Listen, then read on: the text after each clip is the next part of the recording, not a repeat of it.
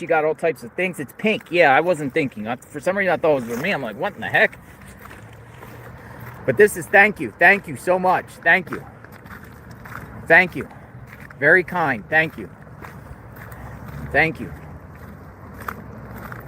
All right. She's going to get more.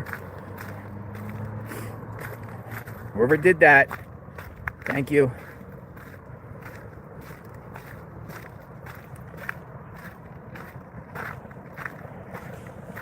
There she goes. All right.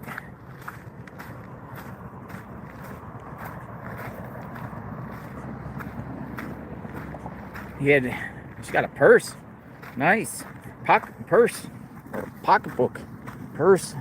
Types of good stuff. All right. Here we go.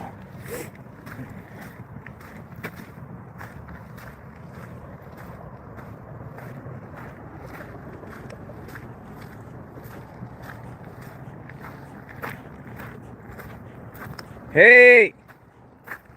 Where are you at? Are you here?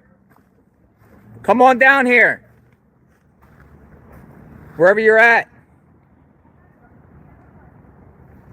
Hey, I'm back over here. Got something for you. Wherever you're at. I hear her.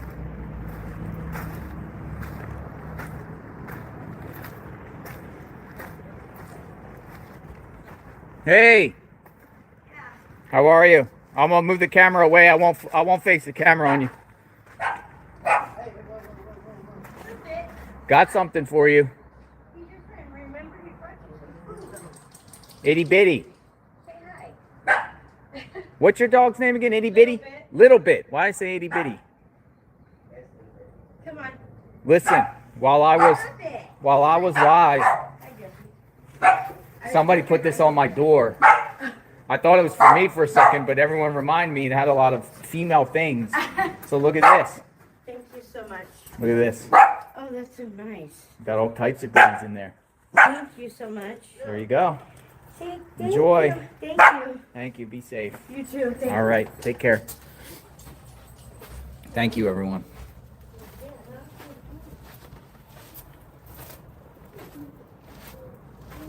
She's grateful.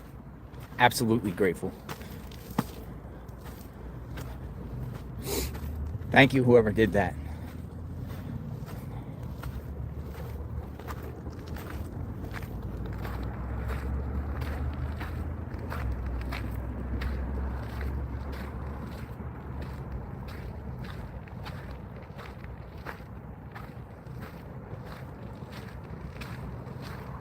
I think she would use a gift card for the Safeway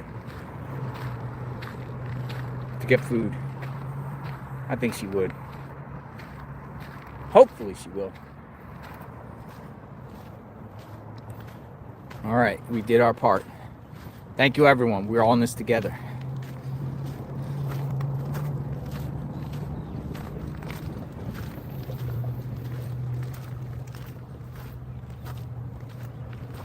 Rain has stopped. Came from the white Mustang, a white vehicle.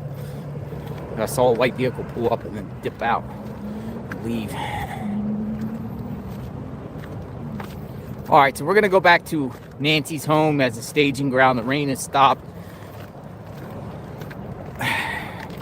I think in the next day or two, hopefully maybe Alex will come out, 857 Tucson, anyone else, and we can kind of just walk around here and just rule this out, because this stuff definitely piques my interest. All in here on Orange Grove. It's only like a quarter mile from Luke's home, but there is cameras here at this intersection of First and Orange Grove.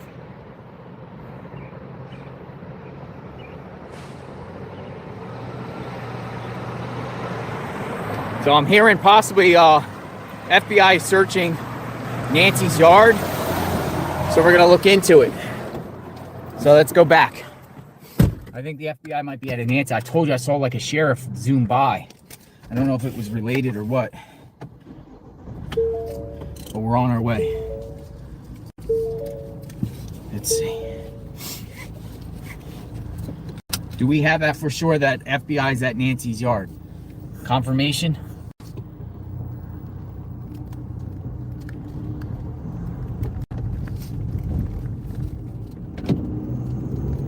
FBI at Nancy's home? That's what we got a comment there. We'll see.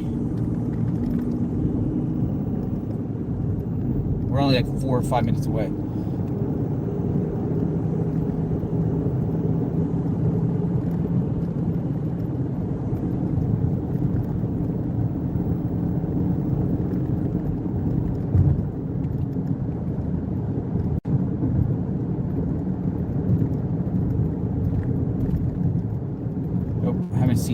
Haven't seen anyone post anything about Nancy's yard. We'll go down there and see.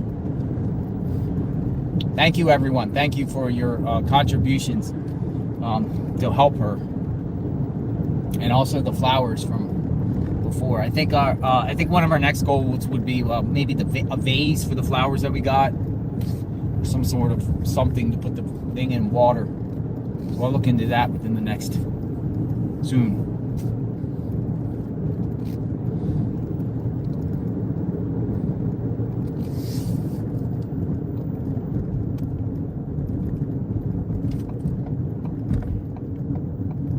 All right, let's see what we got like with authorities here, if they are here.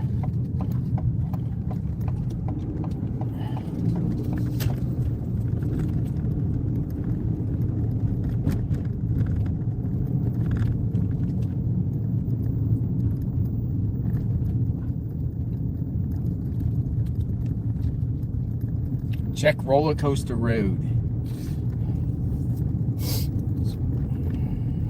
It's an interesting name to a road, Roller Coaster Road.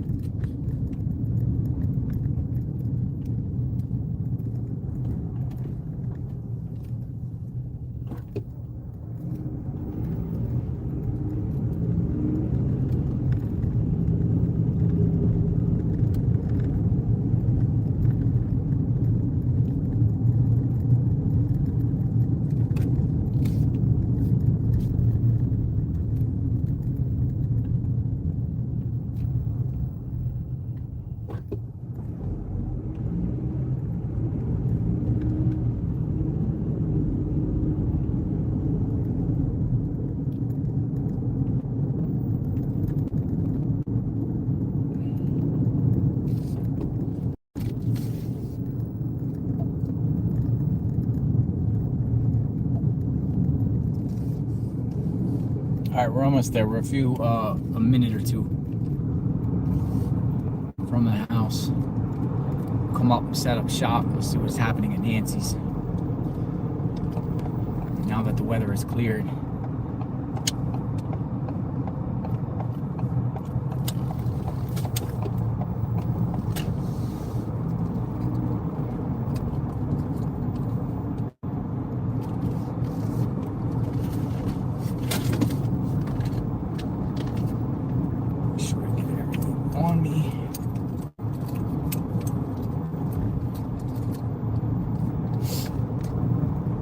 That guy was putting yellow on his something on his tree. Put a yellow ribbon, I think. Something yellow was in his hand. There was something yellow wrapped around his mailbox too. A lot of the neighbors here have these yellow ribbons.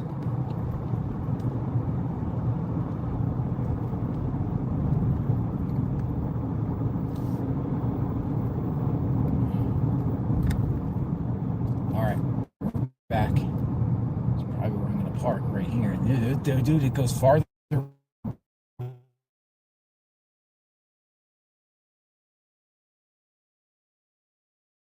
Way past that little library. That's in here than ever. Let's go look. All right, you guys ready?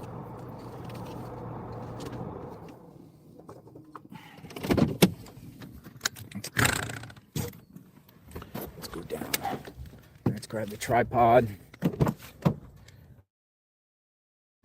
All you need is a tripod and a phone. That's all we've been doing. That's our studio. Tripod and a phone. They got all the heavy equipment. We got a cell phone and a tripod. Hey, nice to see you. What's going on? Nice to see you again. What's your first name again? AJ. AJ, Yeah. yes. Just waiting What for brings something you out to here break. today? Something to Waiting break? for something to, yeah. Crazy, man. It's crazy, right? 2 weeks with nothing. AJ, I'm heading down here. You coming down? Yeah, I'm down. Where are you from again? I'm from Tucson. Tucson. Yeah, born and raised. So you just come out here. I've seen you out here multiple times. Yeah, my sister's right in this neighborhood, so it's kind of crazy. There's a lot of media here still. My niece goes to school with Annie's son. Oh, really? Yeah. Niece goes to school with Annie's son. Yeah. Okay. I guess he used to come over to Nancy's a lot. Uh-huh. And everyone on the bus like knew her by Miss Nancy. Knew her by Miss Miss Nancy. Nancy, yeah. So yeah, it's pretty sad. Miss Nancy. Yeah, Miss Nancy. Yeah, man. I think they're waiting for the DNA. Yeah. I don't know why it takes this long. They're also going to gun stores too. That's what I heard, yeah. Kind of like in a lineup aspect, or at Yeah. least 40 different photos. I was wondering if they checked any of the pawn shops and do kind of the same thing. Well, pawn shops and also the gun shows too. Okay, There was a yeah. gun show Right. apparently on the same day, on the 31st to the Okay. 1st. They have these like gun shows at the fairgrounds. Yeah, they have those. I mean, somebody could have bought. I mean, but we don't know if the but the gun. There was a gun in this case. We don't know if it was used, but Right. there was a gun Right, in this case. The guy had a weapon. right, So we're. I mean, if they're checking gun stores, they're trying to right. find out the identity, possibly. If they already know, and they're just trying to get more corroboration. Right, yeah. Find something. Find something. Absolutely. Good All right, morning. we're back, folks. J for J Chat. On Good our to way see down you. here to the scene. Do you guys know where Still a Mount mess. Lemon is? Media presence. I got to show you this. This highway is closed, it says.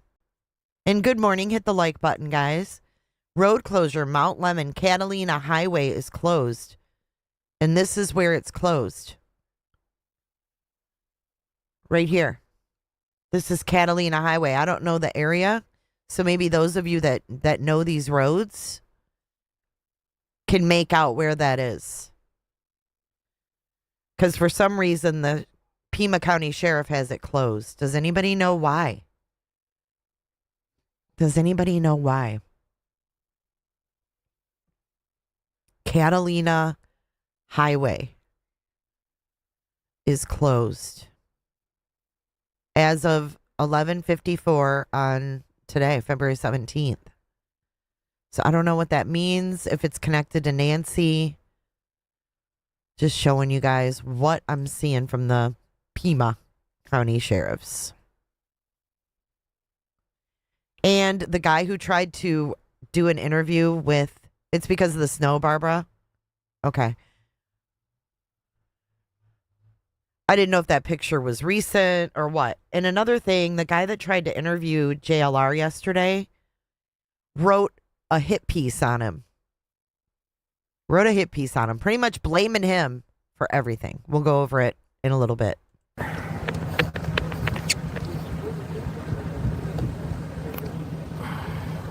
The gun in the gun holster.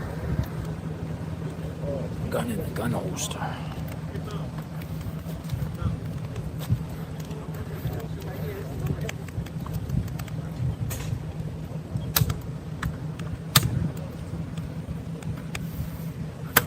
What you do for a living, AJ? I work at one of the quick trips in town. Quick trips? Yeah. Quick trips. Love quick trips. We got quick. No, do we have What's quick Are you guys? trips? Do they have them in Florida? I'm not sure. I don't know. It says for weather. Thanks, Kind of like a Shortcake. Circle K, right? Yeah. A nicer Circle K. Nicer Circle K. Who's your main competition? In Tucson, it probably is Circle K. Circle K? Yeah. This was put out 2 hours ago. We got this here for now. Okay, I think we have time since he's setting up to go over this. You guys want to see it? I'm so glad he did an interview with this guy. All right, I got him muted. Here it is. Amateur detectives and a new kind of journalist descend on Nancy Guthrie case. And he uses this clip. A truck to go to another scene.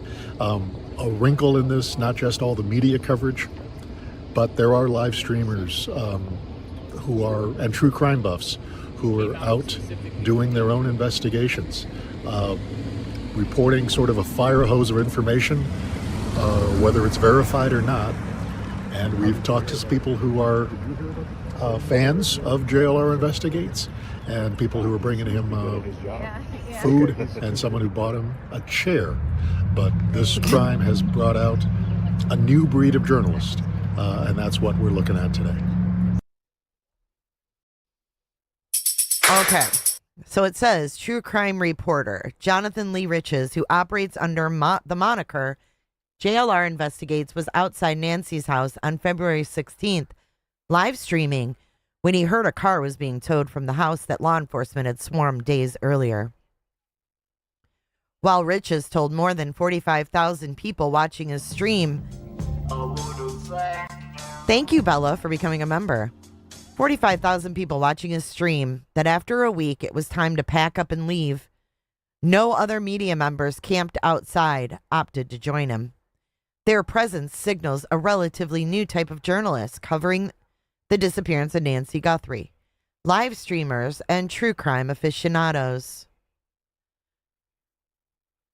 The streamers stand with their phones shoulder high, narrating sometimes fact-starved and conspiratorial thoughts about the disappearance of Guthrie, who was reported missing February 1st. When a friend was concerned, she did not show up for church. Others post online about the case or host live shows about it. At least one, Josh Ritter of Courtroom Confidential, has traveled to Arizona to host a nightly show online about the case. Ashley Banfield, the host of a podcast called Drop Dead Serious, has floated an unproven theory that a relative of Guthrie was involved. Riches also mentions the names of extended family members, suggesting possible involvement. No, he didn't. On February 16th, Pima County Sheriff Chris Nanos seemed to hit back at online speculation, releasing a statement affirming that the Guthrie family, including spouses, had been cleared of involvement in the alleged abduction. The family are victims in this case. To otherwise suggest is not only wrong, it's cruel, said Nanos. Online speculation has continued to ferment as the investigation drags into its third week. Investigators don't know where Guthrie is, nor who took her or why. That there seem to be more questions than answers has provided fertile ground for amateur detectives sitting behind keyboards, talking about me, and in front of their cameras to step in and to chase down cars being towed. We need to get Megan on this guy. By the time Riches got to the neighborhood where the car was being towed, it was gone. But one of Rich's followers later would send him photos of the car being towed. Undaunted, Riches went on to the home of Annie Guthrie. There, he walked along a desert wash and told his viewers he had seen a coyote. Things are happening, folks, he said. Things are happening. See how they're taking everything out of context? JLR Investigates has been the most persistent of the handful of live streamers at the Guthrie case. He and others have a direct connection to their audience, sometimes responding to questions in real time. Look at this. And sometimes asking for money to keep the program going. He has never asked for money. As a matter of fact, he said, don't send me money for flowers. Don't send me money for dog food. Has he not?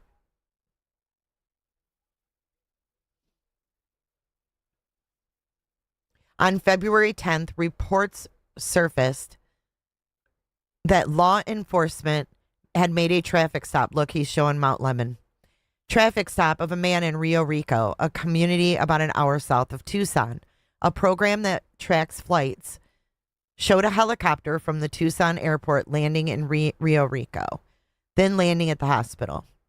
The Arizona Republic, part of the USA Today network, and other media outlets sent journalists to the hospital to see if the activity was connected to the Guthrie case.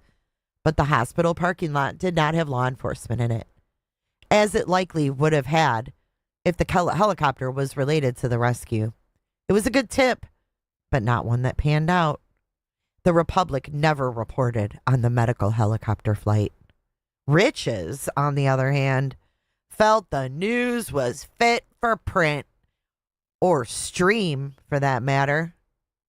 From the hospital parking lot, a Republic reporter saw him talking and holding his phone in front of his face, broadcasting the news about the hospital to his viewers. For Crystal Rogers, a true crime buff, the unfiltered nature of his streams is its prime attraction. You're kind of right there in the midst, she said, after meeting Riches outside the Guthrie house and giving him a candy bar to keep him fueled. Not everything that pops up is fact, but you just have to know that. Rogers, 44, was watching the night Riches reported from the hospital about the helicopter. Even though it was not connected to the Guthrie case, she said she was glad he took her along his reporting journey. Before visiting the Guthrie home on February 16th, Rogers swung by the neighborhood where police had swarmed over the weekend. She saw the car being towed and told Riches, getting him mobilized to the scene. Sounds like he's really jealous that he's got like the scoop, that people are hitting him up.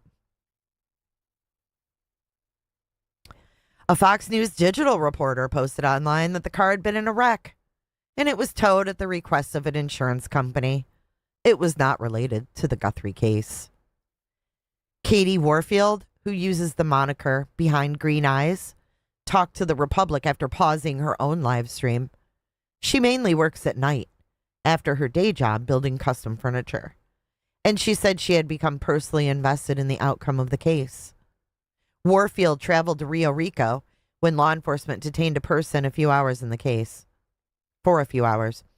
That lead, shared by law enforcement with the media, ended with the man's release.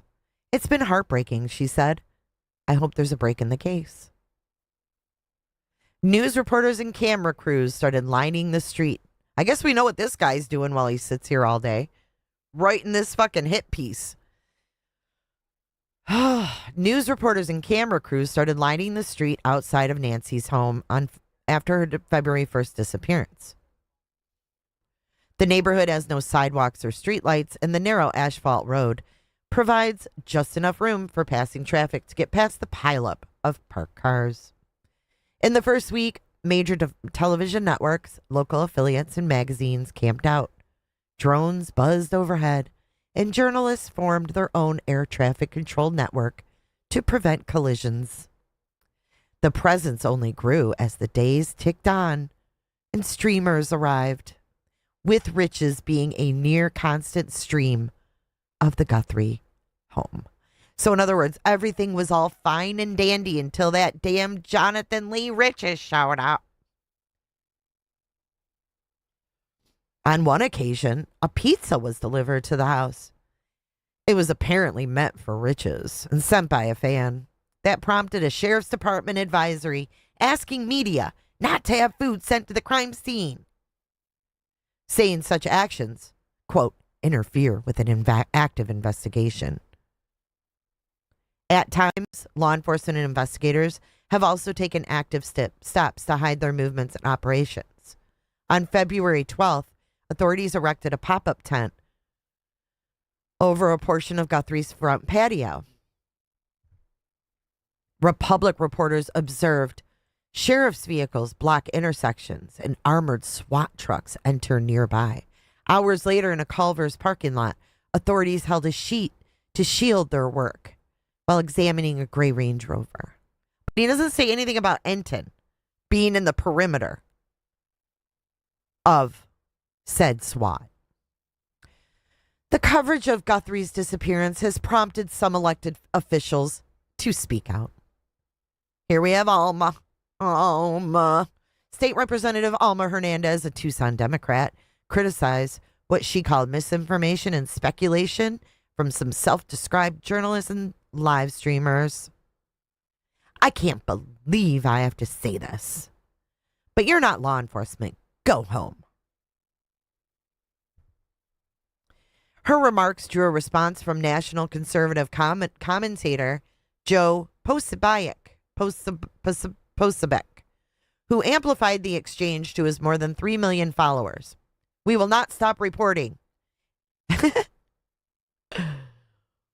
Oh, this guy was a key figure in disseminating the so-called Pizzagate conspiracy. Oh, here he is. Kevin Posobiec. Real America's Voice. I didn't know that was real news, but okay. This is from a guy from the Republic, I guess. His name is... Let me go back up. This is a long one, too. He's been sitting there writing that all week. Richard Roules. This guy.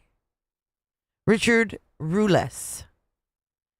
He's an Arizona native who works for the Arizona Republic since 1994. He's covered all manner of stories over the years, besides his investigative role.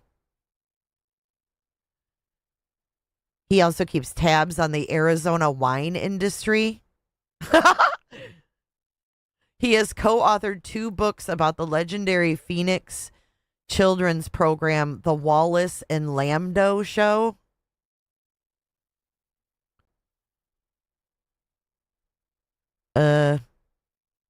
This is his recent work. True crime buffs descend. Streamers speculation pervades Nancy Guthrie coverage. He's got JLR there too. Ice runs plates, and then somebody dying.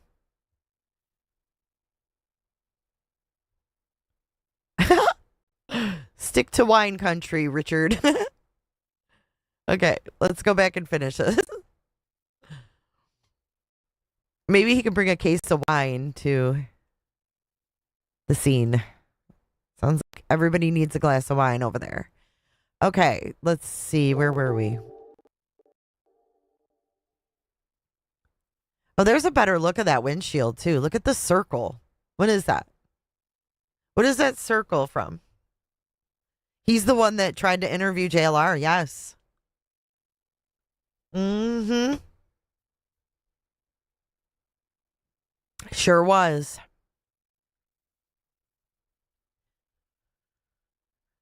During one lull in the story on February 16th, Riches spent time speculating. God, this guy's like stalking JLR. He spent time speculating about a business card that had been seen that was left on Nancy Guthrie's front door. The card was from a case manager for Arizona's Adult Protective Services. Richards speculated there might have been an open case of elder abuse. There was not. A Republic reporter saw the card on February 3rd while taking photographs. A reporter called the number listed. An agent said the card was left after Nancy's disappearance, not before. Okay, that doesn't mean there was no case. It was left so Nancy, an older adult who lived alone, could contact the agency if she needed services once she returned home safely. The Republic did not report on the card at the time. Well, that's your fault. That's your damn fault for not reporting on it, loser. If you could explain it, why didn't you explain the shit? God. But they just come there 3 days later after the homicide team has been brought in and leave a card just in case from an advanced investigator? I don't buy it. I don't buy it. Riches, approached by the Republic while walking near the home of Annie, said he didn't want to be interviewed, but he did respond to questions, all the while live streaming. He said people were hooked on the case because of the mystery, and that he was forced into speculating because officials were not providing a steady stream of facts. Quote, a lack of information leads to speculation. It's true. Riches said, a self-described journalist. Riches has a legal history of his own. Here we go. Dun, dun, dun. This is where the whole point of doing this was to smear JLR. Here we go. In 2016, Riches faced a felony conviction for filing a phony lawsuit against U.S. Rep. Gabrielle Giffords, who was nearly assassinated in 2011 outside a grocery store in the same Catalina Foothills neighborhood where Nancy Guthrie's house stands. They want to turn the public there, the locals, against him by bringing this Giffords lady into it.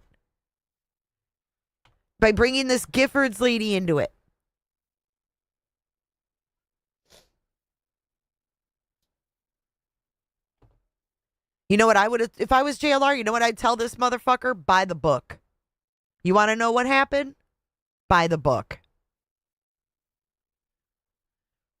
In March 2016, according to a criminal complaint, he filed a civil action against Gifford, posing as Jared Loeffner, the gunman who tried to kill her. The complaint sought $25 million. Riches pleaded guilty to a charge of making false statements in September 2018, according to court records, and was sentenced to 5 years probation.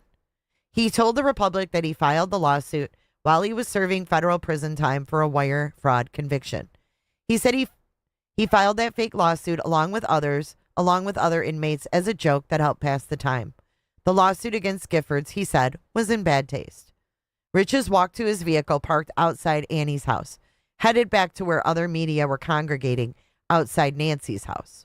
On his live stream, he talked about the pending story that would be published in the Arizona... On his live stream... What?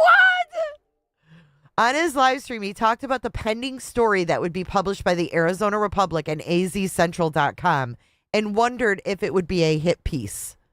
Riches said that the story might say, quote, these true crimers are causing a lot of havoc. And boy, was he right. Boy, was he right.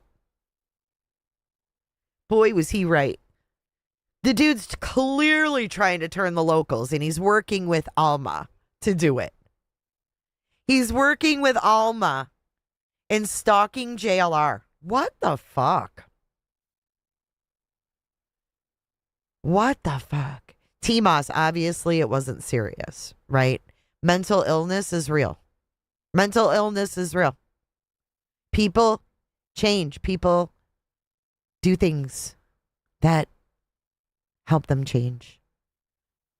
But this, bringing up this Giffords lady, is clearly to make the public there, the local public go, oh my God. Oh my God, I didn't know that. And did you see how fucking fake nice that guy was? He come up all nice. Don't trust it, folks. Don't trust it. Don't trust it. He didn't say a word about Enton being in that fucking perimeter of that SWAT. Not one word. Not one word, Richard Rulis.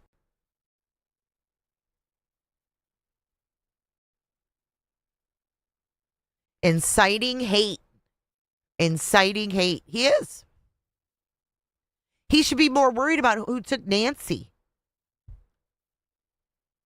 He should be more worried about who took Nancy than what JLR's doing. He's clearly stalking him. Weird.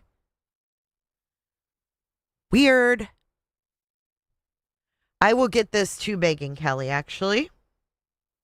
Hold on one second. I have a way I can try.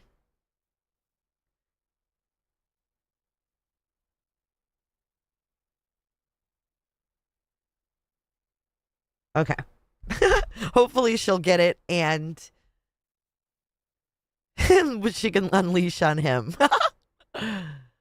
All right, guys. So overnight, let's go over our things that we had happen overnight. I was on the other channel with the scanner. Nothing happened. Nothing happened. But there are a couple things that I wanted to show you. And R.I.P. Jesse Jackson. Jesse Jackson passed away.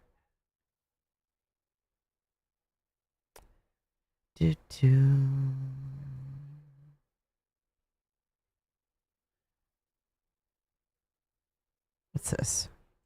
Habit. Oh, this is over the weekend. Here's a 2-minute clip. Interesting about what happened Friday evening and Saturday morning is not just what we know, but also the number of false reports that came out over that time span. All of that speaks to an interesting and somewhat dystopian dynamic on the ground here, Jackie, and that is that there are hundreds, if not thousands, of members of the local, national, and international media here. But there are also hundreds of influencers. And in these moments of developments in this story, they will go live to their hundreds, if not thousands, if not tens of thousands of viewers, and I will overhear them just say things that are not based in fact, things that are not based in reality or have been checked with the local authorities. See how some of these comments that are made without regard to the fact that a woman's life potentially hangs in the balance here, how those little comments snowball into this misinformation and disinformation. Oh my God. Of all networks to be lecturing us on mis and disinformation, why don't you talk to your big boss, Rachel Maddow, and all the rest of the primetime lineup about Russia, Russia, Russia? You want to talk about falling down on the job? As he's speaking in the lower third on the channel, coming up next, exclusive interview with Doug Emhoff. What did you do the first time you had a big exclusive with Doug Emhoff? Why don't you ask Joe Scarborough? He didn't ask him about the allegations that he likes to beat women at all. Okay? So we're not going to be taking lessons from you, twit reporter, on how to handle a news story. And the nerve of this asshole. I love it. And look at all those amazing yellow flowers for Nancy, guys. I want to play this clip, you guys, of Jesse Jackson. I think this is amazing, and I think this is how we need to remember him. Because over the years, I think Jesse Jackson has gotten a bad rap, dude. Here he is on Sesame Street back in the day. In this call to response, reminding every child is somebody. He's not grabbing his children's butts. He's not fucking taking them back to his house. He's literally lifting these kids up together, and I think it's an amazing moment. Take a look. Ready on the stump? Yeah. Okay. Here we go. I am somebody. I am somebody. I may be poor. But I am somebody. I may be young. But I am somebody. I may be on welfare. But I am somebody. I may be small. But I am somebody. I may make a mistake. But I am somebody. My clothes are different. My face is different. My hair is different. But I am somebody. I am black, brown, white. I speak a different language. But I must be respected, protected, never rejected. I am God's child. I am somebody. Give yourself a big hand.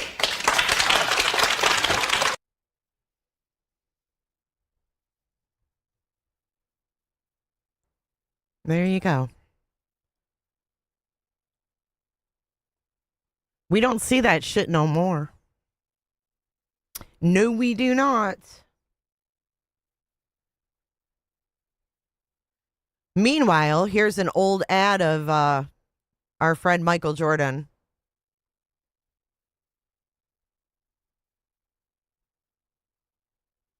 I guess the signs were there all along, huh?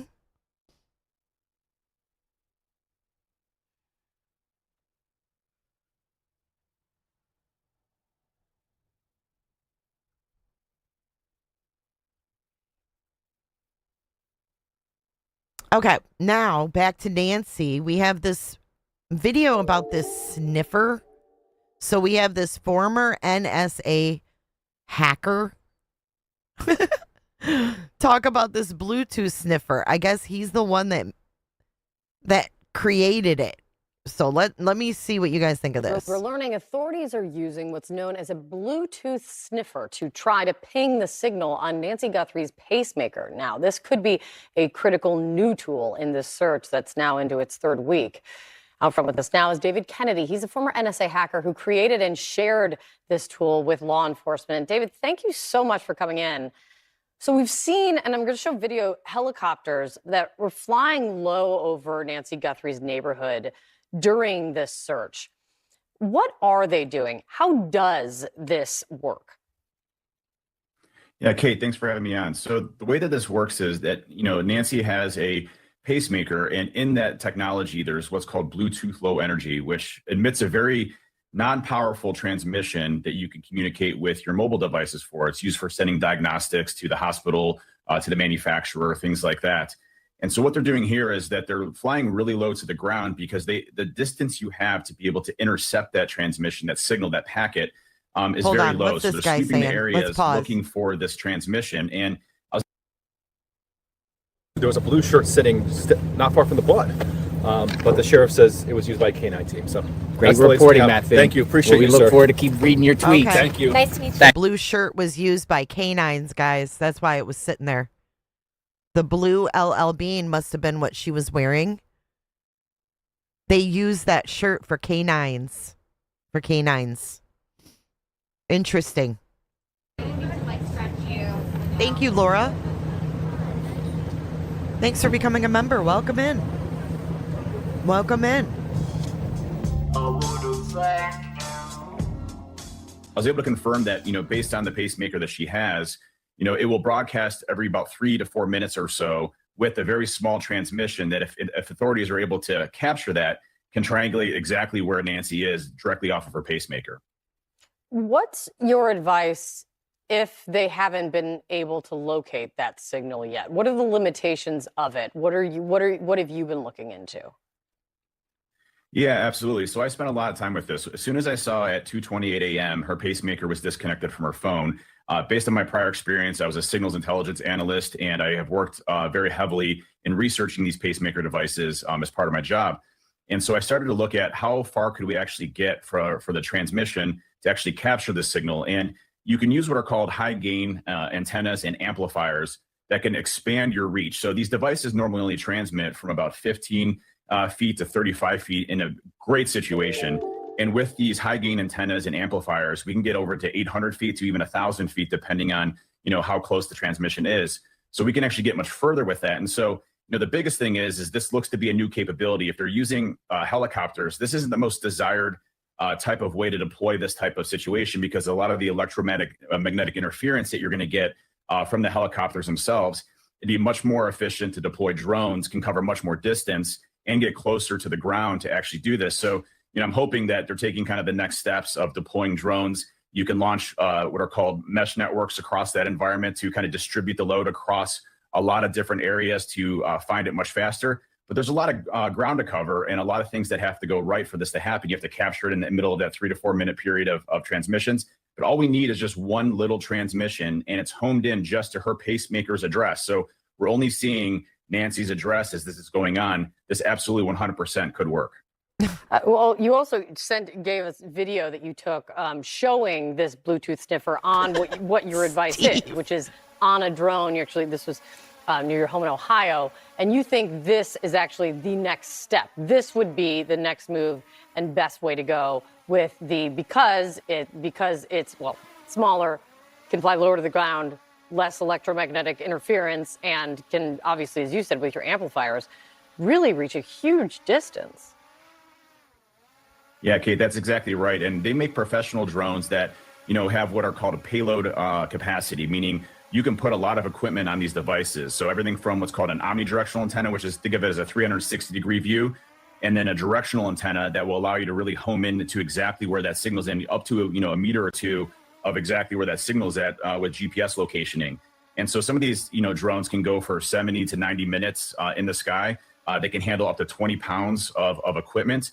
Just with my equipment alone and getting 800 feet, I have about 3.7 pounds of total, including the battery, the computer, the amplifier, and the antenna. I just don't believe so you can expand this much. Like, why are we doing this 2 weeks, 3 weeks later? Doesn't even freaking make sense. Faster and cover a lot more ground with these types of capabilities. And it's all very possible. I mean, I had a Bluetooth low energy device in my armpit just to simulate, being inside of a human body. And I was able to get over 800 feet of actual capture in to my detect armpit. that specific piece there in my environment.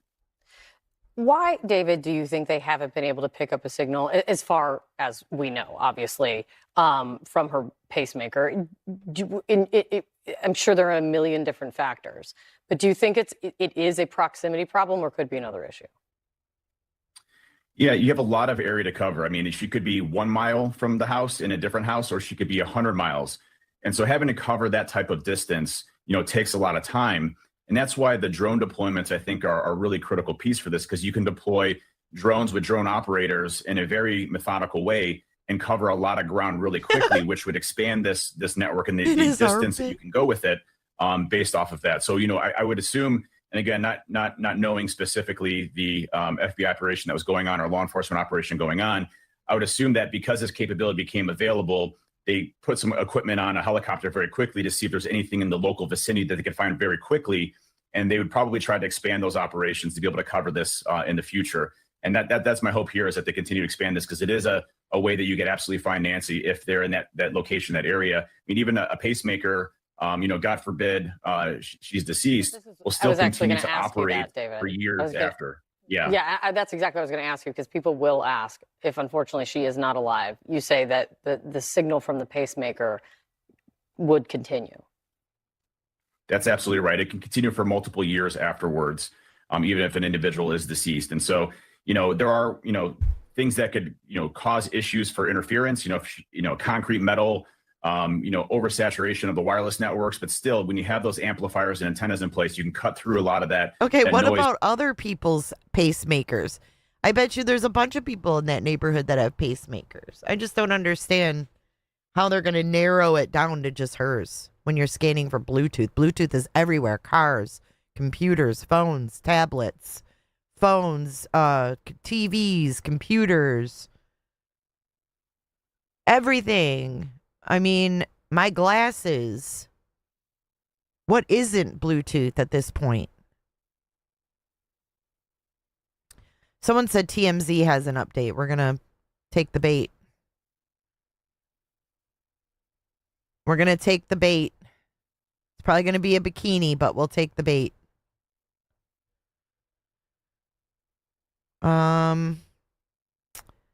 That would be nada. That would be nada. Where do you see? Y'all just wanted me to scroll through freaking TMZ again.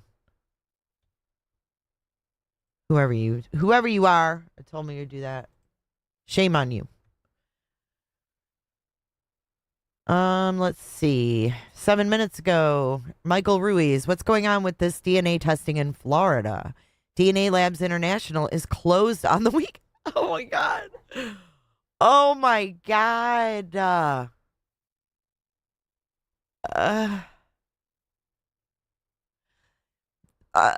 The Florida lab is closed on the weekends, guys. Oh my God.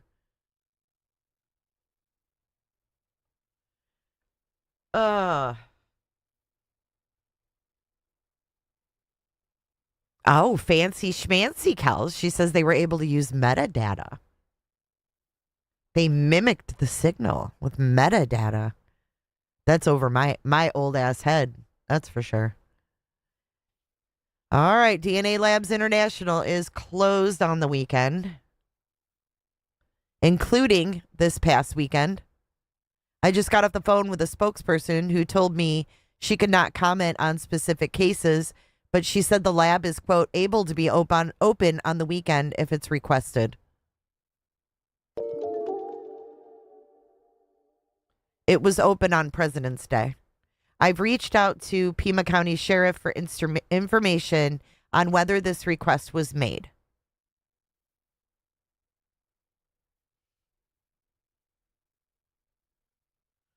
Hi, Cyanin.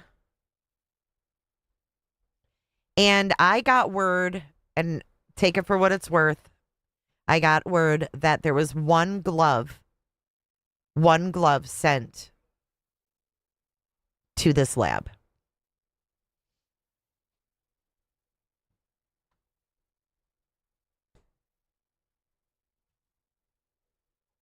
So do we think that,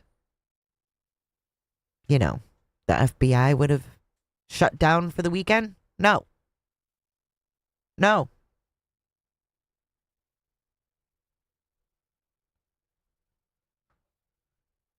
Good morning, stay humbles. And update on the blue shirt left at Nancy Guthrie's. Pima County Sheriff tells Fox News that the blue shirt was used by U.S. Border Patrol K-9 team. The shirt was left behind and then retrieved. Oh my God.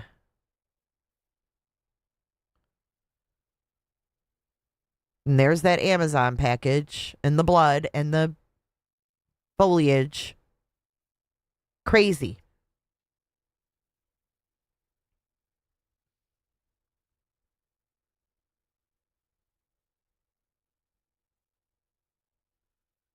Crazy.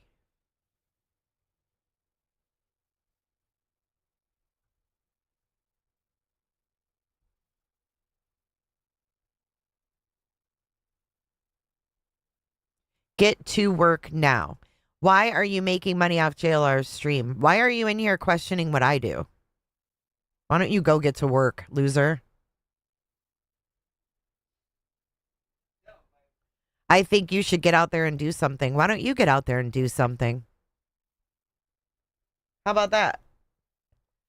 How about that? I'm sitting here reading and playing updates. What are you doing, asshole? Fuck directly off.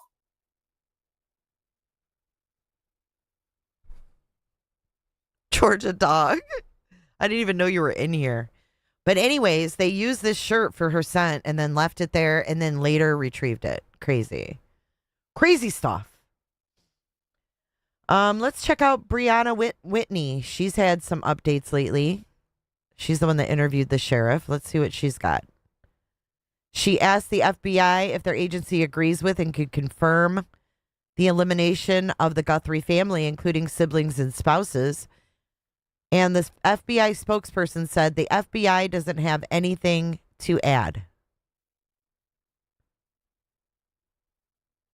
They don't have anything to add to that, said the FBI. The FBI's like, we are not adding to that statement.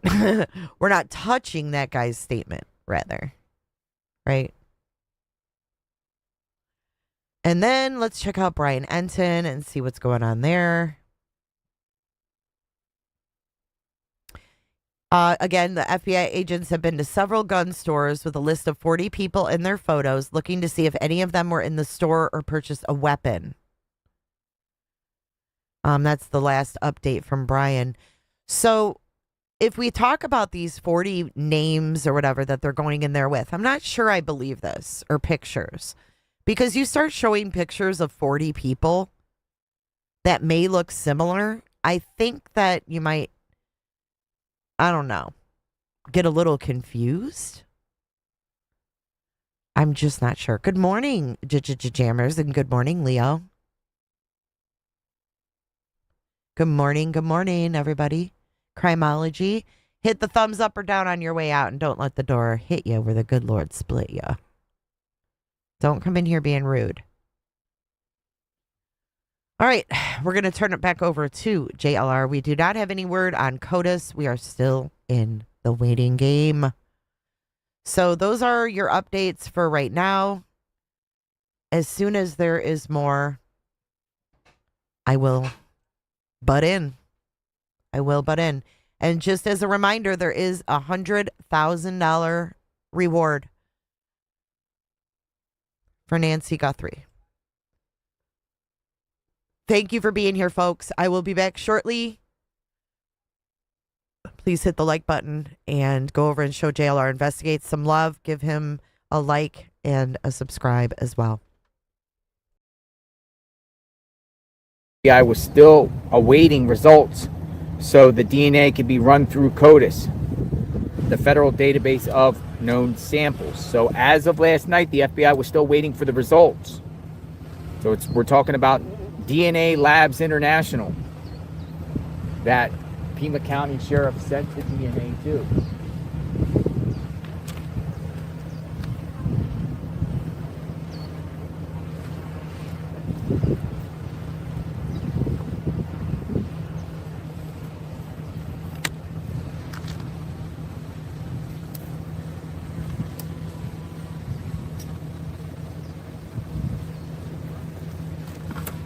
Did the gardener take the card from the door? Let me look. Yeah.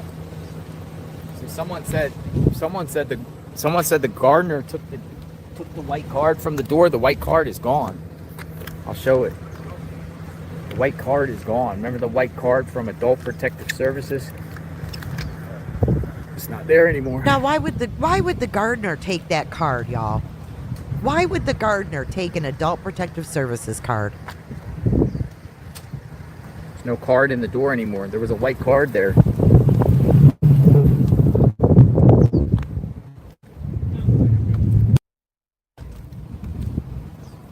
Why on earth would a gardener take that card?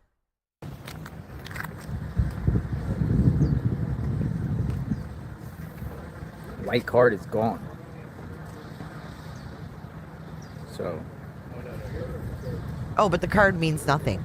Okay, you know what? We're going to have to show you this. Let me show you this post. I was going to hold off a little bit, but this card is bothering me.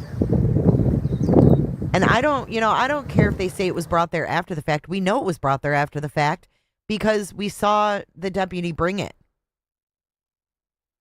We saw the deputy bring it.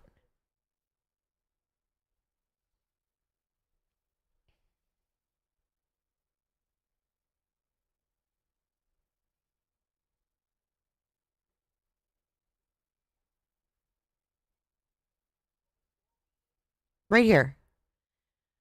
This is from Ashley from 4th grade. Her freaking name. She says, was APS card left for Nancy or previously left for Perp's mom and refused? How did LE get to Range Rover? Older Nest vids recovered? Was Deborah investigating possible financial exploitation? So we see here the card.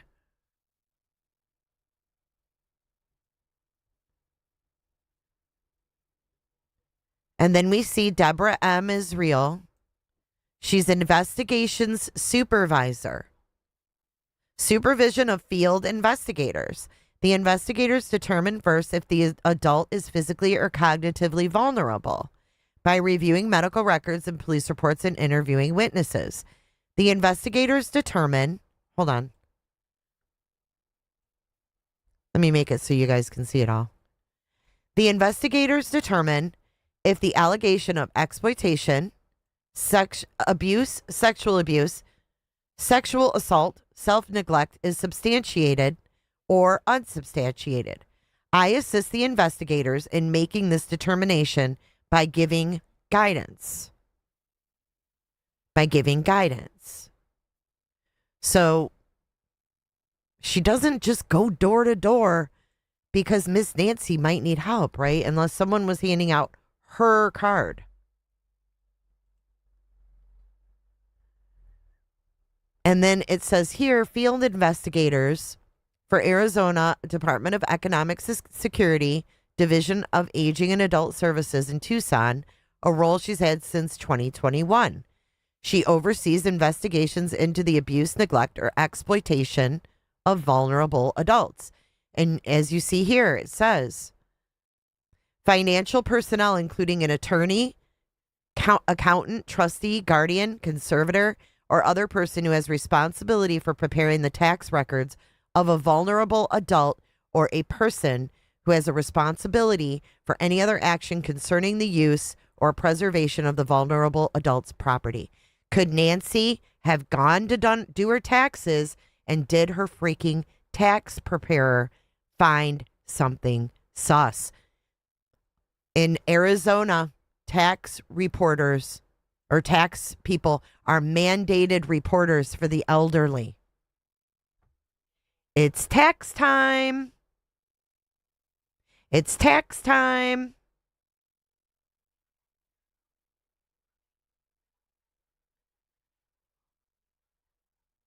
Why would they leave the card in the missing woman's door?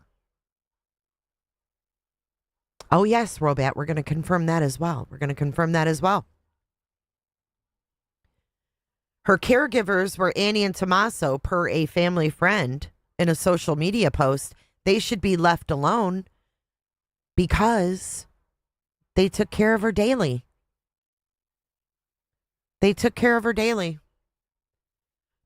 Also, it says here, a person having custody or control of medical or financial records of a vulnerable adult shall make those records or a copy available to a peace officer or adult protective services worker investigating the vulnerable adult.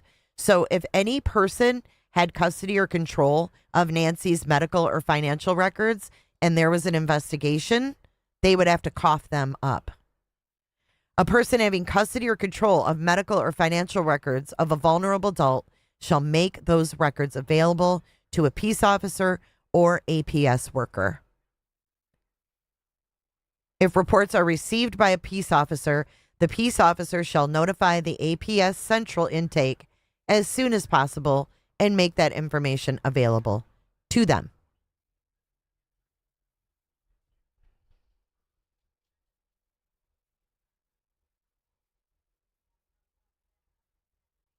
We don't know that they didn't contact the sheriff's department. We don't know that they didn't. We have no idea. So then here she posted the chain of custody on why this woman would not be involved in just an initial, oh, hey, if you need help, call me.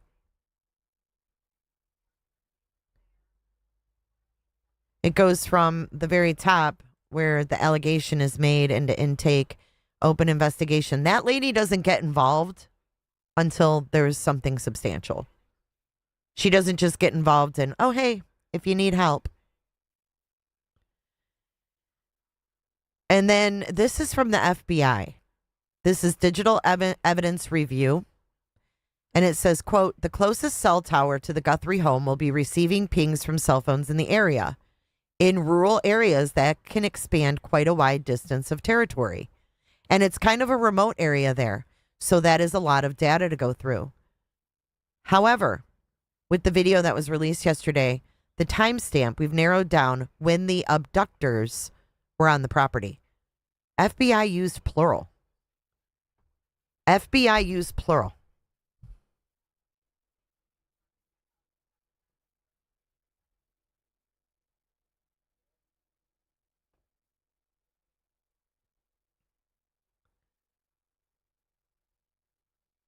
So that narrows down the time when the FBI can look and see what cell phones were in the area were pinging off that tower. And it gives them opportunities to look for people, maybe who shouldn't have been there or who have not been there in the past. And obviously, if someone was there on the property with a cell, it would be pinging off that tower.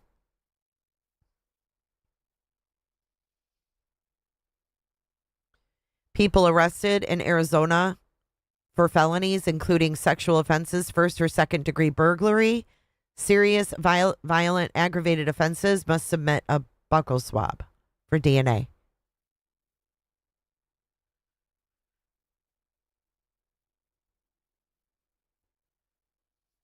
And then we have more info on Mary, who is the lady, I guess.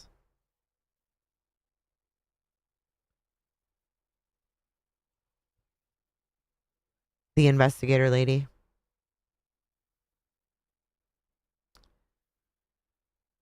Now, I don't know what this is, John. I don't know what all this is. Okay. So, but that, I thought that was interesting. Oh, we got a chopper, guys. We got a chopper.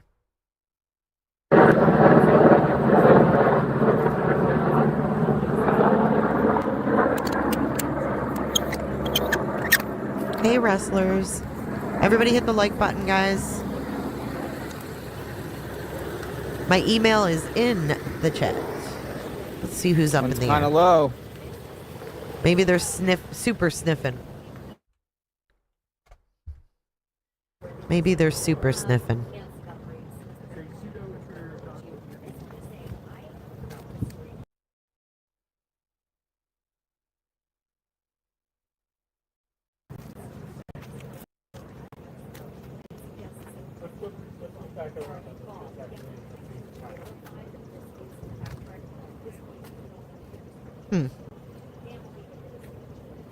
I don't see that chopper. Wasn't even on radar. No, it's not. I was just looking. Fox is saying Nanos is going to speak to them soon. It's not on radar, y'all. TMZ just posted something about the glove. Oh, they did? Let's see what TMZ says about the glove. How did I not see the glove? Let's go look. Yes, they did. TMZ posted about the glove. Let's listen. Developments in the Nancy Guthrie kidnapping case. First of all, the testing of that glove, the DNA testing in Florida, is complete. Now, that doesn't answer the questions about whose DNA is it and are they connected to this kidnapping? Because under federal law, the glove has to be tested in the state where the glove is found. That is the requirement that the FBI has before they can put it in the CODIS system.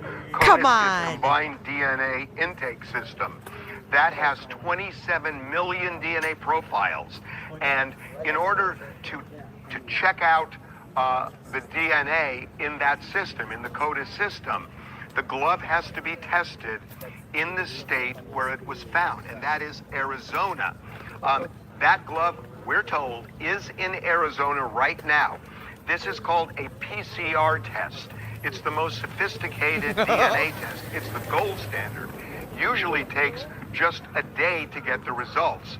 We are told that in the next 24 hours, once that glove is tested and the results are in, that profile will go into the CODIS system. So that should be resolved within 24 hours and maybe sooner. Now, we are also told, and I think this is really interesting, that the glove that was tested is not the glove that the New York Post found. It is a different glove. A different one. So up to this point, everybody, and really us included, we assumed that was the glove. We are now told by people connected to this, it is not the glove. It is a different glove that authorities found. What a 2 mess. miles from Nancy's house. Now, something else that we have learned. There are stories out there that gun shops have been given around 40 names of people that the FBI wanted to check to see if people bought a certain type of gun, namely the gun that was in the holster of the presumed kidnapper. We told you this is a semi-automatic handgun. So what we found out is that they have already checked out the holster to see who has bought a similar holster in that area. And the names that were given to the gun shops are people who actually bought that type of holster. And it's not like those people are all people of interest, but what they want to find is, you know, did somebody both buy I need a Harvey like emoji that and buy a gun like that? And then all of a sudden, they're going to be real interested in that person. So that is why the FBI is checking out gun shops in that area. We have. What do you think? So TMZ saying Arizona law requires I think it's bullshit. The Feds have to analyze the glove, the DNA feds would have in the told them state of that. get it analyzed in Arizona. Listen. They're saying, basically, is what we've learned. Remember, the sheriff was like, well, the feds were going to take it to Quantico. And I said, why do that? We've already got all the DNA at the Florida lab. So they discussed it before. This is bullshit. And now he's saying, oh, well, it's not the one. It's not the one the Post found. It's a different glove. We got fucking gloves everywhere. You get a glove, and you get a fucking glove. Have already been in CODIS a week ago. So it's just a mess. It's just like a chain of command mess here. And it seems like all the reports are coming out kind of saying things similar. We'll have to iron it out. And then they're going on to say it's not the glove that we were all talking about that was on the side of the road. It's a separate glove. Because on the side of the road on Campbell is what everyone was saying. Oh, it's that glove. It's that glove. But lo and behold, it might be even another glove. So stupid. So again, this is coming from TMZ. I don't know, if they're credible or not, but how they got this information. But they're saying the glove is now in Arizona. It will be analyzed within the next 24 hours. Jeepers.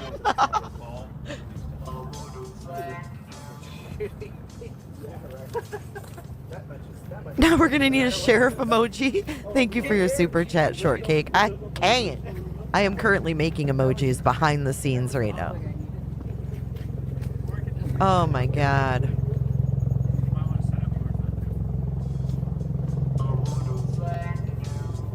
In my opinion, the results contradict something that sheriff has already said. That's why the stall tactics. Just my opinion. Thank you, Kelly Mack. Is it incompetence or is it tactics? Glove should have never went and to there's Florida. there's the off radar chopper. What the fuck?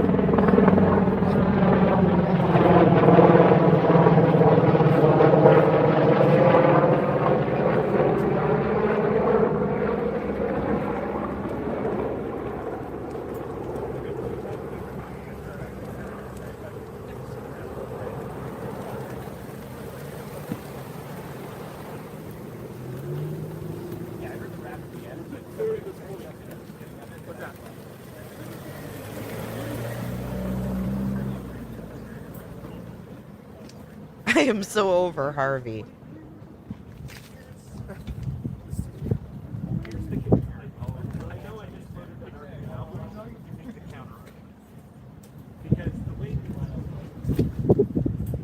I'm sorry if I'm state the union. Get everybody together. Yeah, they all go. And like the instant state of the union is done.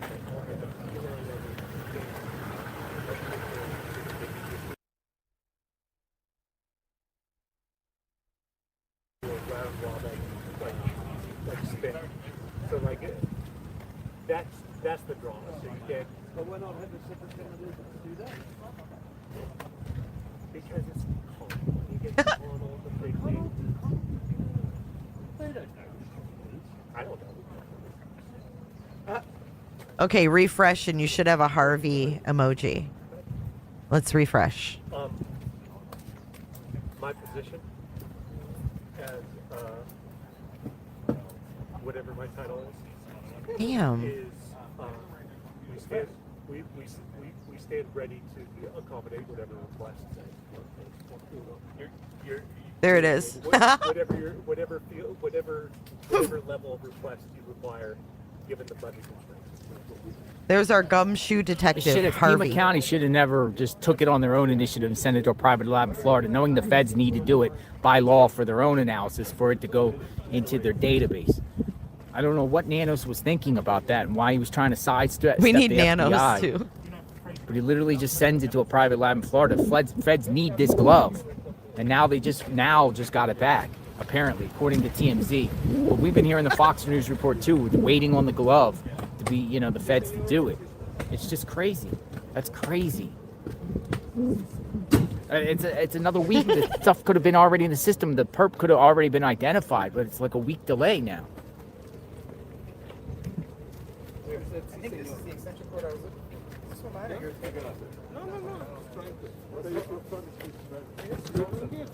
Clown glove sheriff chopper FBI Harvey FDOs.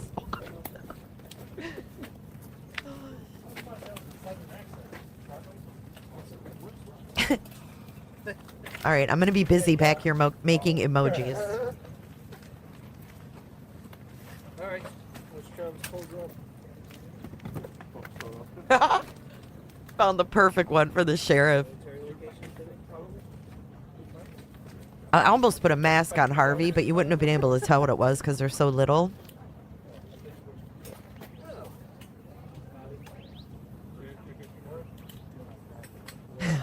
Wait till you see this picture of the sheriff. Can't stand this guy.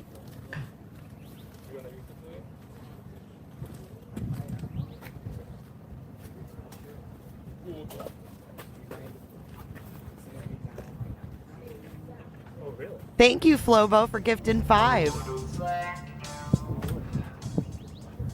Rozzy, you might want to find another channel then. I laugh a fucking lot. I laugh a lot. My life is built on laughter. You may want to just go tune in somewhere else. Like JLR. Like if you just want to watch JLR, you want to hear the birdies, you might want to just go over there. God, people are so rude. Thank you, Flobo.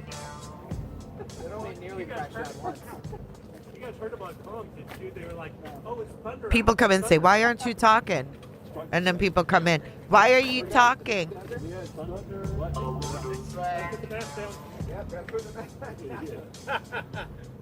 up and live. Yeah, look up and live. Yep. You don't like laughter, you're at the wrong channel. I'll see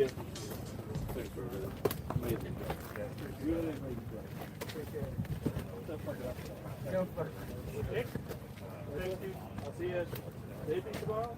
Or I don't know. All right. Later, homie.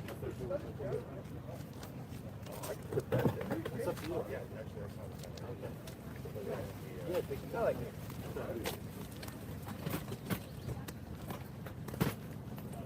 Yeah. Exactly, Yolanda. Exactly. Okay, we've got a sheriff 1. Here we go. Go be part of the no fun zone somewhere else.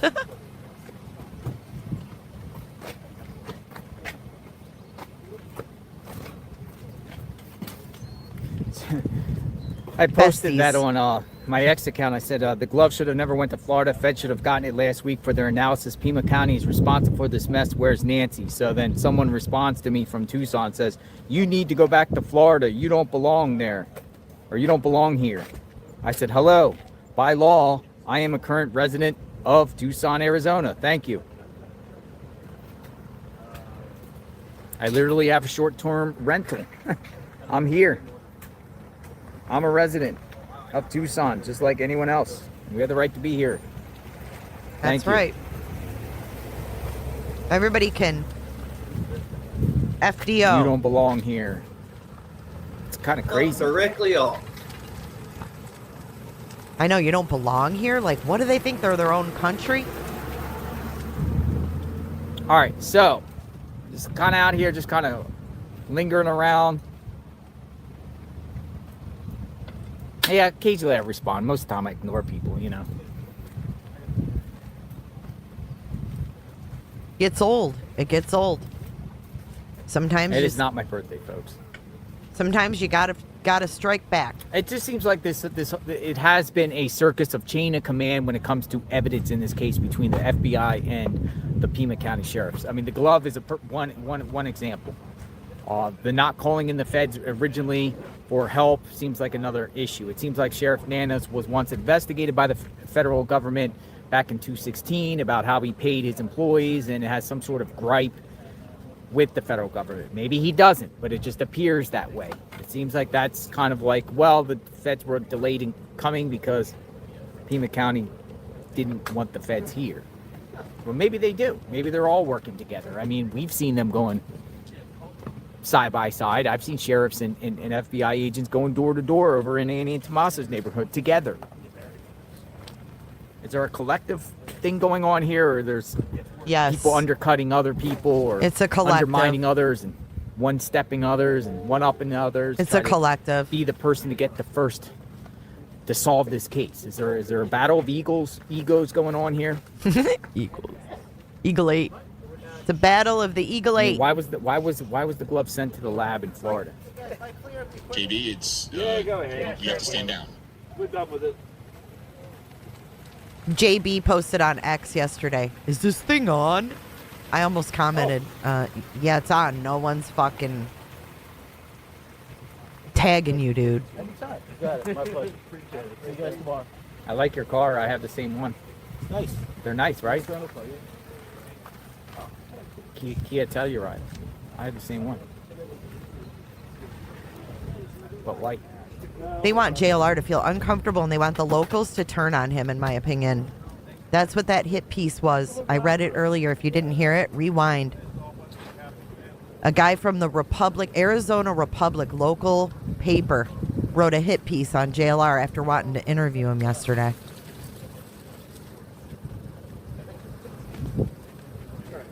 Server loaded up and I'll come back.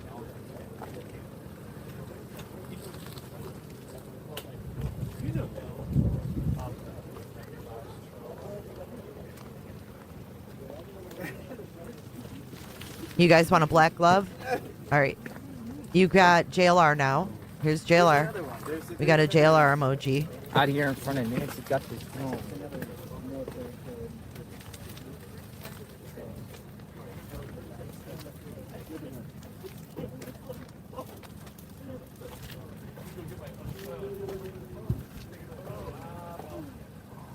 Yep, he had every intention, and he didn't get the words out of JLR's mouth, so he took them from his live.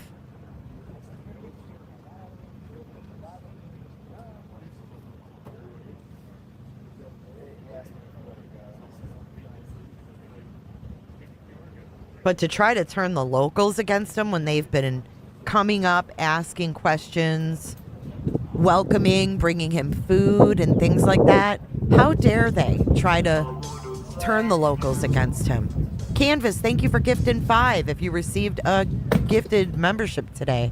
Thank Flo and Canvas. They are the generous gifters. This Tuesday, February 17th.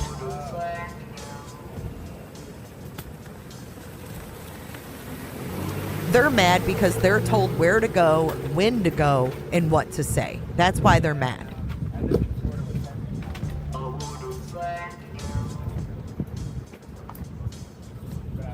Losers.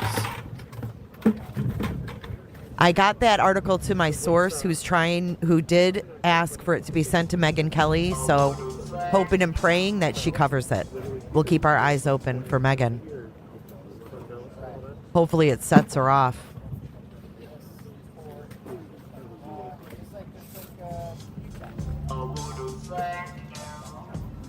Pat Brown, who used to be on the Today Show in 1992. Ain't nothing wrong with 1992, but damn, Pat. Ill-fated coffee. Batman, right? The Batman. Yeah. Good morning. Hey. How was it? I remember it. Yeah, it was raining pretty hard here. Yeah, I'll be back here. So I have a 857 Tucson here. Oh, Lord. Every day he's out here, scanner and all. What's going on? Well, the whole thing with the YouTubers, I got that video came out yesterday, but I don't know if you want to play it here. As far as new news with the Guthrie, the Nanos, I think I was just listening about. He doesn't know nothing. Yeah. Oh, So my now God. we're delayed because Now of we're that. delayed. Like And, the FBI in this report came out. And this is a pattern in Tucson where they're going to protect. All He these needs to call leaders me on because the it's all phone. This big connected We'll talk about this insider. glove. So nobody in the city leadership is calling out Nanos except for people who don't support him. Outside media, which they don't want here. Exactly. So this is something I've been dealing with on so many different issues that here we are with the Nancy Guthrie case, but I've been dealing with this in Nanos if you guys look up the Holly Dasso case. Holly Dasso? Yeah, I mean, I had to go find the FOIA request, right? I had requested that. Mm-hmm. Well, he didn't tell the people how she died. She was abducted. Last time she was seen was on a Suntrans City bus. And you don't hear anything from Nanos about these cases.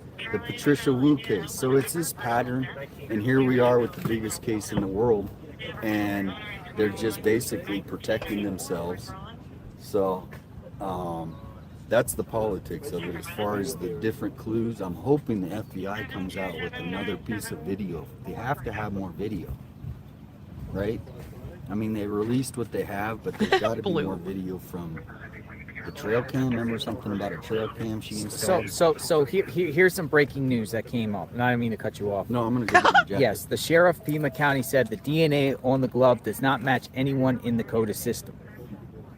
So, but that's because the reports came out that it came from the private lab in Florida. So they got the analysis, right? Or they must have entered it on their own. But the feds have to do that same process themselves. DNA found in Nancy Guthrie's house does not match records in FBI CODIS. Pima County Sheriff tells Fox Does not News. match in CODIS. Sheriff Nanos tells Fox News DNA from the glove did not deliver a match in the FBI's CODIS database. Neither did the DNA found in Nancy Guthrie's home. That does not belong to Nancy or those close to her. Also, DNA from the glove in the house did not match one another. Two separate DNA profiles. DNA from the glove in the house did not match each other. Welcome, Melissa McMillan. Wow. There's your glove So, emoji. Sassy Cat, thank you for the heads up on that. 101. All I'm saying. So what does that all mean, folks? I'll repeat this again. Sheriff Nanos tells Fox News DNA from glove did not deliver a match in the FBI's CODIS database. Neither did the DNA found in Nancy Guthrie's home. On That did not Prime belong Crime. to Nancy or those close to her. Also, DNA from glove in the house did not match one another. Two separate DNA profiles. I thought there was no glove in the house. But then we're hearing like the FBI has to keep analysis and have to submit the testing themselves because now they're in possession of it, according to TMZ. FBI's just got, but this is wild. What's true and what's not? But there you go. There's the report. That's a pretty bombshell report here.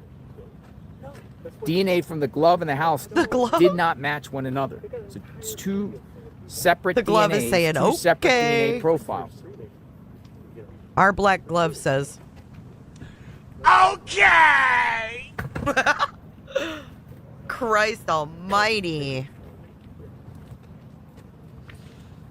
Oh.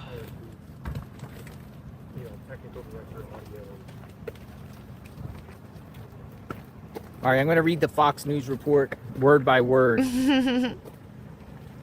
All right, Sheriff here we go. Reveals result of glove DNA testing in Nancy Guthrie case. Pima County Sheriff Chris Nanos told Fox News chief correspondent Jonathan Hunt in an interview on Tuesday that the unknown male DNA profile on a glove found 2 miles from the home of Nancy Guthrie has been run through the FBI's DNA database. But see, TMZ reported something totally different, I think.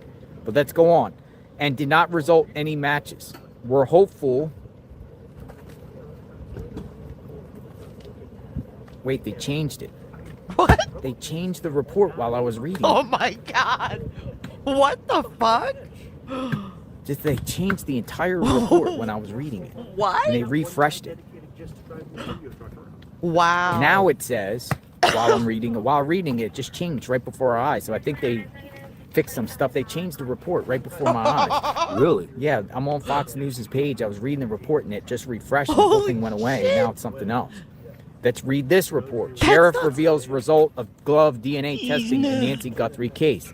The unknown male DNA profile on a glove found 2 miles from the home of Nancy Guthrie has been run through the FBI's DNA database and did not have any results on a hit, according to Pima County Sheriff Chris Nanos, who told Fox News correspondent Jonathan Hunt.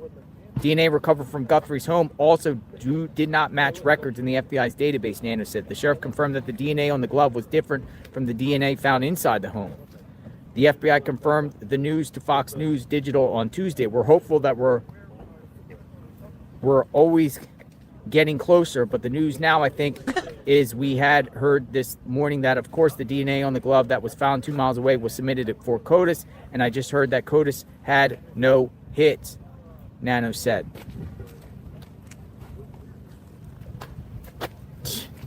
What the? Can you ask if the glove sent to Florida had more? Oh my God, this guy needs to stop mumbling. That I don't know. Please. But folks, what is going nothing in CODIS. Guess what? Eventually, it's going to go to IGG. How long is that going to take? Native genetic genealogy, a private lab. They're going to, but that takes time. The IGG, it could take, I don't know. I did an interview one time with Othram. Othram is one of the labs. A lot of times, this DNA, if it's not in CODIS, goes to Othram. So Othram was on Web Sleuths last night talking about DNA, and I couldn't listen because his mic was so horrible. Othram, invest in a mic in your PR guy who's going to go on that channel, because I couldn't even follow along to your PowerPoint because the audio was terrible. But Othram was on there if you guys want to check it out. I couldn't listen to it because it was just, I couldn't follow along. And we can have some too. Okay, Kelly Klein. Yes. Thank you. Yes. Thank you, Kelly. Stay dry. Thank you. Calvin Klein. So, right here, the Jeep right here. Kelly Klein. Oh, Kelly She Klein. sent out some lotion. Kelly Klein just brought some lotion here. That's pretty neat. KK. Look at this idiot. KK. Kelly Klein. It's body moisturizer. I'll take that Kelly lotion, Klein. JLR. She owned it. I'll use it Moisturizer, later, so. dude. Want some moisturizer? No, but I think I should go grab that umbrella so we can protect the camera after. Oh, it smells like the desert. Let me smell. It smells good. No, it smells like cactus. Doesn't it smell like What is cactus? it? That smells pretty What's the name of good. it? Huh? What's the name of it? Kelly So people can Klein. look at- Kelly Klein. Yeah. Oh wow. I'm giving her some free promotion, I guess. That's I didn't gonna ask get- for this. Kelly Klein comes here with some lotion. Yep. Actually, it's pretty good. I smell like a desert, like a fruit plant. That's pretty cool stuff. Thank you. There's gold and everything like that. Thank Breaking you, Kelly news. Klein. KK. KK brought him Thank you. lotion. Smells like a cactus. Ooh, it's raining out here. It's starting to get a little rainy. I'll be right back. I'm gonna grab my umbrella. Yeah. I think they're trying to frustrate the media, to be honest. I don't know what's going on. It sure is getting frustrating, though. All right, no. Be in touch. What if they all just stopped showing up there? What would happen?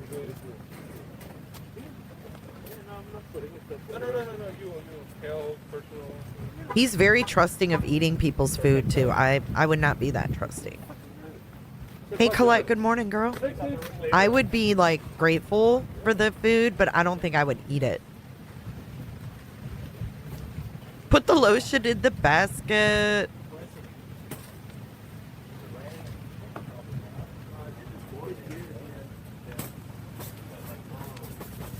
The case would break wide open, you think, if they all went away?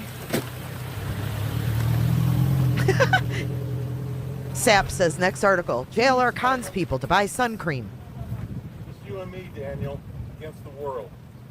Bring it on. Bring it on. How about they all just go park at the Pima? Oh, here comes the boss. I gotta act busy. Hello, New York. Hello. Jammers. Come out here. Come out of the rain. Enjoy the new emojis, members. TMZ said it matched the person to the porch.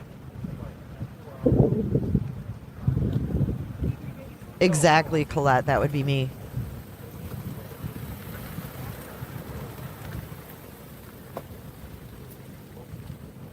Gypsy says it probably smells more like aloe vera, which is great for the skin. Pretty insane. I'm glad you're feeling good today.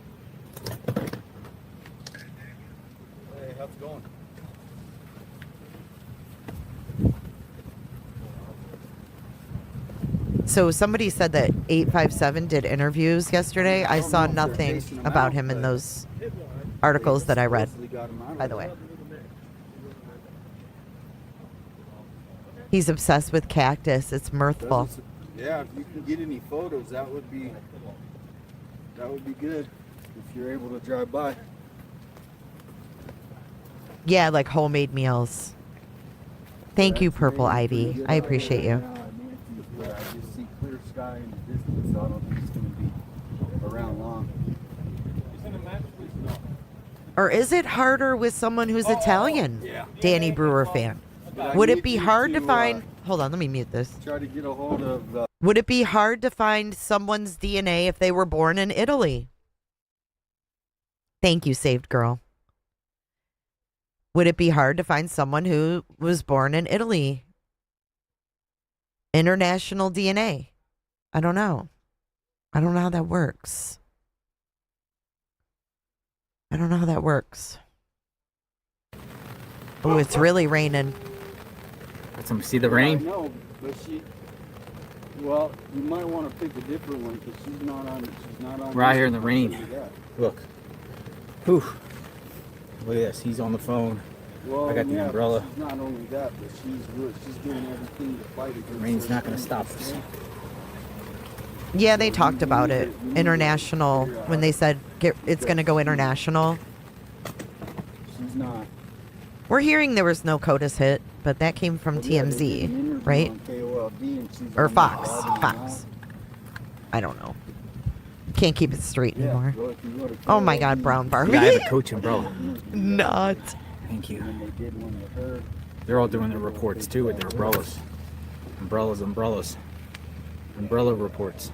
No, she hasn't been out here. She's just trying to make a name for it because no one even knows who she is.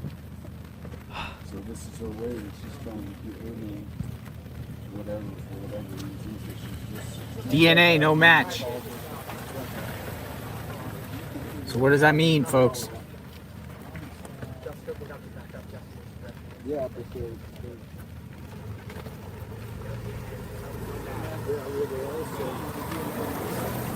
Oh, somebody's at the house. Look, somebody's at the house. Oh, we've got someone pulled pulling in. Come on, everybody, get their cameras. Somebody pull in. Truck. I love what he does. Some truck. Who is it? Who is it? Get over there. No, Get it's an over agent. No, who is it? Who is it? Who is Looks like a dog catcher. Somebody pulled in. What kind of truck is that? Oh shit! Who is it? Come on. What's going on, guys? Somebody pulled in.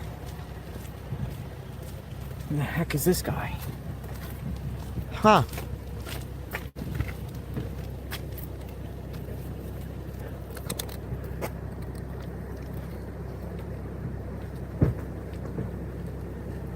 well, whatever it is, yes, it's whatever you are, she's completely the opposite. So I mean, you would know the.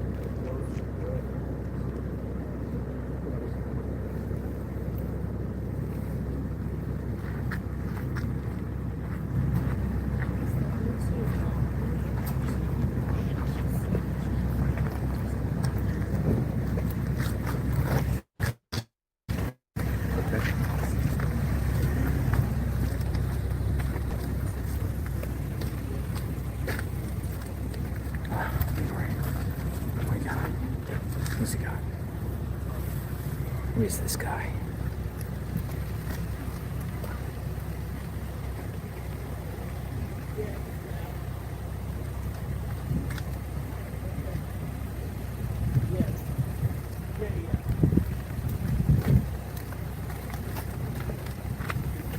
Heating and air?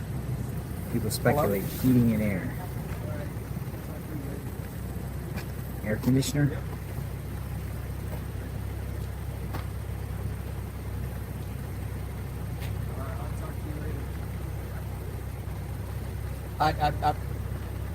Cool. Yeah, there's an investigator just got here. I'm literally videotaping it and talking to the police right now. So.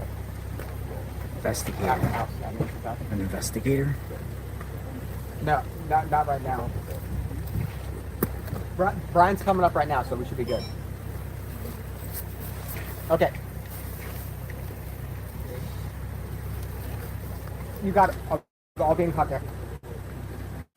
Investigator? Investigator? Weird, we get the DNA info, like Leo said. I don't know what else would be, right? Now we have this guy here.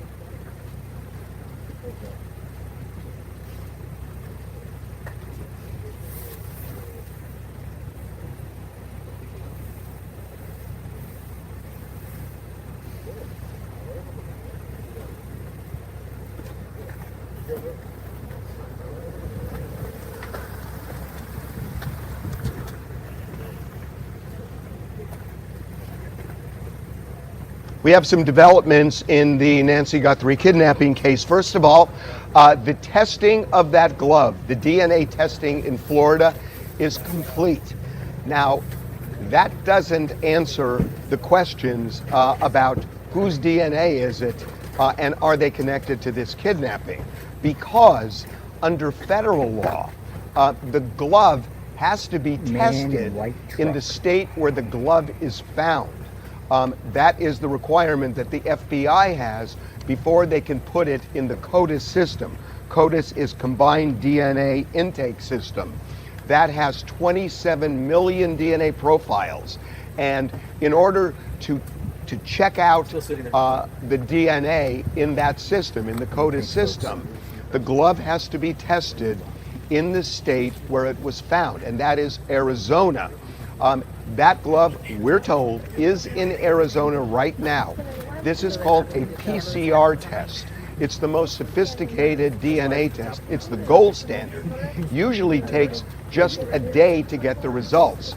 We are told that in the next 24 hours, once that glove is tested and the results are in, that profile will go into the CODIS system. So that should be resolved within 24 hours and maybe sooner. Now, we are also told, and I think this is really interesting, that the glove that was tested is not the glove that the New York Post found. It is a different glove. So up to this point, everybody, and really us included, we assumed that was the glove. We are now told by people connected to this, it is not the glove. It is a different glove that authorities found 2 miles from Nancy's house. Now, something else that we have learned.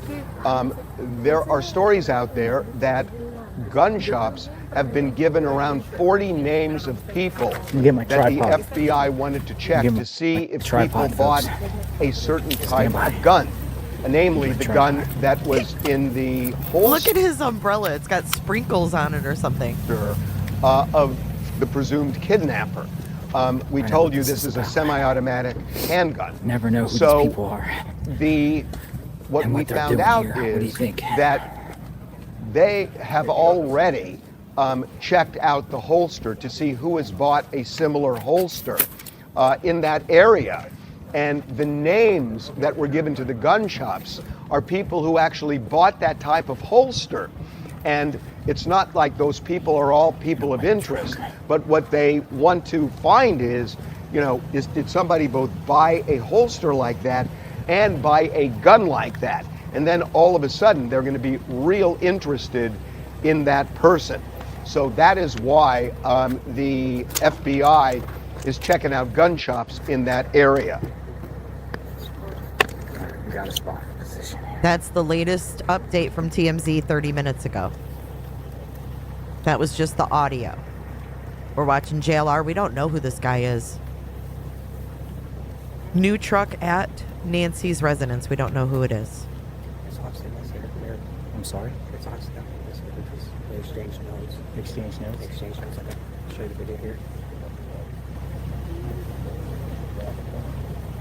What do you say? Exchange notes? Yeah, something like on notepad or something. Yeah, so like. Carolyn, welcome. So we had to add something on cell phone. He was writing it down.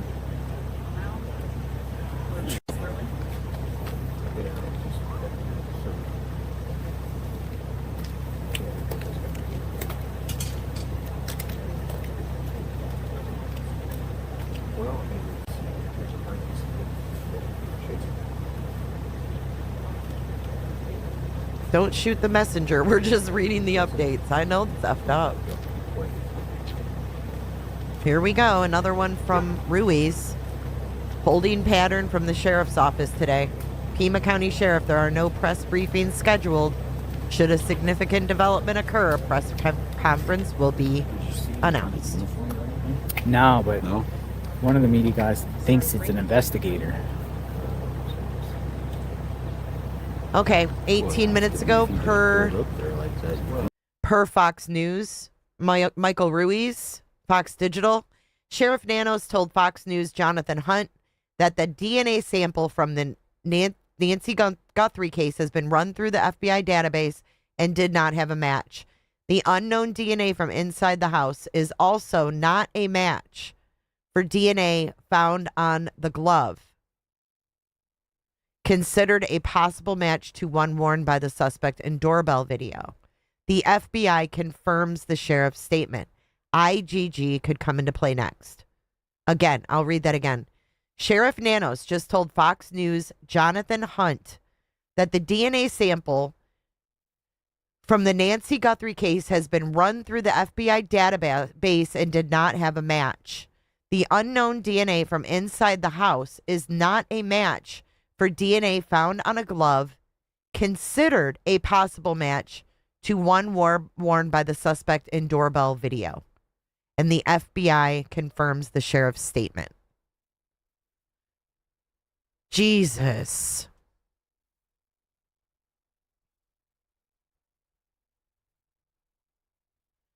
So the glove found could be another perpetrator's, though. It could be another perpetrator's. And the IGG takes as long as if they get stumped in the database, right? Like when they ran Brian Koberger's, they contacted those two brothers and said, hey, can we go further? They said no.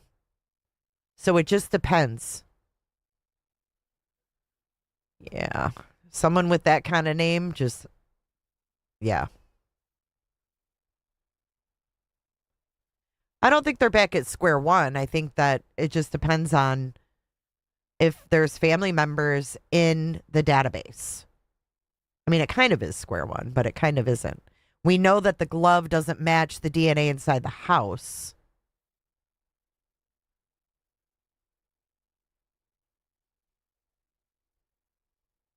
They can use the database without a court order. They can use the database without a court order. IGG is investigative genetic genealogy. Investigative genetic genealogy.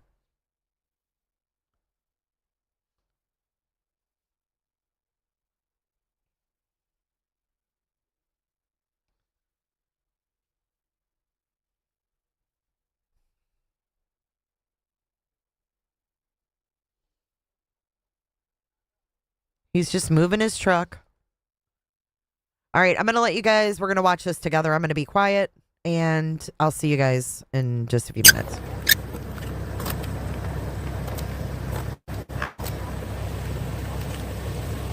Let me give you this license. License? Maybe like a contractor? I like your accent. I like your accent. Where are you from? New York? From Miami. Miami? Yeah. Nice. I'm from Florida. Not giving back. So the same maybe. Yeah. We like to exchange info. I'm here with you.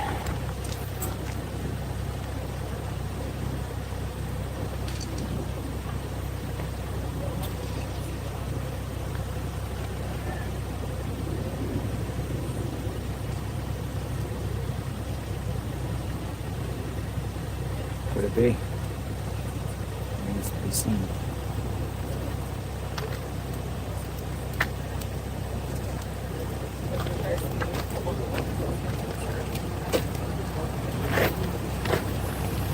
Oh, look at this. Oh. More deputies arrived. More sheriff arrived. We got something maybe going on. Another sheriff arrives.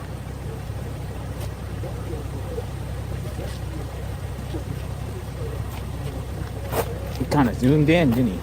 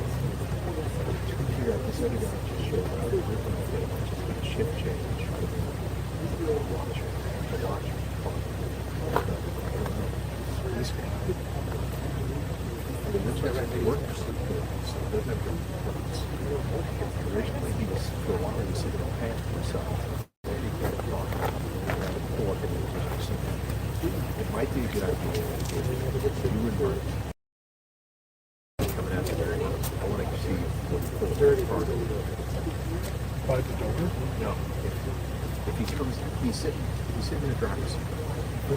Yeah, I want to get a picture of him. Now, the driver's seat is not blind. I want to stick here to see what it says out the car. I just want to do it on my phone. It can happen in a second. Now, this second sheriff could be shift change, they've done shift change or what, but a second sheriff arrived.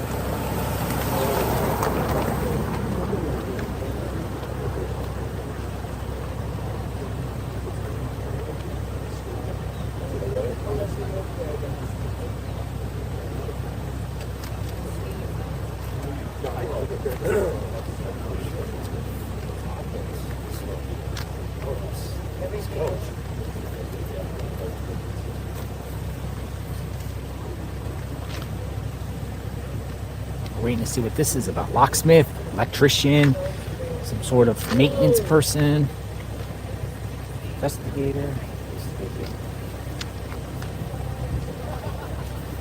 So the sheriff got out of his car.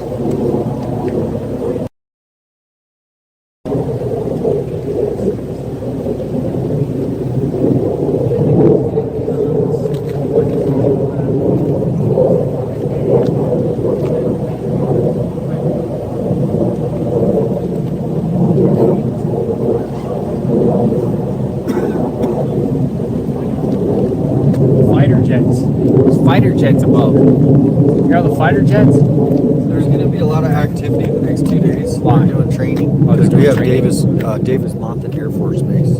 What's this about? You know,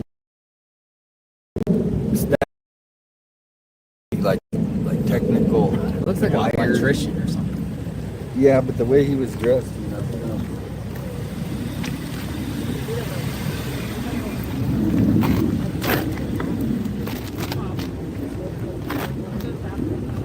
Hey, thanks, Casey. I'll pull Wait, that up. as soon as he gets out of the truck, he's sitting in the, I believe, the truck passenger side. And he's just waiting, and another sheriff deputy came. So This is the first time two have stayed. yeah, Usually that's what I'm one saying. comes, Usually, if one it's leaves, shift change, one would comes. leave. So I don't know what this is about. Could be something brewing.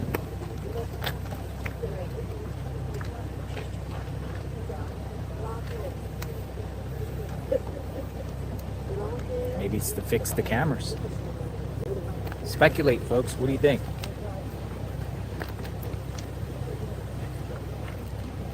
What do you think this person's here for? This would be like the second day in a row somebody came. Gardner yesterday, now this guy. This one looks a little more technical stuff. Technical in the stuff. garden. Oh my God. It's more technical. than Something. I think all those things got a hold. Technical. Okay, we got a Maybe they're new. getting verification whether this guy can do his work. I am muting them because we have a new clip from Megan. I want to play Megan Kelly. Look at this. Check this out. Look at her thumbnail. It's got Annie and Tommaso. See this? Down here, bottom right corner. She's got Annie and Tommaso. It says, Sheriff keeps making alarming changes to his story in the Nancy Guthrie case. Let's take a listen.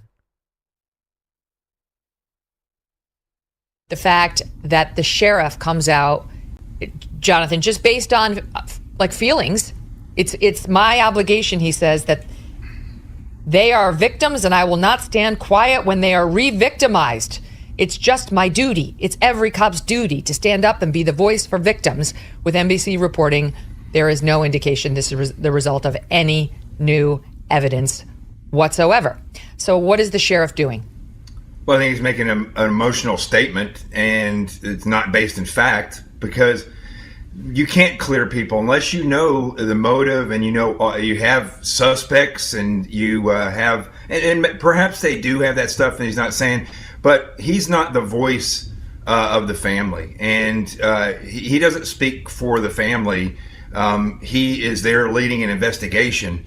And so, as you go through and do case study after case study, you'll see where law enforcement has cleared family members before, only to come back years later and find out that it was a family member that profited from the death of someone and actually either hired somebody to do it or carried it out in some way that they just weren't able to find until later on. So, oh, yikes. Listen, if it was one misspeak by the sheriff, that would be one thing. But he keeps saying and doing things that I think have put this investigation in real jeopardy. And I think any time that you tell public that you need to calm down, or tell the media you need to calm down, the problem with that is that you're losing that force multiplier. So instead of saying these people are no longer a suspect, they're cleared, he should just come out and say, listen, the vitriol is getting so bad against people that you have no evidence against, and we're not looking at currently, that you're causing threats. You're causing potential danger to these families, and I need that to stop because it's hampering the investigation.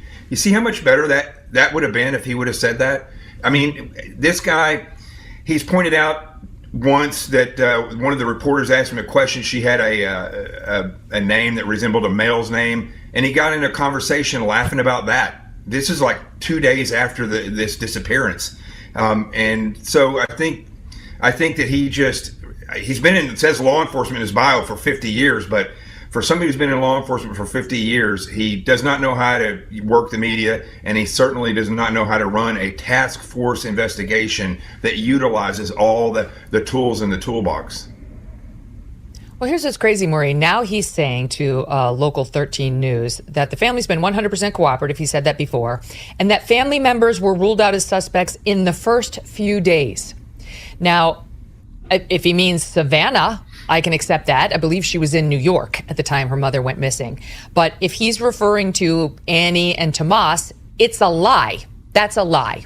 And we know it's a lie because we need only to look back at the sheriff's own statements. Here he is in a montage dating back since the beginning of this case in SOP 50. Montage. Nobody's eliminated, but we just really don't have enough to say, this is our suspect, this is our guy, we know, or our gal. We just don't know that. Are you actively investigating the son-in-law in this case? You said you haven't eliminated everybody. Have you eliminated him or come close to it? We're actively looking at everybody we come across in this case. Everybody. It's so cliche. What, Sheriff? But everybody's still a suspect in our eyes. That's just how we look at things and Beg think your pardon? as cops. Does that mean we have a prime suspect? No, and the family's been very cooperative. They've done everything we've asked of them, and we want that relationship to continue. And sometimes people can be mean out there, and that can really harm us and harm our efforts. It's weird, Maureen. Oh That doesn't sound the same to me as all the. What's going on here? Why is there a fire truck now? There's a fire truck. Is it going to Nancy's? Hold on. We're going to pause that for a second.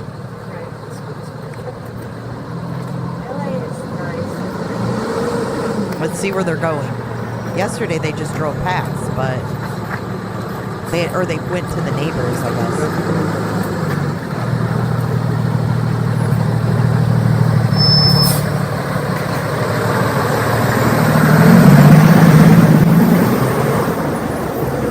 Unrelated. Is that really necessary? I'm sorry? Is it really necessary? Shoot what? A fire truck. Yeah. Has nothing to do with it. Okay, that was a nothing burger. All right, back to this. We're halfway through. The family members have been ruled out as suspects from day one. No, it doesn't. And he acts as if we're all being unreasonable for even questioning whether or not Nancy or Annie and her husband are involved, when, as I've said numerous times, and all of us on this panel here, we've done a number of rollback warrants to different locations, but I've never done 6 on one location. I mean, we're the ones following the facts. When law enforcement shows up at a house over and over and over and seizes a vehicle, and then the one, her husband, Tommaso's been completely out of pocket. No one has seen him since that day he did like that, the gangster lean in his car trying to get away from the press. We're not the ones being unreasonable here. And the only thing that this sheriff has said that has been definitive and decisive since the very beginning of this case was this report that the whole family is just not even in the crosshairs for this investigation any longer. Don't even think about it. Don finito. Right. Well, that's going to be a big problem if we can't bring someone to justice. And then, as our other panel member said, and then 2 years or 3 years down the road, we get additional information, and now we're saying, oh yeah, someone is in the frame for this again. Now what are we going to do? It's going to cause problems for the trial. Mm-hmm. You got to think about the trial more. Focus on what this trial is going to look like. Chad, I think about, the Tomas is who people have speculated about, originally based on Ashley Banfield's reporting, but also because obviously you look at the family first. And you know who else you look at? You look at the last person we know for a fact to have seen her. And that is Tomas Sioni, Annie's husband. How do we know that? From the sheriff. The sheriff told us that. He said it to the New York Times on the record, and then admitted that when he went back to that presser and said, oh, we're going to go with just the family, he changed that only because he didn't want to draw too much attention onto Tomas. Well, that's the most foolhardy thing ever. You can't say, I'm changing it from Tomas to just the family because I want to remove any suspicion or focus on Tomas, especially when you've been going to his house overnight repeatedly. You've sent people in there to search who have left with evidence bags. And we know that you impounded the family car, and you refuse over and over again to say that he's not a suspect on camera to reporters from the beginning of the case. She's fired up. mean, the sheriff needs serious media training. It's obviously he's not good at crisis management either. He's not good at crime scene management at all. We've got investigators discarding their gloves. I still do not understand why Nancy's house was not roped off, taped off, sealed until she's brought home. We talked about that the other day. We are seeing sloppy investigations going on here. And just like Maureen said, this very well, Megan, can affect the trial if and when someone is brought into custody for this. So again, what is going on? This is police 101. I mean, this sheriff's acting like he's on Paw Patrol. This is policing 101. You start with the family. All right. You start with the people who last saw Nancy, family. So again, in this back and forth stuff, this is why nobody, has any credibility with this guy. It's so true. And he's not doing anybody any favors. If this were me and my mother, God forbid, I wouldn't care if they focused on me, my husband, my brother-in-law, my sister-in-law, anybody. I would not, as long as they were still talking about my case, I'd be thrilled. That's it. What does the family of every missing person want? Media coverage.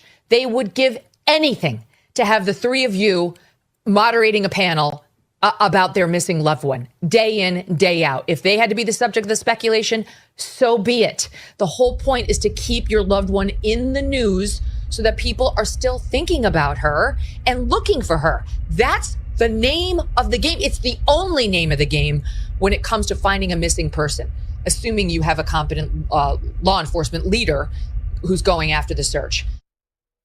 International disputes, inflation, rising national debt, digital currency. Or her background noise. Weird.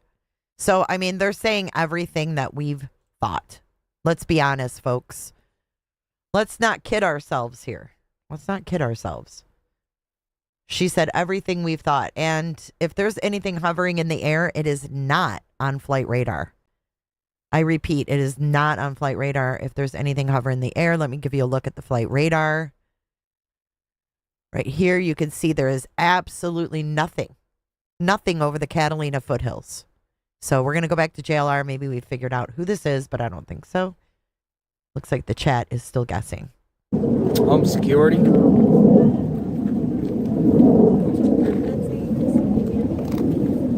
Drones are up. We've got 3 drones up.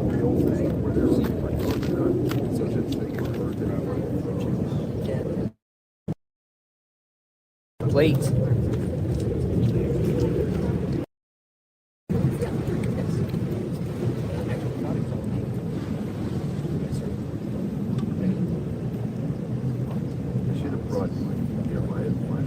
Backpack I've got my 8-hour one. I should have brought that over.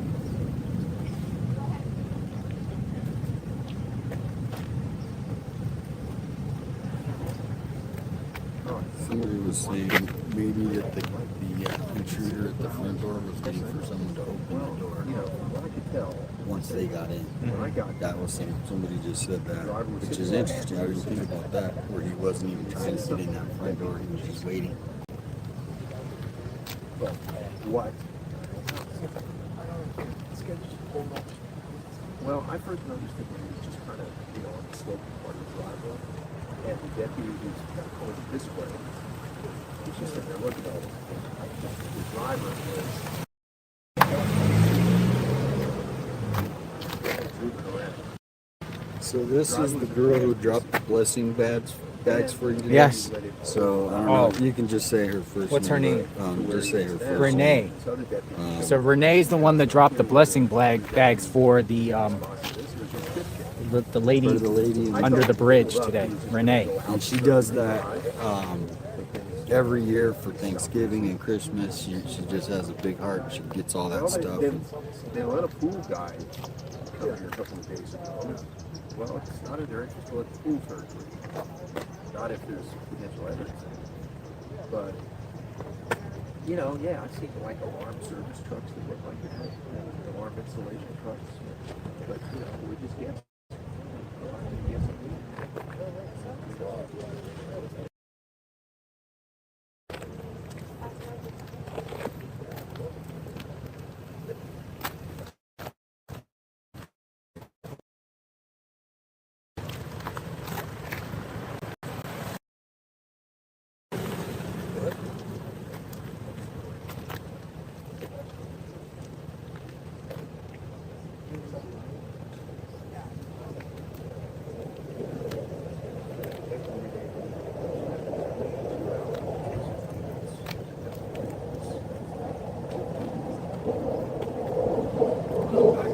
Oh, I see it now, Casey. It's not a short, it's a video. Okay, I was looking at her shorts. Okay, here is Megan on the sheriff now. Here we go, is another one.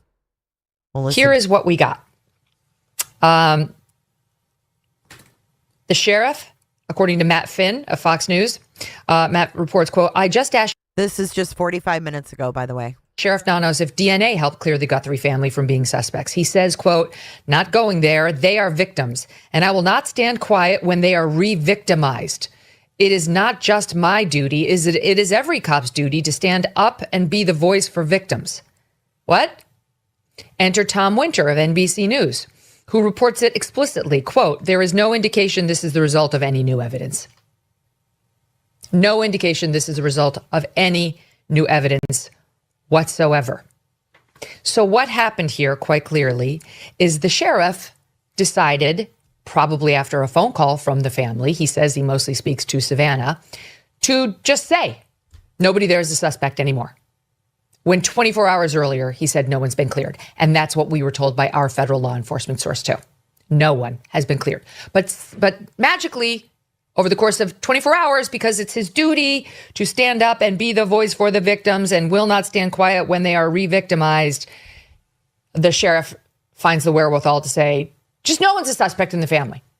Okay, maybe that's true. Maybe they're not the prime suspects now. Maybe they're moving away from the family, as NBC reported yesterday.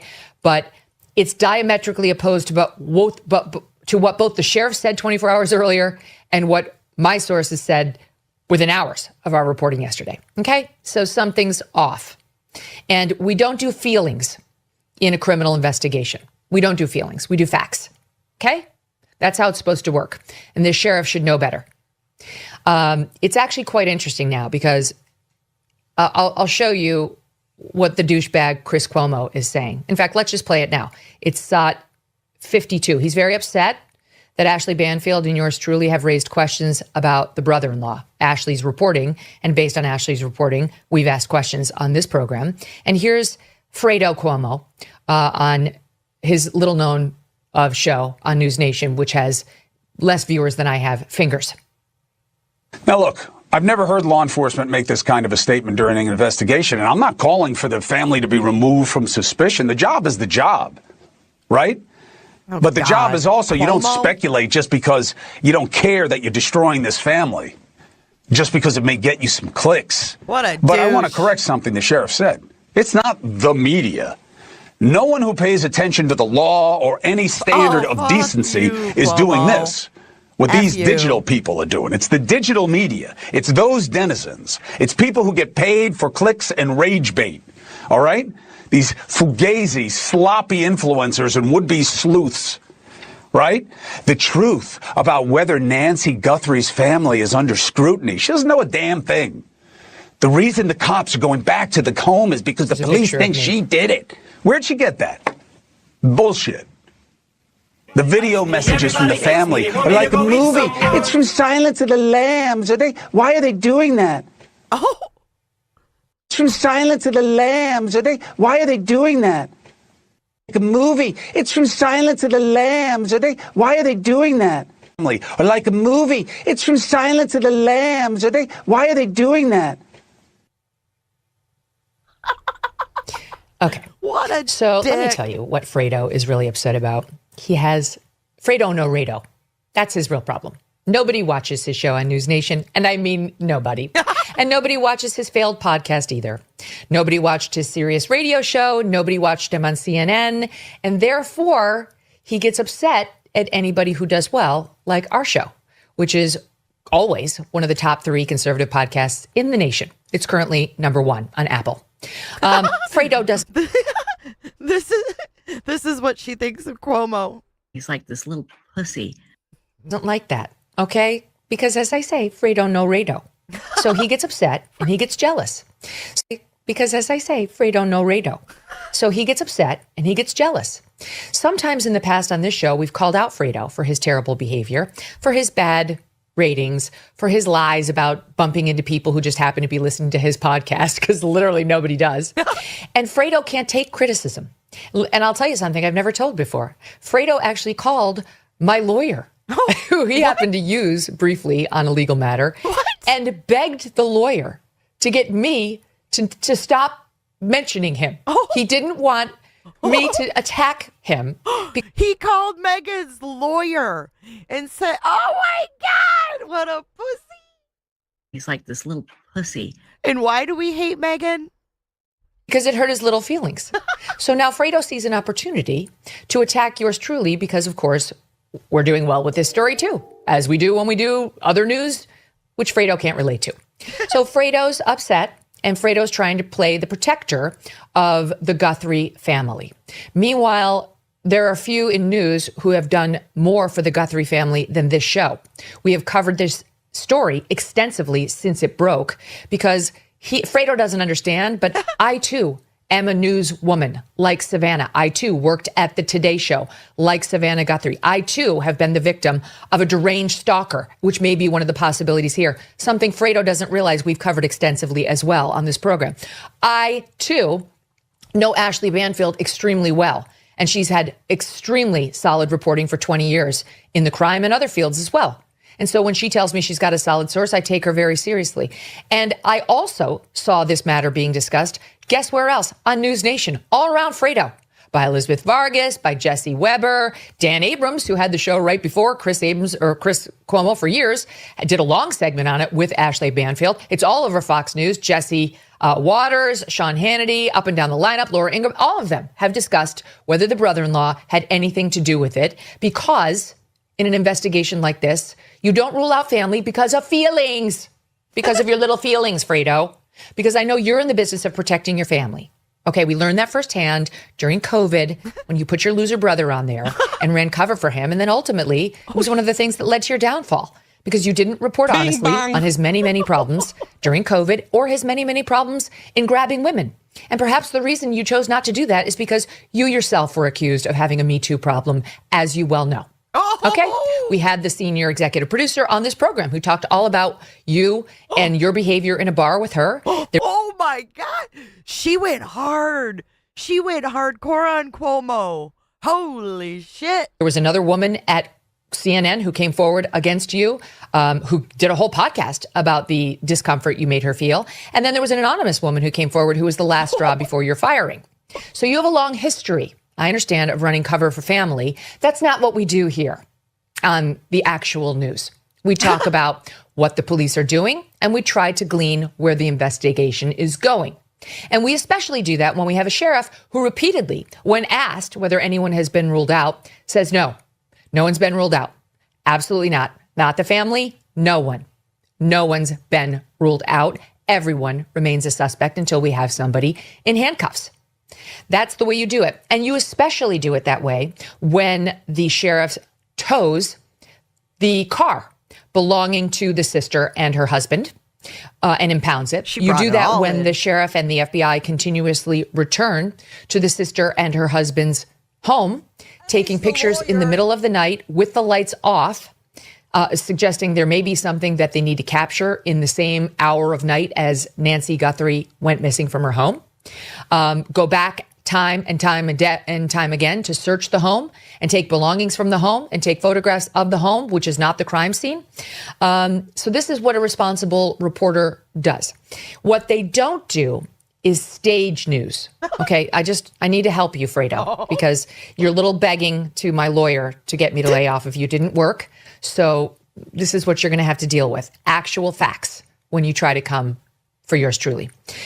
This is what we don't do. We do cover facts, we do follow leads, but we don't stage news, Fredo. We do not pretend that we are walking out of the basement, our basement, during COVID, haven't smelled the fresh air in months, when everybody knows you were on the street in an altercation involving your bicycle weeks earlier. Remember this moment on CNN?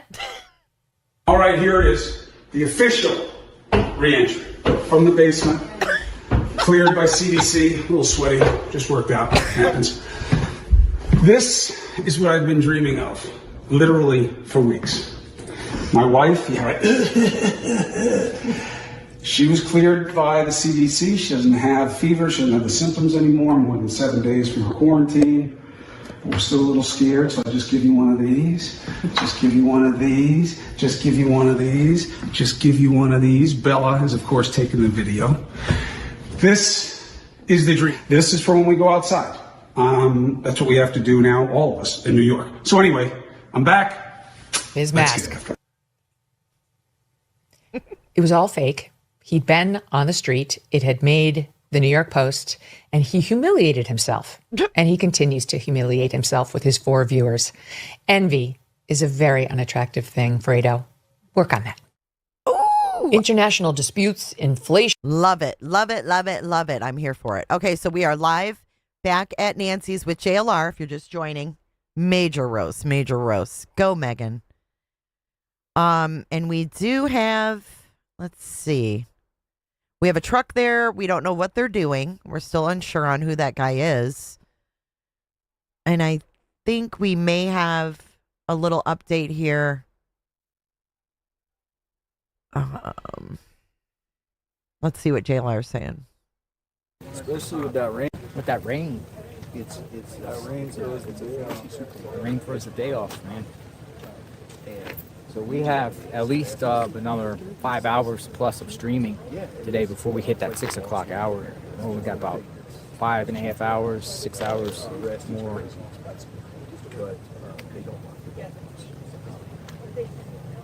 Yeah, Jay's fun. Oh, what's funny is they're all packing up at these nations. They're packing up. The easiest way out is to go. Brian Anthony, I asked.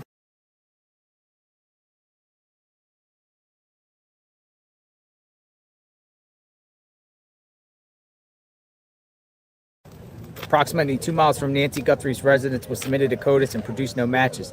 There is additional DNA evidence that was found at the residence that is also being analyzed. That's what he held up. That's from the Pima County Sheriff's Office. I'll read it again. DNA evidence from gloves found approximately 2 miles from Nancy Guthrie's was submitted to CODIS. No matches. We reported this. There is additional DNA evidence that was found at the residence that is also being analyzed. We also heard that the glove DNA did not match the DNA at the house. So that's where we stand, and I'm going to refresh this. Go back to real time.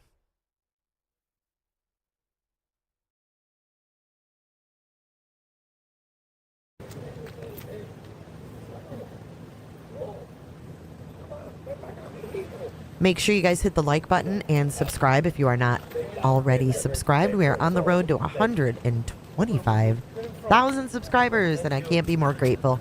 Thank you so much for your support. Make sure you vote in the poll, too. And it's still in his truck. Not coming out, folks. We're waiting to see what this is about. So this is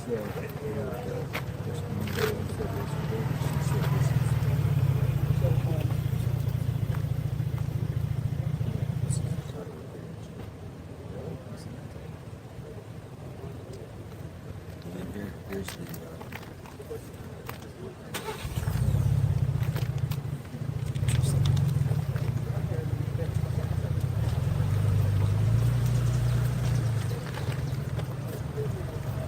Luke. What about Luke?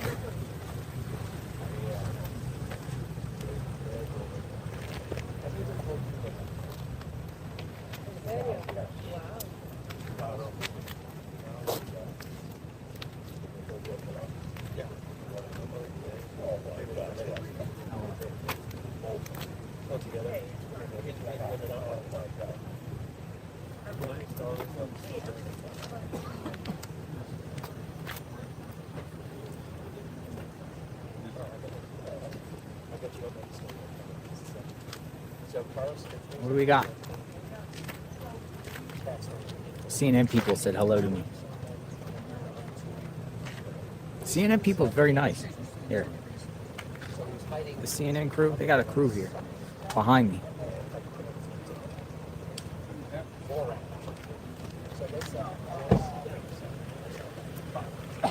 It's Ed Levendera's crew. There's 2 separate crews of CNN people. Yeah, that crew back there is pretty nice. They're always saying hello.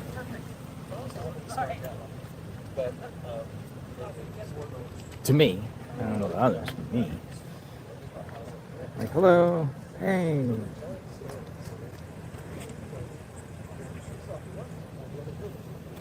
A lot of people have a lot of opinions about CNN, though.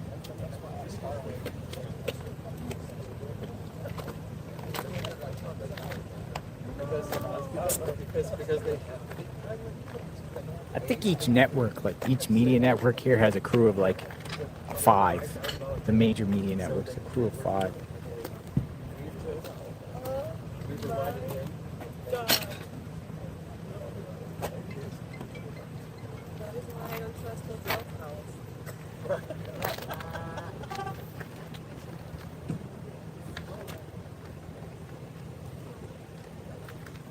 Waiting to see what this is about. That's crazy. I mean, you're, imagine, right? I mean, oh, another car pulled up. Another car pulled up. We got something brewing here, folks.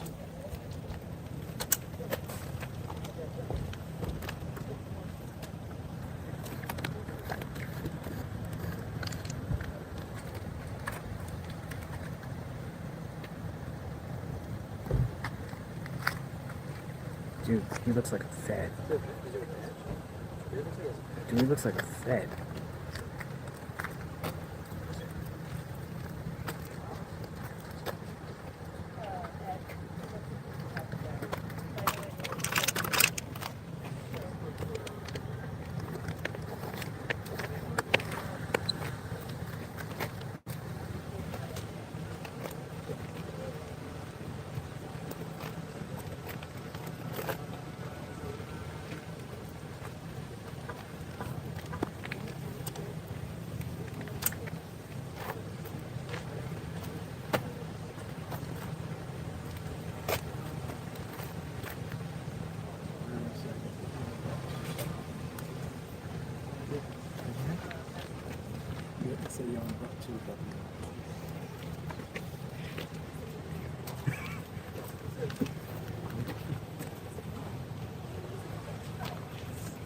doesn't look like it needs it.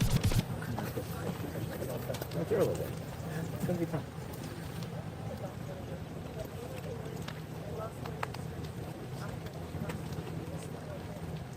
Dude, the media's all out here, like, trying to figure out what's going on. Yes. So this.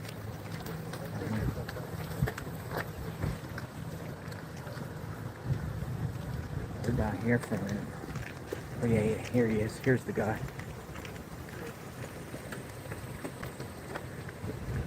Let me see.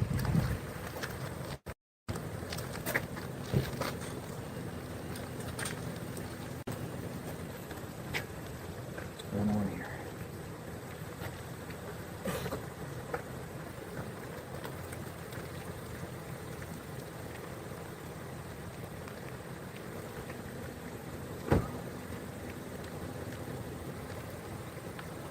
Something's brewing.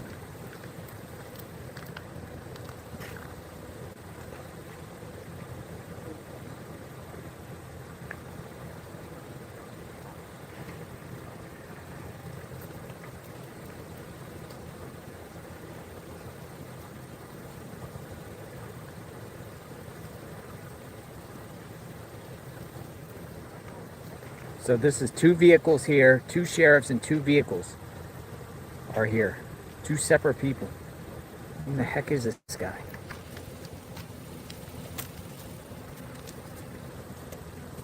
Now he's going out back. Now he stepped to the side.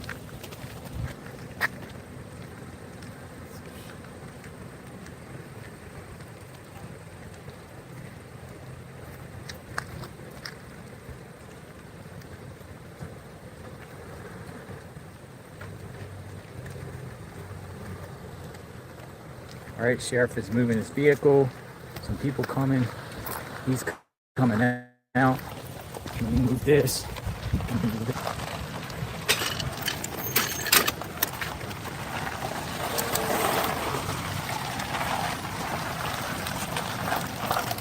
Short on its way.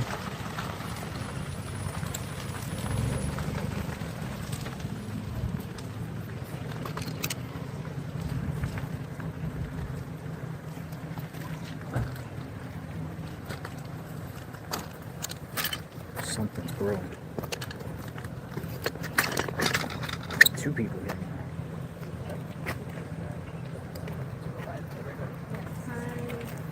Uh-oh, we might have to move in.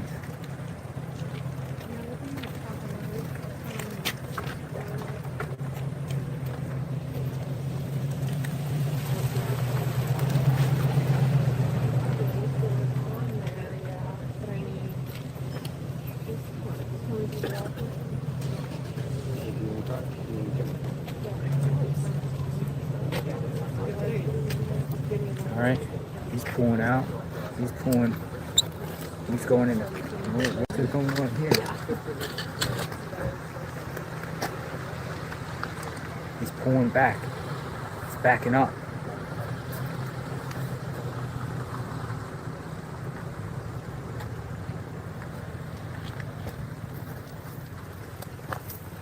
Another one.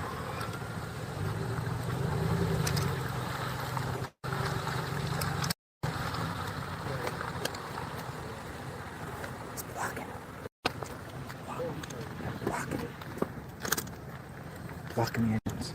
He don't want anybody to see. Dude, he's blocking the entrance. He's trying to block the entrance. Where is it? Crazy. Crazy. Are you JLR? Yeah. Hi, what's your name? Savannah. Hi, we Savannah. live local to so that's my husband. Hello, how are you? What's your name? Ryan. Hi, Ryan. Ryan is Savannah. We live like 30 minutes away, so we were like, you know what, we can try to come out here, kind of see what's going on. We had a friend of ours got interviewed by the FBI for their work. For what? For the footage for their work. What, like where? I don't know. They somewhere down First Ave or somewhere. First Ave? Somewhere, yeah, one of the Orange streets, Grove, leaving, First Ave Yeah, area? leaving that area. Yeah, they got interviewed to see if they can get the footage. They had to give them like all their info and then the footage. What is it? So they came here, went around. This guy goes around back, and this guy brings a briefcase, and then they go around the back. Oh, smokes. Good stuff. Briefcase. Yep. Somebody's in the house with a briefcase. And then somebody went through that back gate. They went in the back of the house with a briefcase.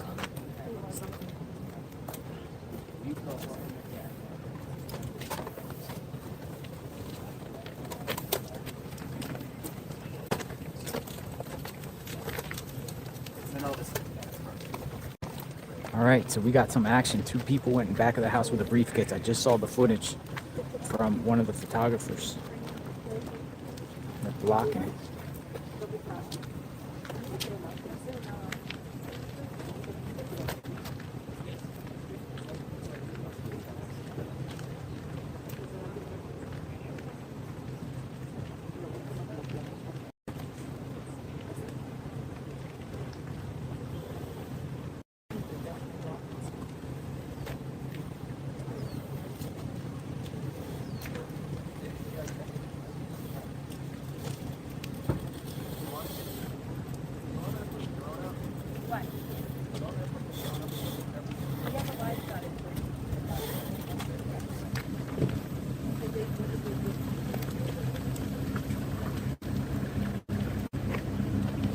Please hit the thumbs up, guys. We only have 600. That is pitiful. Pitiful. Is it one Jennifer or two Jennifers?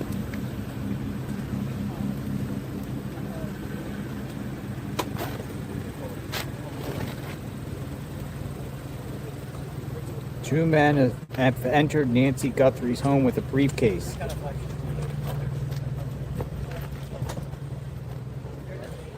Yeah, they definitely blocked it.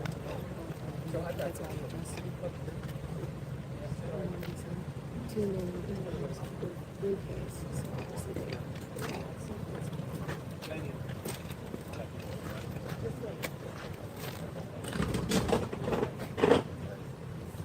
it was good that the media puts pressure on social media. That's the whole point. It's good.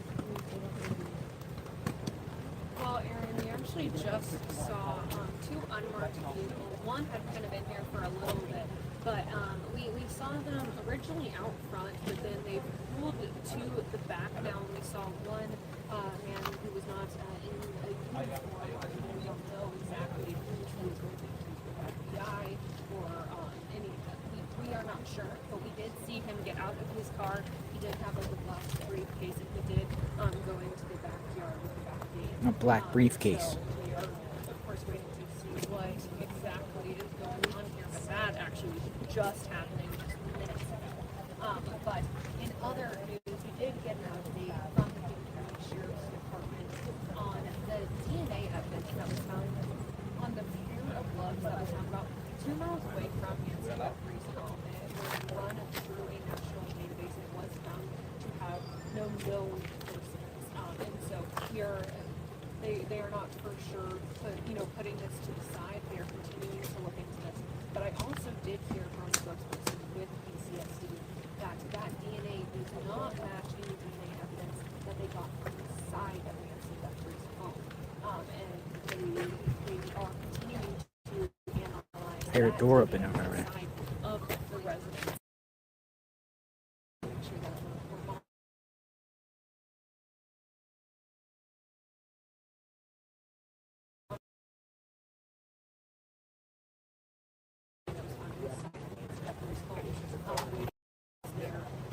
but at this time, there was no concerns that Here's there's something coming out. Something is going on back there.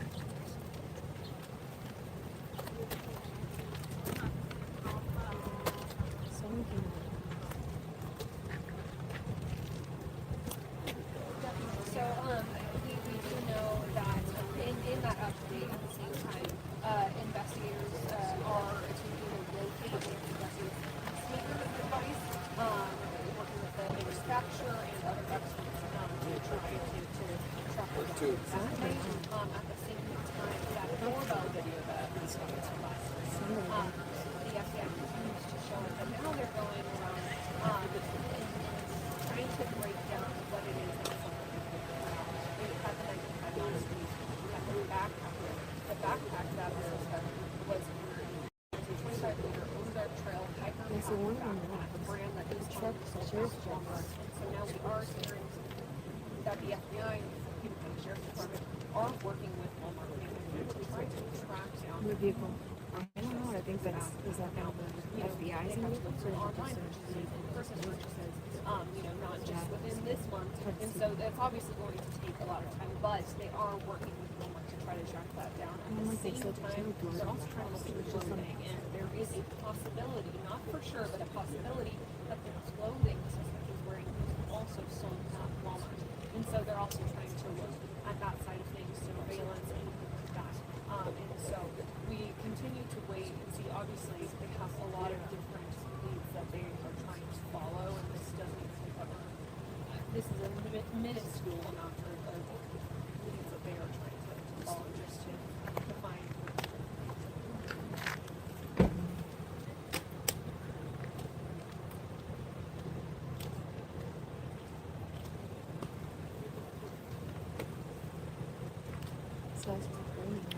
I'm gonna look over here on the side of them.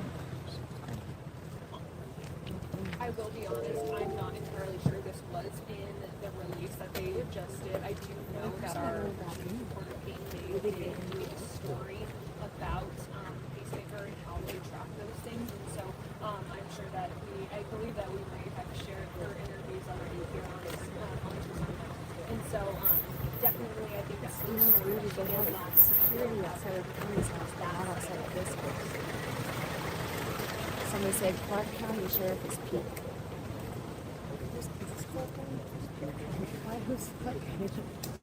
I know it's FEMA, but I thought maybe it extended, like, like when it borders against it.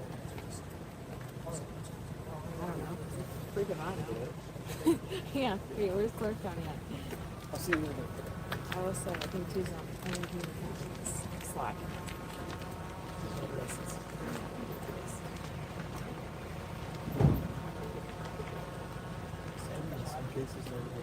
I know, it's true, that's cool, but well, that's what everyone's saying. It's interesting because that was huge.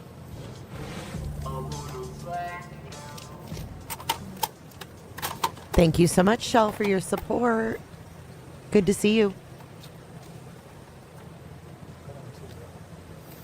hit that like or I'm going to have Jay play 857 on loop.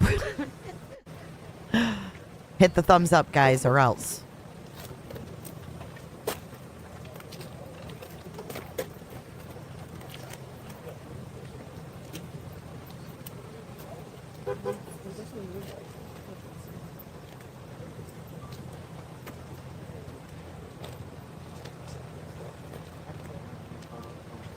Yeah, they were taking the sheriff's truck out and they were moving out inside this.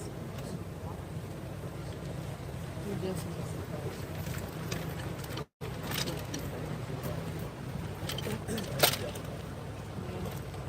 it. And people about it.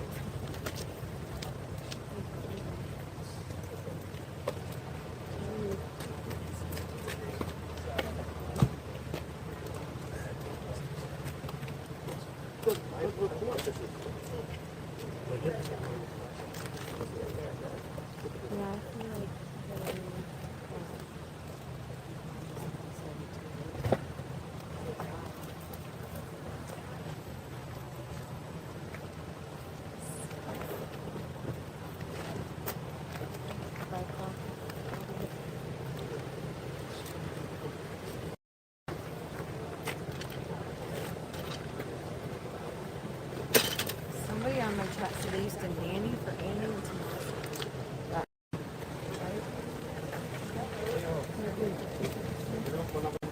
All the days around. I'm not gonna be able to get around it. Can I scoot right here between you? Like, awesome, thanks, Dan. What do you guys look at first? Oh, okay. Not too far. You guys been following the case? Yeah, yeah. I'm hard to come on date with who, but they have 2 kids, so it's not hard.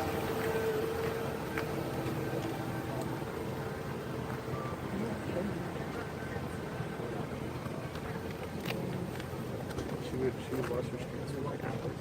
Well, that's the only way I could keep up with what's happening. Otherwise, I was like, Full screen on the TV.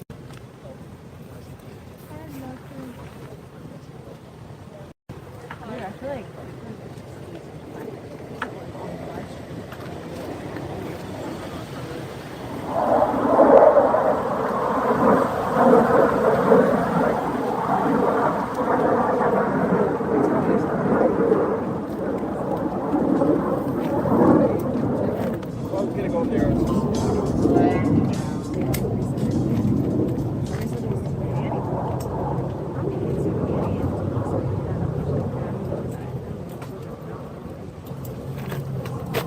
Hey, Sally, thank you for becoming a member today. I appreciate you.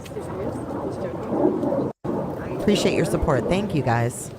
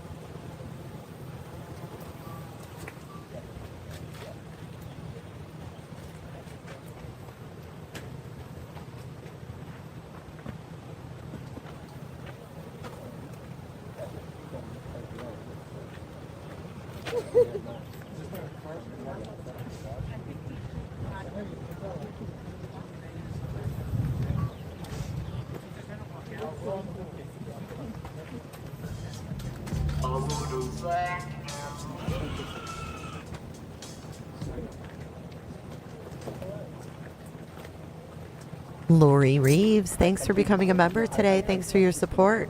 Thank you. We don't know what's happening at the moment. No, we're just waiting.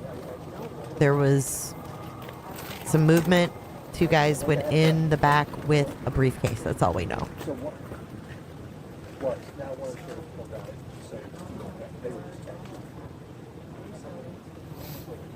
Yes. Yes. one of the people were helping.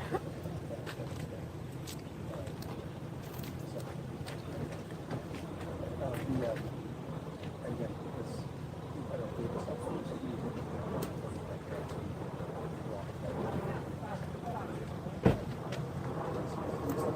yeah, you don't see them.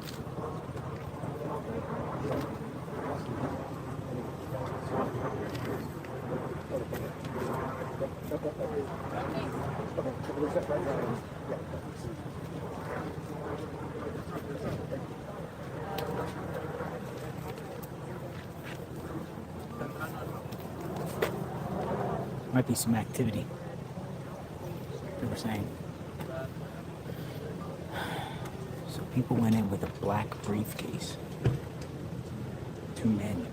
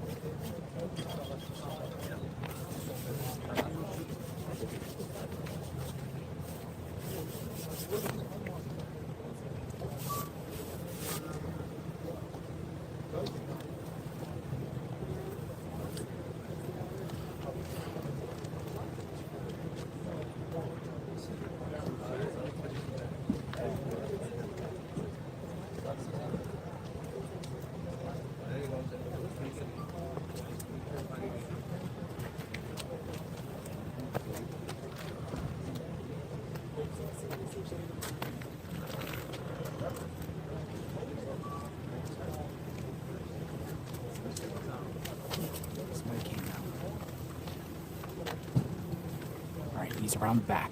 He's getting something out of his back.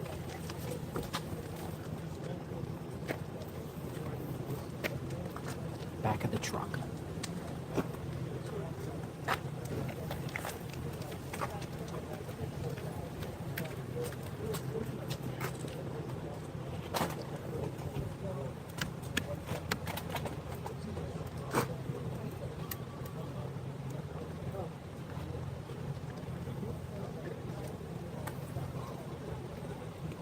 Got something out of the back of the truck. Oh, here he is. There he is. Where is he? He's talking to the deputy.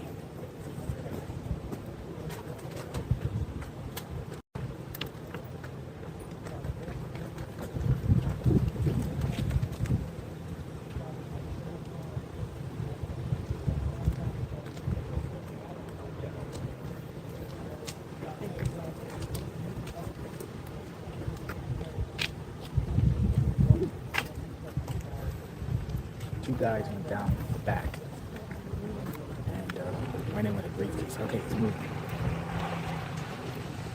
Coming out.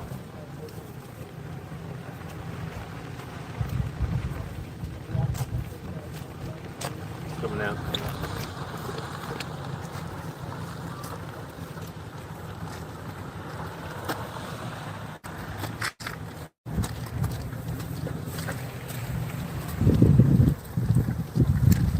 Who is? Where are we going? Nancy's house. Oh, the guy's leaving. He's ripping out of there, too. Bye. What in the heck was that about? Thank you so much. Thank you so much. Thank you so much. Thank you so much. Thank you so much. Thank you so much. Oh my God. Thank you so much. Thank you so much. Thank you so much. Oh my God, that is not going to work. That is One not going to down, work. one to go. That is not going to work.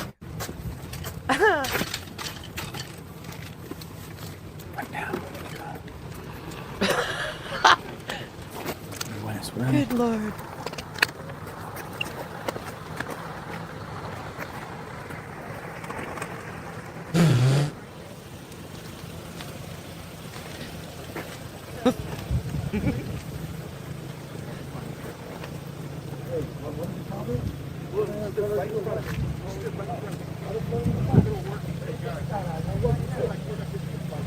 Getting in fights. The professionals do.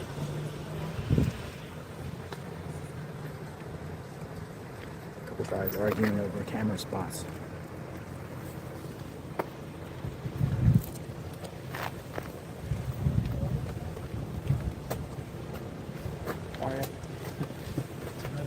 That was that one guy that was saying stuff to me about the fire truck. It was the same guy, the taller guy. I said it's every day. So you could be a troublemaker. I have a troublemaker here. Close the road? Yeah. Like, how many people?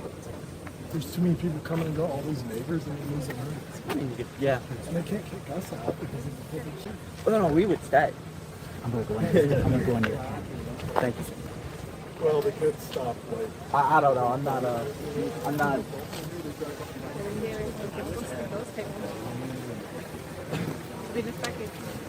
talking to an expert on that.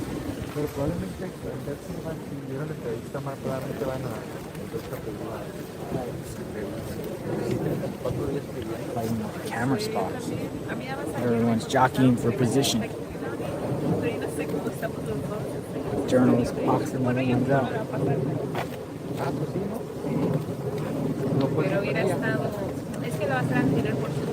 The same guy that was arguing there with the other one, the taller one, is the same one that was trying to come at me about the fire truck.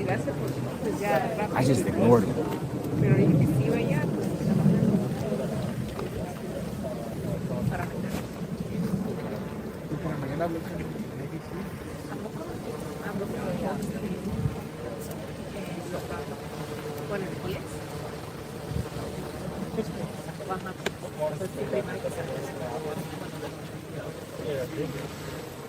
Y ya cuando lo sacó salió el aceite.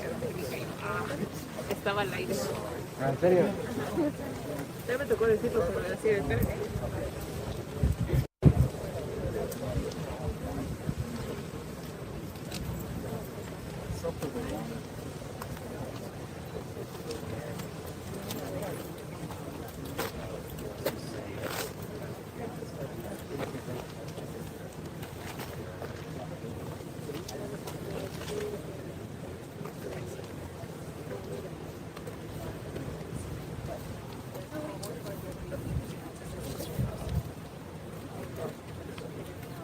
Thank you, Darlene, for your super sticker.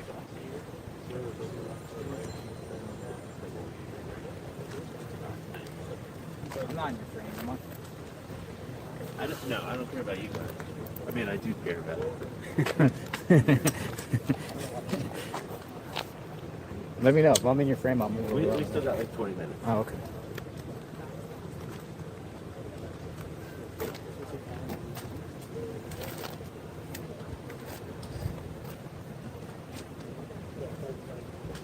What do you think?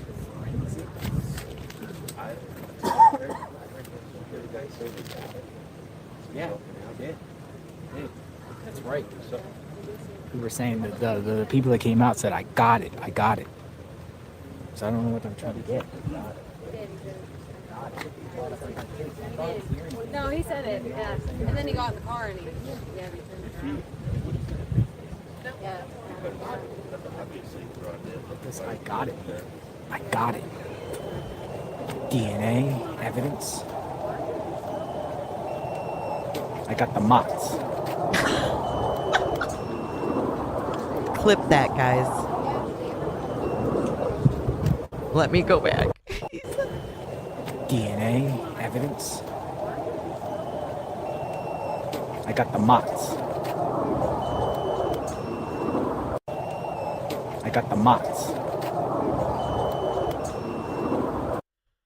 Oh shit, I hope somebody clipped that for me, please.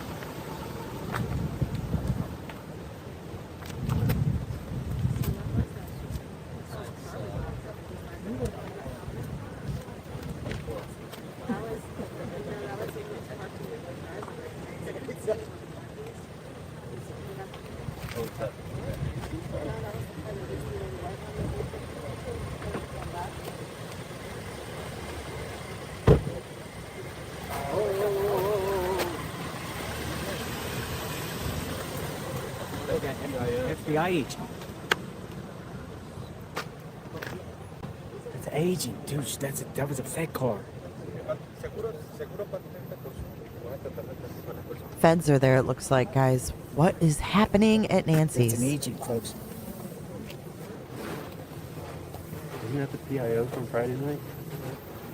I think it was, wasn't it? Down there With in the umbrella? Yeah, with the umbrella. It's law enforcement.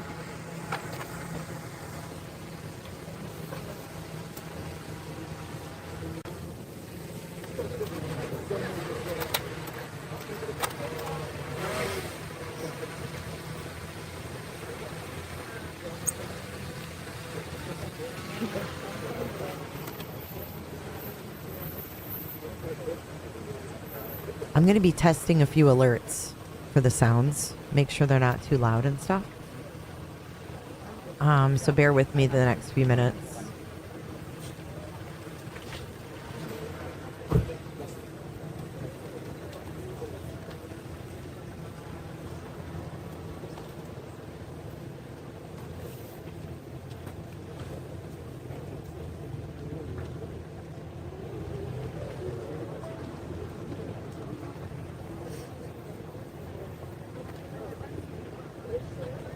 For making it happen. I want to say thank you for making it happen.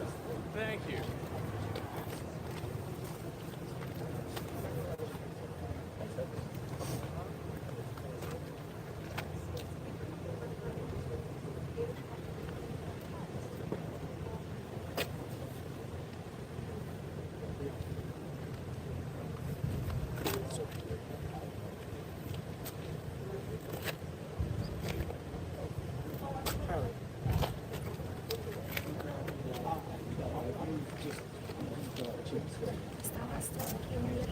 Hey, Sophia. For making it happen. I want to say thank you for making it happen. Thank you.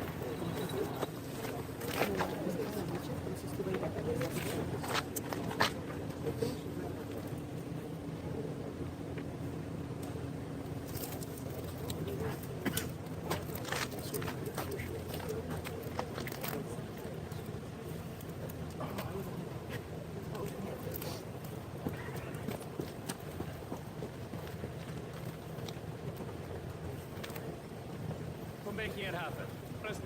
for making it happen. I want to say thank you for making it happen. Thank you.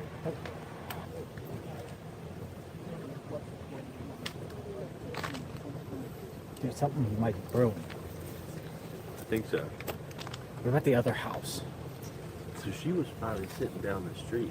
She just jumped Because out quick. Out this of that dude SUV. left, and Yeah. like 2 minutes later, she pulls up outside the car. Confirm with the sheriff. I mean, it might be coincidence, but that was pretty fast. RXHV 1023.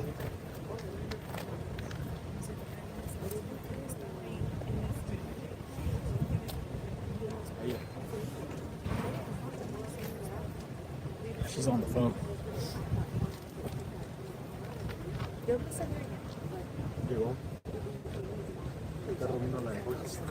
From Friday night. Yeah.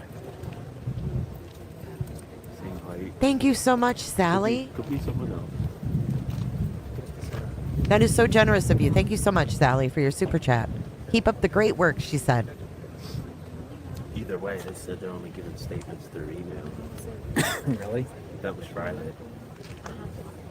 Remember that? I'm not aware of that one. I was there. Oh, in reference to the statement about the SWAT yeah, night. so it's via email. Yeah. I got there. I got lucky, man, that night. I got there a little early, and the people were there. Or the PIO came out and said, hey, like, we will be giving a statement. This is related to the case. And then, like, half an hour later, she's like, yeah, we're going to give a release statement via email. Yeah. So whoever's credited with Sheriff's Department media gets the statement up here. Man, could you tell us what was just found? For making it happen. Damn it. For making it happen. What do you mean? I want to say thank you for making it happen. Thank you.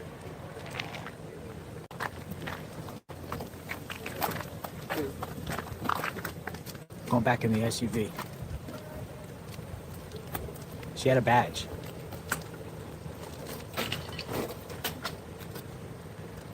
Can somebody clip that and tag me on at JLR Investigates?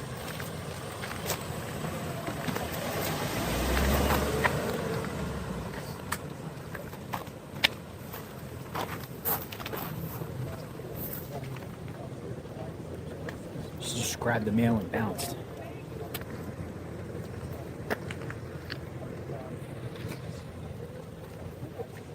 Somebody clipped that when she came down and got in the mailbox and got in the car, and then tag me on JLR Investigates. I'll retweet you.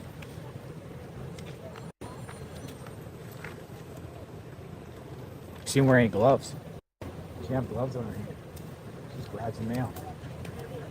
They got her prints up. They got her prints in there. True. Got her prints. Wouldn't matter, right?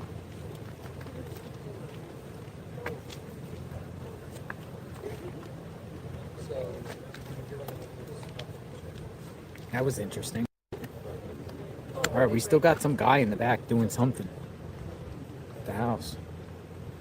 There's a lot of moving parts here.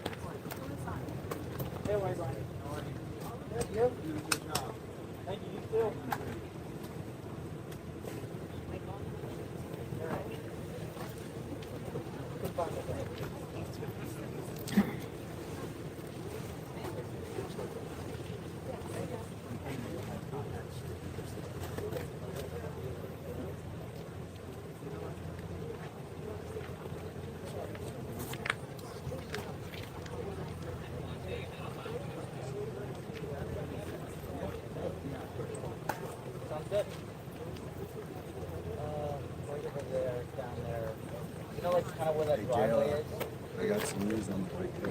What? It's down there where the driveway is, where a little bit closer, but around that area. If you like, if you want, if you want, it's hard. out of my car. Texting anyway.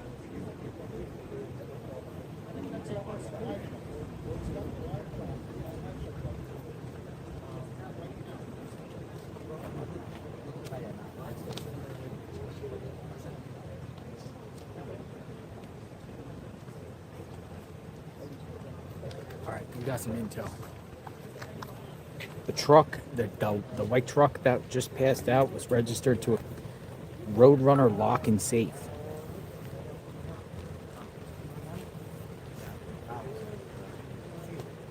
Roadrunner lock and safe. So were they coming to retrieve a safe? Roadrunner lock and safe.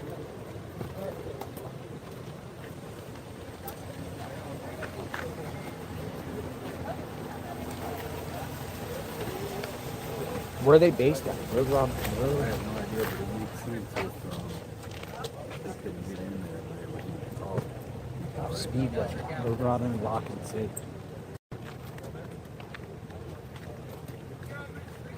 Thank you. We had somebody run the plates.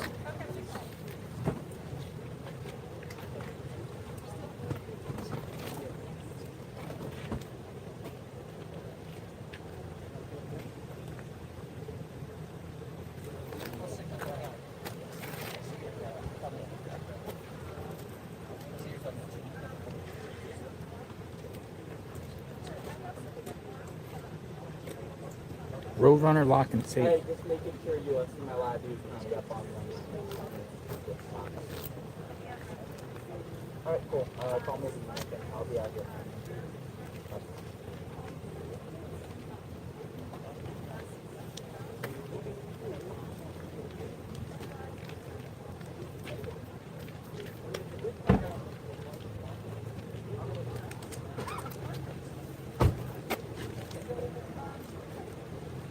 So I had to get up.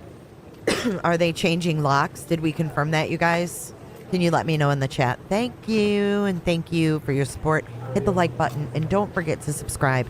And go over to JLR Investigates and hit the like button. He has 17,000 likes and 42,000 watching.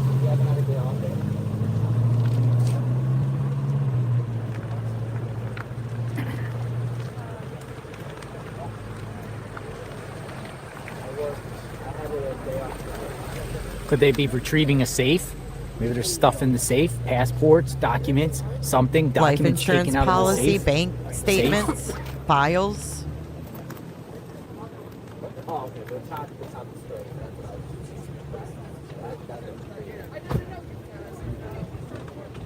I worked every single day outside of Friday. Yes. Who's gonna swap out? Roadrunner lock and safe.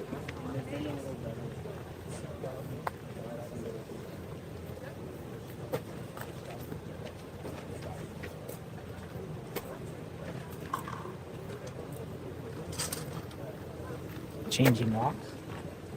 Changing locks.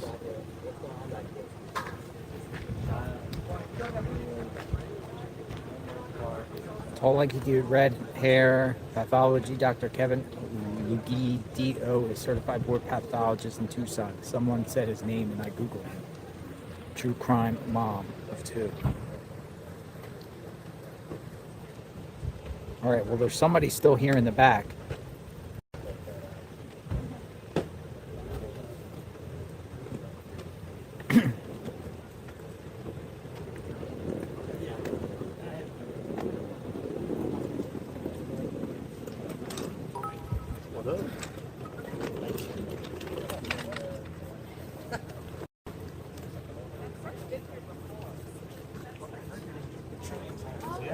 Oh, that's not me spending happy birthday. Nice. You keep seeing it. Hey, how are you doing? How you doing? He said howdy. It was just, how are you? Good. You were out here last night doing the night chat. Nice. I think this is like Dad's Gone Live or something.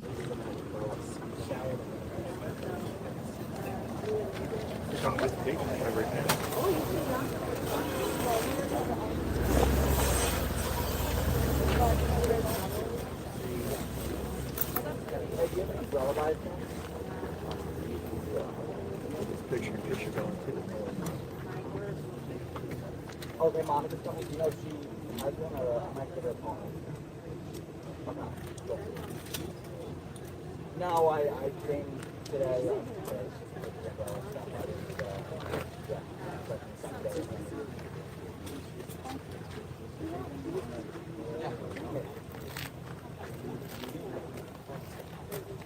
Well, what do you think the theory is on locks?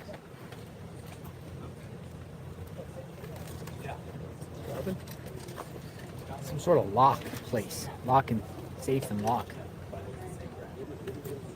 Locksmith type, lock and safe. Lock. I could just think of safes, locks. Oh, yeah.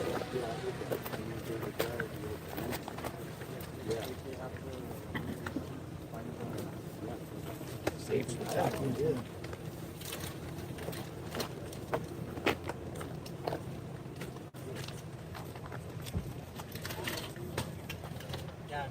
It's crazy because I get really good service on this side of the road. 5 feet behind me, buffer city. I'm sorry? I said it's crazy because I get real good service right here. 5 feet behind me, it's buffer city. Yeah, that's what I mean. It's hit or miss.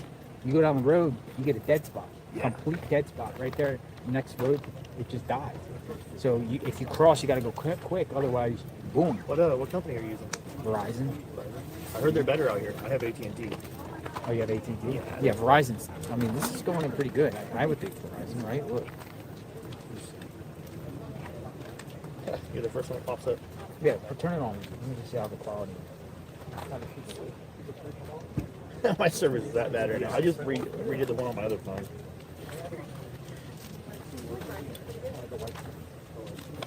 I don't know. I keep spinning right now. I mean, that's pretty good for. No, that's really good. I'm impressed with Verizon. I like Verizon. I've been Verizon for like 20 years. I had Verizon, but for some reason in my city, I don't get any service. You go out of city limits, amazing. Yeah. For like network. I'm grandfathered in because I am on a family plan. Yeah. But I took it over years ago, and I'm grandfathered in with some pretty good stuff. Unlimited.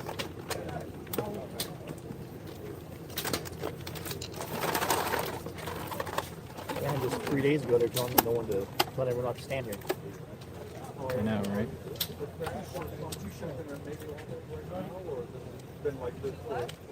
Full service locksmith, rekeying, high security locks, car keys, safe, sales, service, transport up to 4,000 pounds, access control, keyless entry, security systems, vaults, and more. So it's a locksmith. He does vaults, safes. What was the guy in the But truck? he came out and said, I got it. He said, I got it.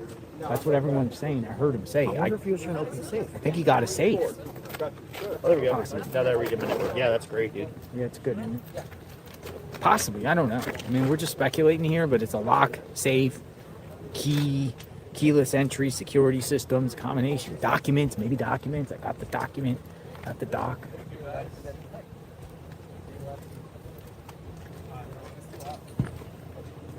Cameras, maybe cameras. No, we don't.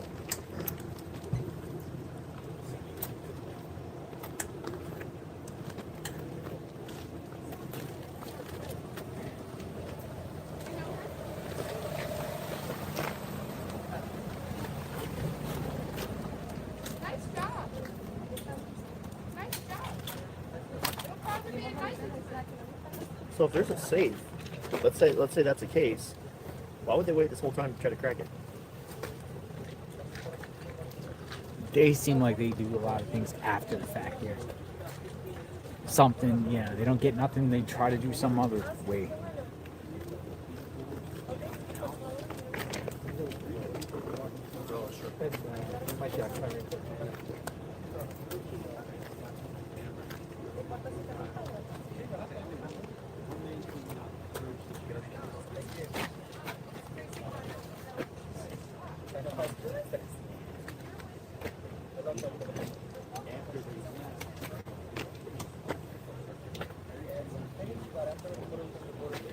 I have to give a shout out to Valerie for her Venmo. Thank you so much, Valerie.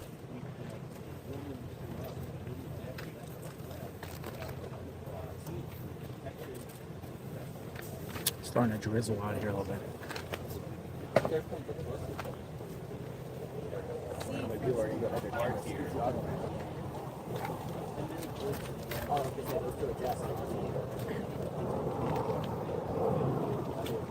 Jets around there.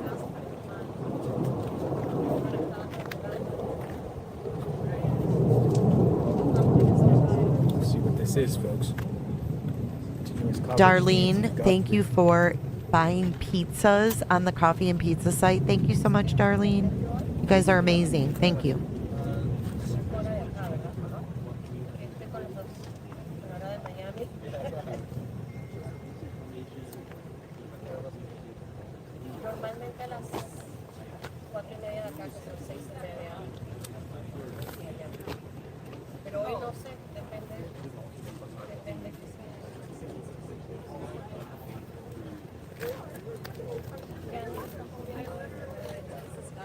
Oh, when you're young, you go. It gets dark. No, I mean, in Arizona until it's done. At least into the week. Fox News is showing the man walked through the house and then into the garage. Into the garage. Thank you. I mean, this is wild, man. It's just ladies twisting and turning every day. Jeez.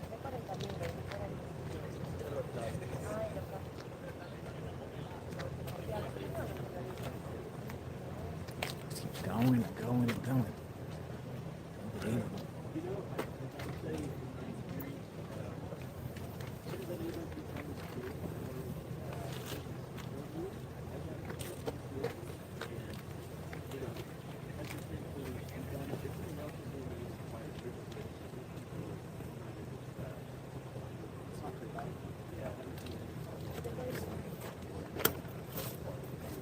How are you? You been out here all day?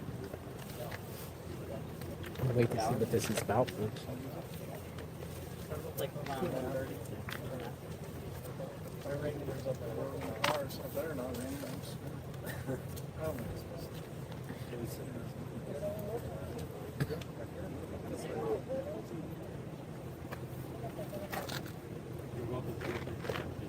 Locks, maybe locks, keys. Okay. Annie's at all? Annie's, you go to on the other days?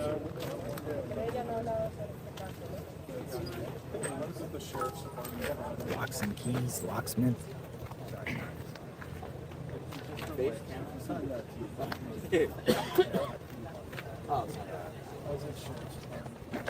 Oh, gotcha. So we're waiting to see what happens here. Yeah, pretty much all around. Sheriff's Department. A couple days yesterday, I was there staring at the SWAT cars. That was one day. I think there's a lot.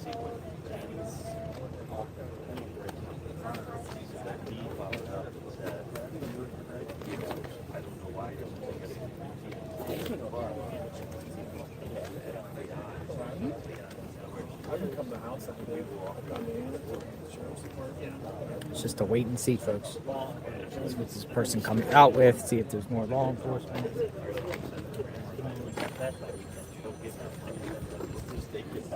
Yeah. Like I've had small kids.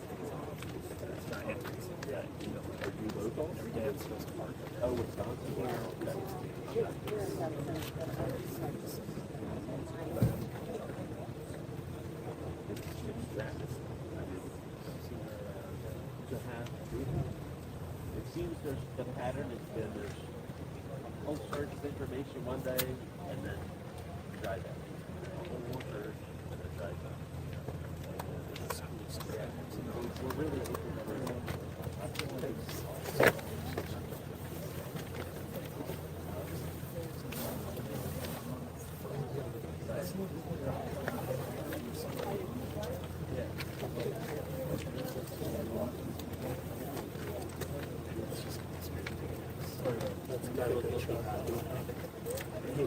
No, that's what they wanted to do is to sit there.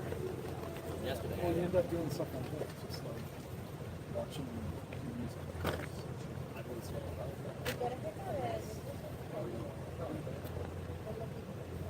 Like I do feel like a sort of like not a cop, but like you know like somebody it says go on stakeout. That's what they're going to thing back here. No. Yeah.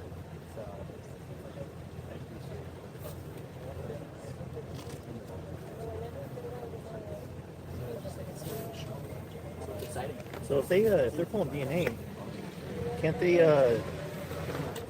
compare DNA to other possible family members in CODIS? Yes. And so supposedly there's no family members in CODIS, no matches at all. I'm not really educated enough on that topic to be able to. Yeah.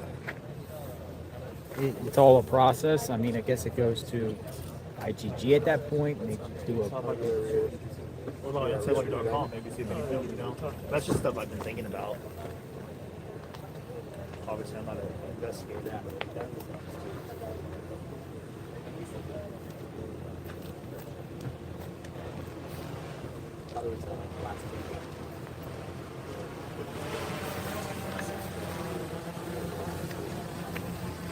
Are you live streaming? Yes. Are you open to talking to us about the criticism that live streamers are getting? All right. Inside this, yeah. Well, I'm just I did yesterday. I did.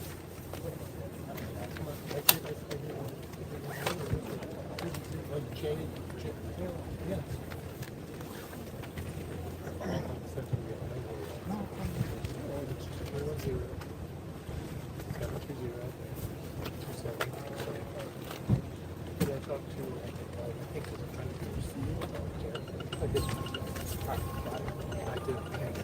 No worries, of course.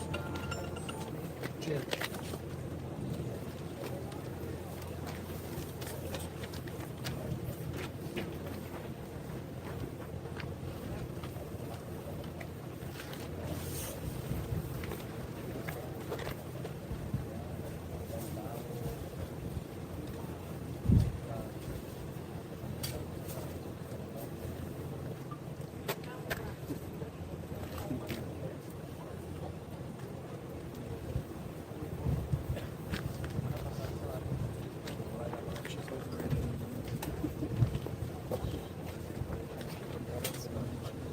Who are you with?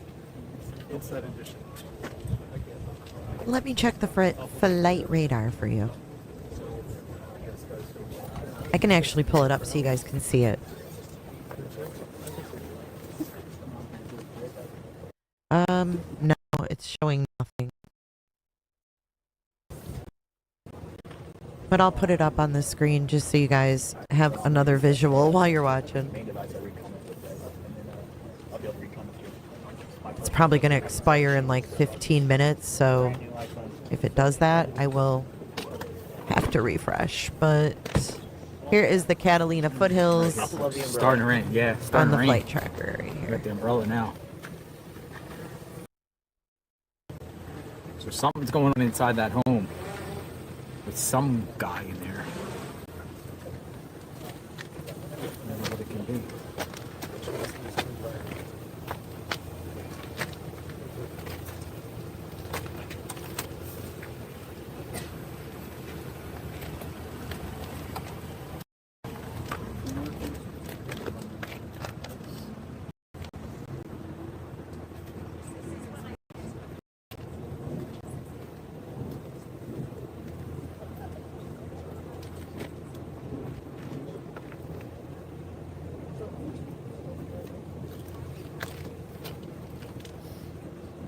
Dun, dun, dun, dun, dun.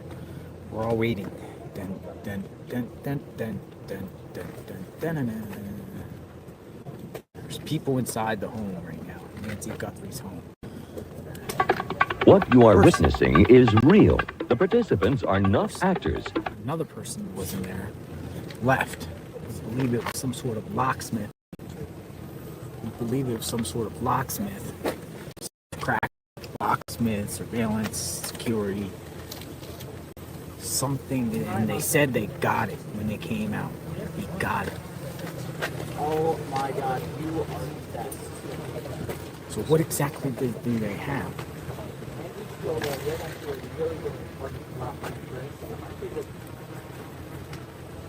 Well, Exactly what they have. We're here alive at the scene. Yeah, insider or distance trying to speak to me. I don't know. I got his number. I have like a secondary phone, and I'm just giving my number out to everybody here. What do you got?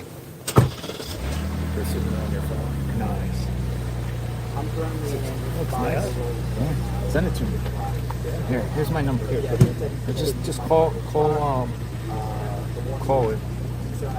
I don't even know my number, but I don't want to give it out on the phone. I don't want to get, you don't want to get doxxed. Oh, I just don't want to get prank called. Yeah. So I'll call, and then you get it.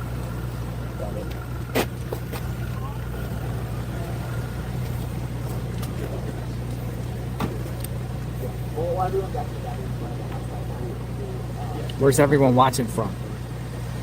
What we got? Watch this. This is crazy. Whenever I do this, everyone drops their location. Where's everyone watching from? Look at this. Look. See? We've got an update from Michael Ruiz. This is Philip Martin, co-owner of Armor Bearer Arms in Tucson. He said an FBI agent visited his store with 3 pages containing photos and names of roughly 18 to 24 people, asking if they had purchased a firearm there in the last year. He actually gave me a list of people who had pictures and names on it, and he wanted to know if I could help him pull any in my system to see if these people have purchased a gun in the last year, Martin said. Take a listen. Michael Ruiz, 45 seconds ago. He had given me a paper list of people that had pictures and names on it, and he wanted to know if I could help him pull up in my system if any of these people have purchased a gun in the last year. And from there, how did you respond? Can you kind of go more I know into it's that really based low. on your comfort level? Based on my comfort level, originally I was a little skeptical, but then, I feel bad for the family of, I forgot the lady's first name, but the Guthrie case. I felt bad for the family, and honestly, anything that could help them find the person, I was willing to help. So I said that I'd be willing to help, and it was about 3 pages, and the way that our system is set up is we type in the last name of the person, and it usually brings up all their information, first name, last name, phone number, address, all of that. And I went through the 3 pages. There was probably 6 or 7 names. There were 6 or 7 people per sheet. And so I just went through each sheet, all 3 sheets, and I typed in the last name, and nothing popped up. And the thing that I just noticed the most was that the last names, we're pretty familiar with our customers, so I could look at the names and be like, okay, yeah, that person might have been in here before. But honestly, the last names were really uncommon. So, like, I was typing in the last names. I was like, I don't recognize this one. I don't recognize that one. And so I just went through the 3 sheets, typed them all in, and none of those people had ever been here. How many names and photos total? To be honest, I don't remember the exact number of names per sheet, but it was 3 papers, and I want to say that there was probably 6 to 8 people per sheet. They had photographs and they had names, and it was 6 to 8 per sheet. You had mentioned beforehand, too, that you noticed something when looking through the photographs. Can you kind of go back into that? Yeah, so I mean, the FBI agent didn't tell me why he was here, other than just he wanted to know if somebody or any of these people that he had on the papers had purchased a gun from us. But as I was looking at the sheets, because I had watched the video on the news of the kidnapper, sticking bushes in the camera, and it showed his face, and even though he was wearing a ski mask, you could sort of see the outline of his goatee, his mustache, and everything. So I was able to look at the photos that he was showing me, and I told the FBI agent, I was like, I'm no investigator, but my intuition is telling me, based on how these people's facial hair looks like, it looks like the guy that was on camera at that house doing the kidnapping. And he honestly kind of just smirked and took a deep breath, and he was like, yeah, that's why I'm here. He was like, we're going to be going to different gun shops, checking to see if any of these names that I'm showing you here, any of these people have purchased a gun in the last year. And so my intuition was right. That's what he was here for. And then so I just went on to check on our system to see if any of those people that were on the sheet had been in here to buy a gun, but unfortunately none of them had. Okay, very interesting. He gave a lot of info of the questions they asked. Here's the two men. You guys just have to chill, man. I can only do one update at a time. One update at a time. Here's the video from Fox showing two men walk through the home and enter the garage.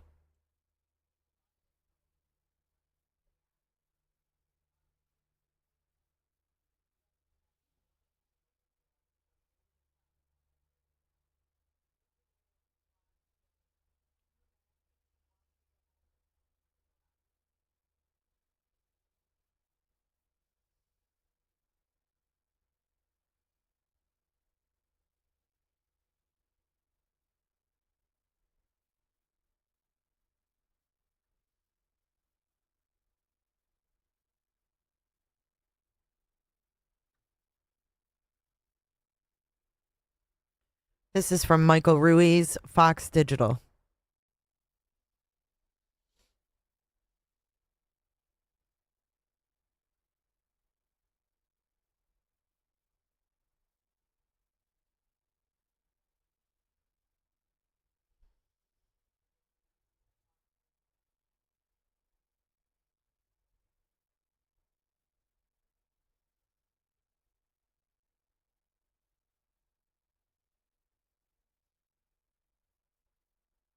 It's 48 seconds long, letting it play.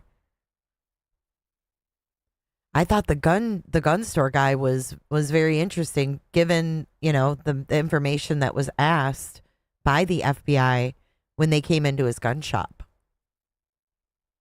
What's up, L-I-Z? What's up, Mama Bear?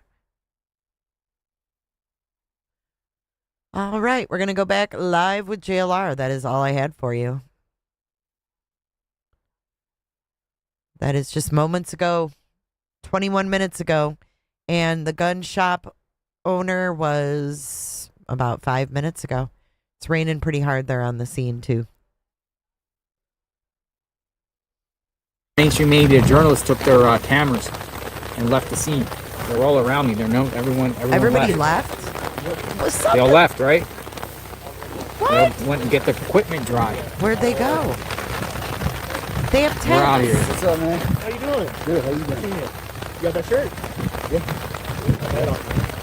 It's raining there, guys. Yo, when's this gonna end?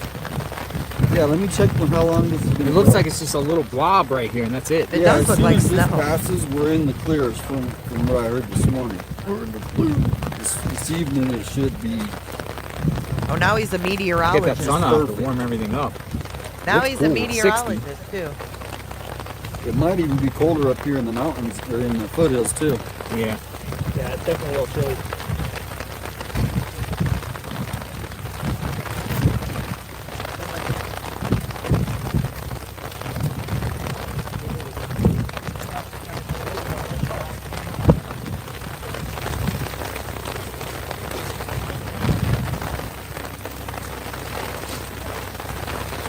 This is going to make me want to take a nap.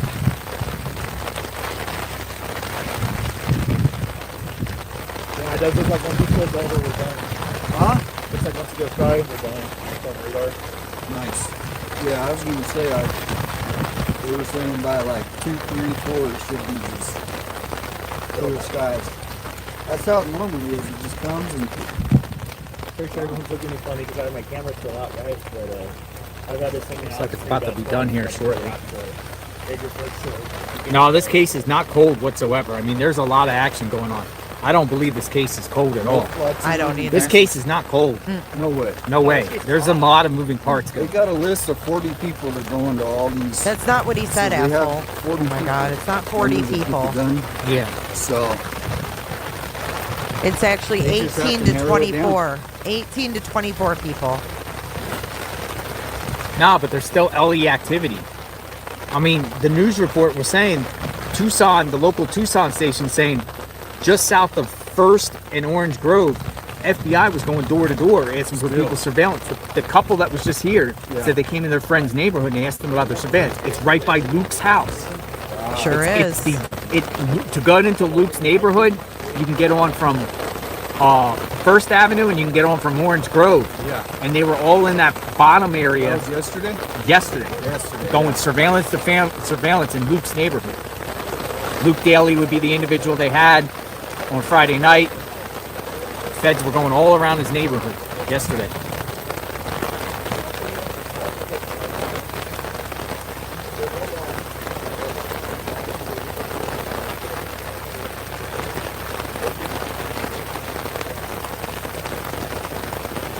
So I think that's a big deal. I think they're honing in on this guy, maybe. Yeah. Or we were saying the same thing about Annie and Tommaso. They're around the neighborhood there, and unless this Luke guy was targeting all of them. I just got a call from that Righteous Monkey guy. And he was at Annie's, and a car backed up. It wasn't Annie. He didn't say who it was. Oh, he's over there? No one's there, but he stopped by, and then it backed up. It was a man and a woman, and then they left. Oh, really? Could have been They anybody. might have just went there to pick up some supplies for the family, you know, since they are cleared. All right, this looks like this is it because it's clearing, isn't it? Yeah, it's clearing quick. This might be it. End of the rain. Let's get this rain away. Rain, rain, go away. Thank you, Wayne. Rain, go away.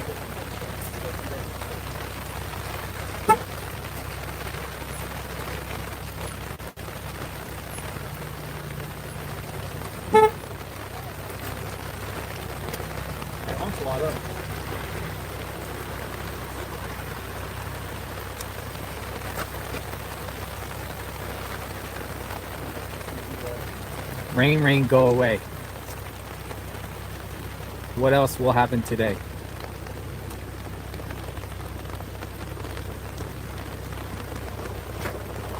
It's like, wow.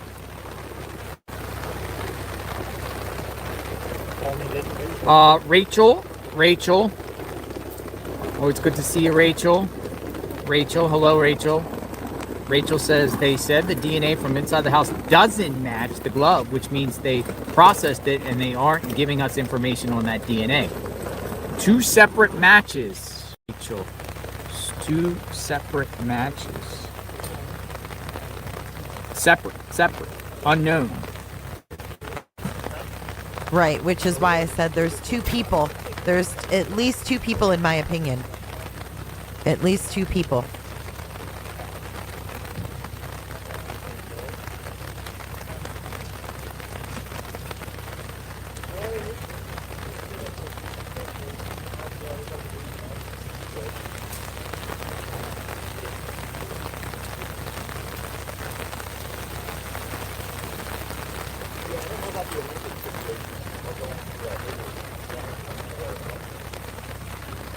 So whose DNA is it?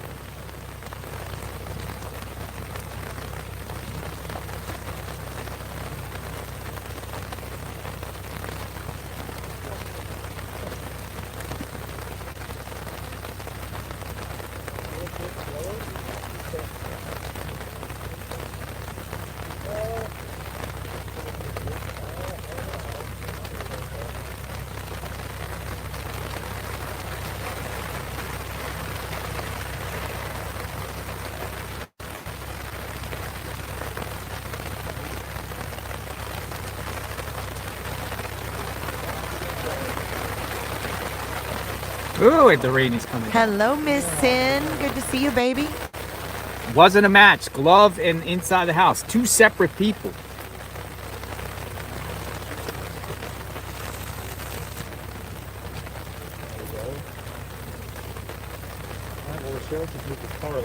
Oh, just moved the car. Might have some activity coming here shortly, folks. Stand by. Person could be leaving.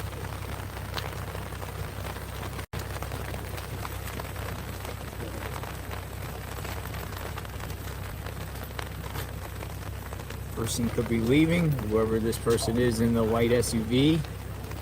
This person in the SUV was here significantly longer than the other person. Hey. Smash that like button, everybody. Everywhere I'm at, you're at. Sometimes you're ahead of me. Sometimes I'm ahead of you. That's true. Oh, car's moving. Car's moving. Let's see who it is. Nope, he's leaving. He's leaving. Okay, let's get it up.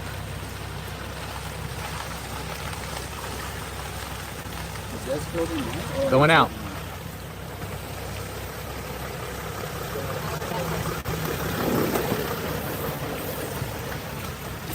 Who is the white car?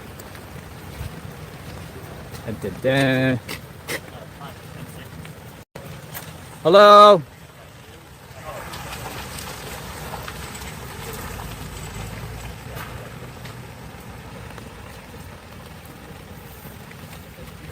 All right, white car. Left. Whoa, that's some crazy stuff. What do you think? What do you all think? Back here at the scene. I think the rain is starting to clear up. I want to turn this. There's a drone shot of the guy going in the back. Yes, that was Chillinois. Shout out to Chillinois. Shared that one with me, and I shared with the audience. Yeah, so what do you think? Investigative techniques. Hey, D-Rod. Always good to see you, D-Rod. Thank you. That's interesting. The rain is, it's right when he leaves, the rain is starting to go away. It's starting to go away. Sit down.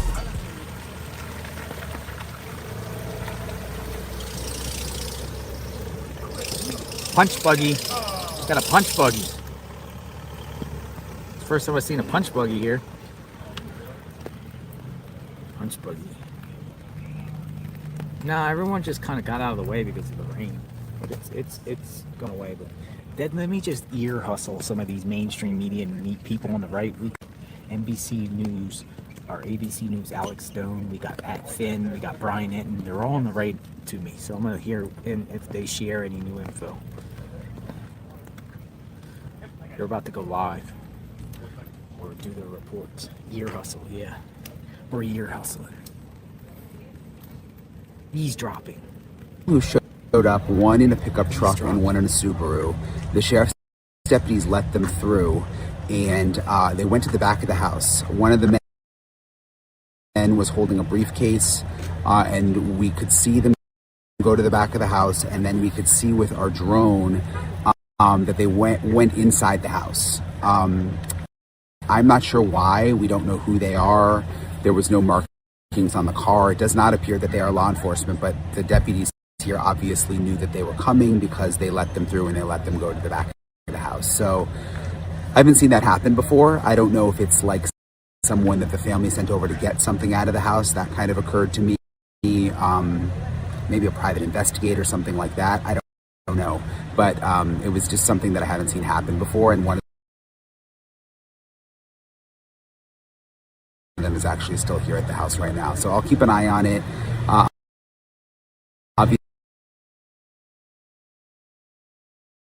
All right, that was Brian's update, guys. More the safe. We're not getting anything from anybody else that we're not getting from JLR, in my opinion, unless like the gun owner where people are going off site. If anything happens right here, they're all going to have the same info. They're all going to say, as a matter of fact, the mainstream media got back in their cars. So we're going to get more from him right now. Oh,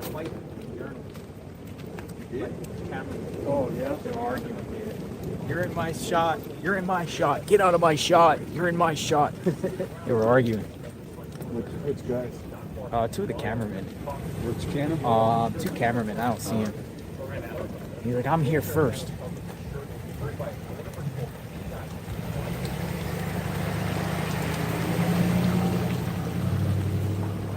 All right, we're waiting for the next nugget of information.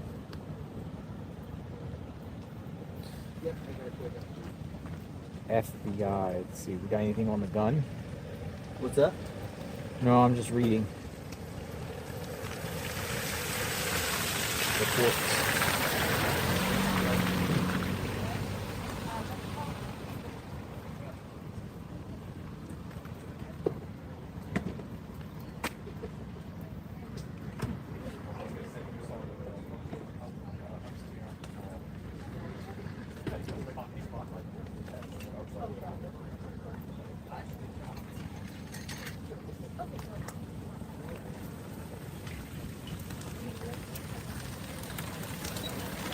Well, I think that guy owns the house, though, doesn't he, Back at the ISO? scene.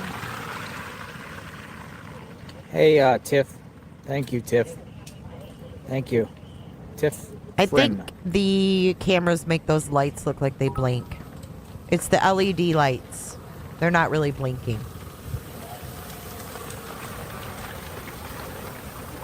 Brian's got to be older than 40. He's that gray at 40? All right, I'm going to unpin this and say locks. I don't know. Let's unpin this. Thank you, Angel Wichell. Angel, thank you. Angel, thank you. Angel Wichell. C Serenity. Says earlier, I think we read this already. I wonder if that was Nancy's lawyer. Possible though. 65. Laura says hope for Nancy. Wow. Stormy Bell 2212 says possible her latest will, trust were in the safe. No one had access to. Investigating financial motives. That's a possibility. It's a possibility. We've been saying a lot about the wills, trusts, powers of attorney, life insurance policies. Marie Antoinette, thank you. Marie.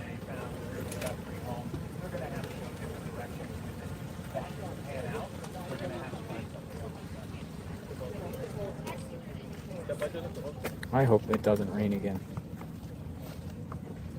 So you never know what's going to pop up out here.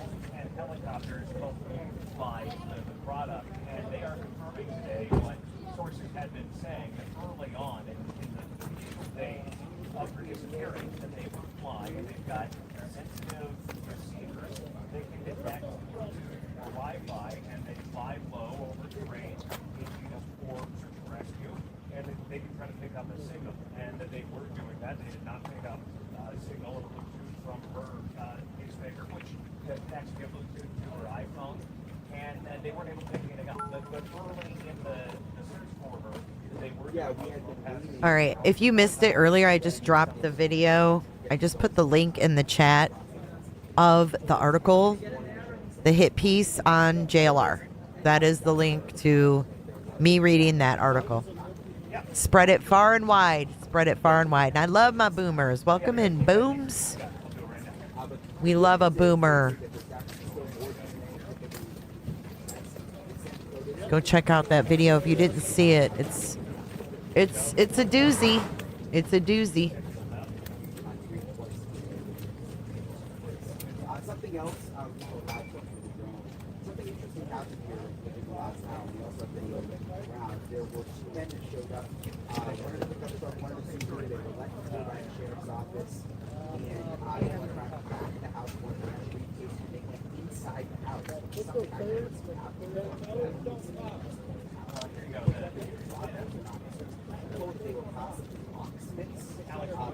Hey people. Hey people magazine.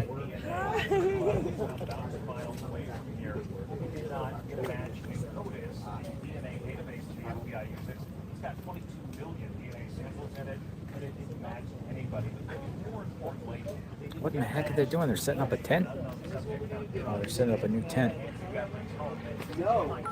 Yeah, and they went into the main part of the house, and police had been in and out of the house, so we didn't need a lock to go to the house.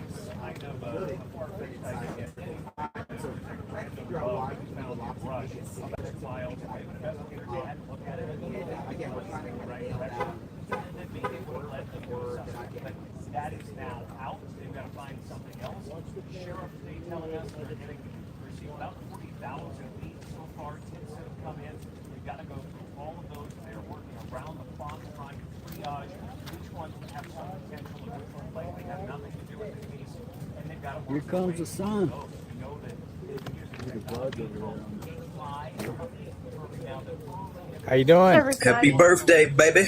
What's going on? Yes, sir.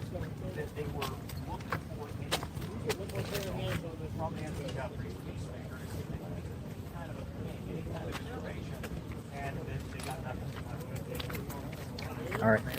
I got a tip. It's a tip. We got a tip. We got a tip. All right. So there's agents apparently on the neighbor's home right now. Swabbing cameras, I'm told.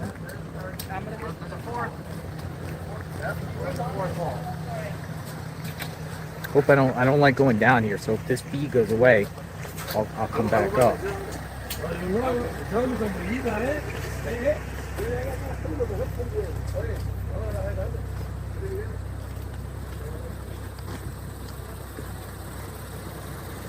He's telling me there's FBI agents next door. He's awesome. This is Kev Sobiak. Sleuthing around here. Look at Kev. Kev Pasobiak. Real America's voice. It's a great question. Oh, look at this. Holy smokes. Look. Holy smokes. What are they look at doing? this. What are they doing, guys? Where'd they come Thank you. from? Where'd they come from? Holy smokes, look at this.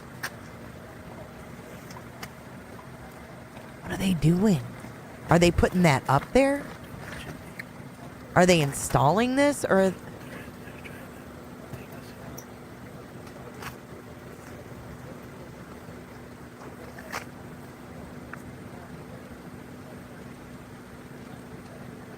Was that camera there or...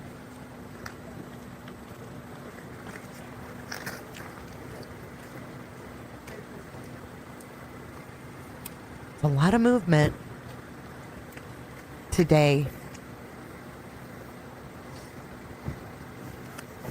So that could be a camera or motion sensor. And I think because he had his phone out, that dude might have commandeered that thing with the detective technology to get Was data that there off it. before?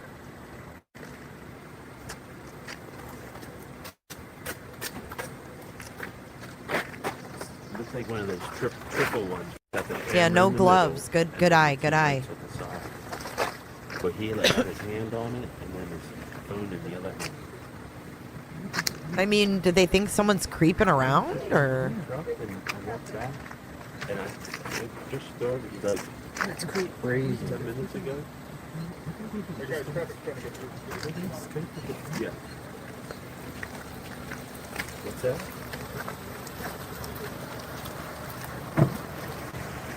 Oh, that car hit me.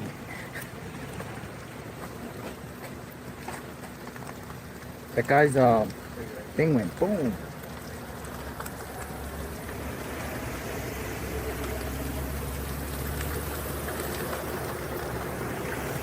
Did the same to me.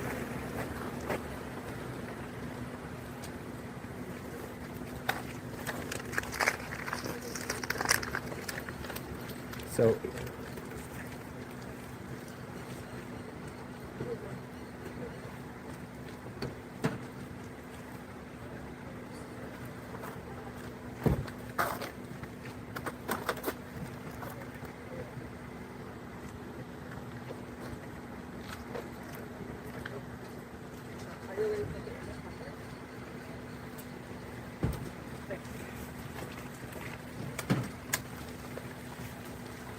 You guys go check out that video if you missed it earlier, the article that the local Arizona reporter wrote on JLR. Right there. So you think that was cameras?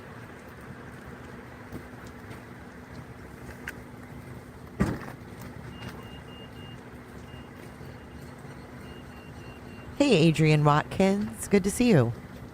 I hope you guys are all having a good day as well. Lights I'm or about cameras, to you think? order myself some food. Streamlabs is being spicy today. Uh-oh. Did Sin have a little talk with Streamlabs? Is that what happened? There's two lights on the top and then the cameras in the middle.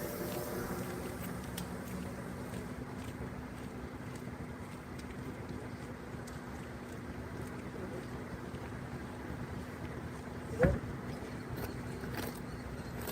It's this not is to his the right, phone. so I'm wondering It's if his they signal. feel like this perp left towards.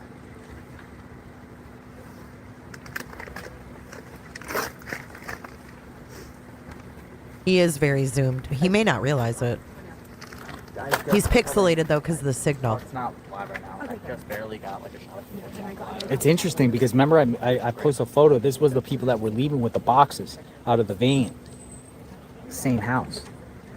So it was these two lights that my camera's now pointing at. They're on the ladder. They got off the ladder and they went to that round door right in the back. Two. One had a ladder, the other had a tool belt. The flight radar is still blank. It's still blank. I'm hearing we have something new from Megyn Kelly. Something about a book?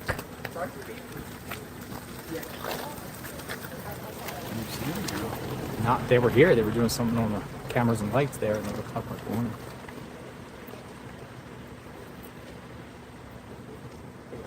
Let's see.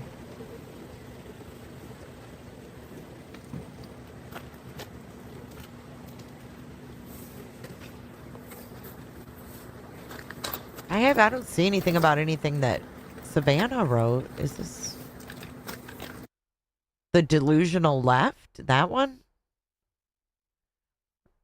No, I don't see anything about any book. If you can email me the link, that would be great. Muted. She did a short today? A day? Let's see what she did a day on shorts.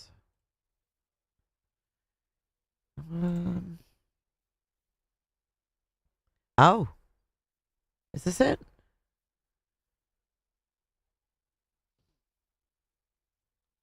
What's this all about?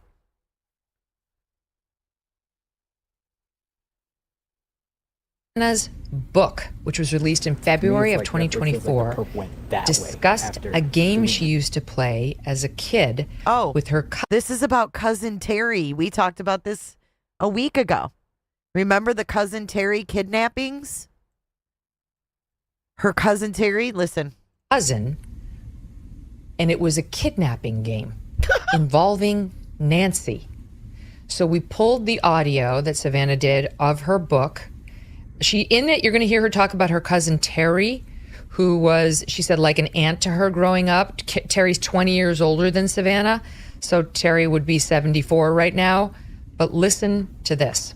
About once a year in the summertime, Cousin Terry orchestrated a kidnapping of my sister and me. It went down like this. The cousins would visit for a few days at our house in Tucson, and then, on the morning they were to leave, Terry would wake us up early, shushing us in the pre-dawn darkness as we made our escape. We would all pile into her rickety station wagon and head north, the sky streaking with bright oranges and pinks as the sun rose over the colorless desert landscape. Somewhere between Phoenix and Tucson, Terry would make a pit stop and let Annie and me call home at a payphone. "Mom, Cousin Terry kidnapped us to take us to her house." My mother would feign shock, protest how terribly she would miss us, then assure us she'd drive up to retrieve us in a few days. This woman, I don't know, flagged that Savannah's book, which was released in February of 2024, discussed a game she used to play as a kid with her cousin, and it was a kidnapping game involving Nancy. So we pulled the audio that Savannah did of her book. In it, you're going to hear her talk about her cousin Terry. Holy fuck, I didn't know there was audiobook of it. I didn't know she read her own audiobook. Oh, hells no. I don't like that at all. I don't like that at all. I'm like, don't ask questions if you're muting her. That is weird. All right, I'm off to go make a short. Holy shit. Let me see if I can find that post. But I did. It was like last week. There's so many posts. But it was the same house. I saw some, like, I'm not saying he's, yeah, it looks strange to me. He was loading his whole vehicle up with boxes.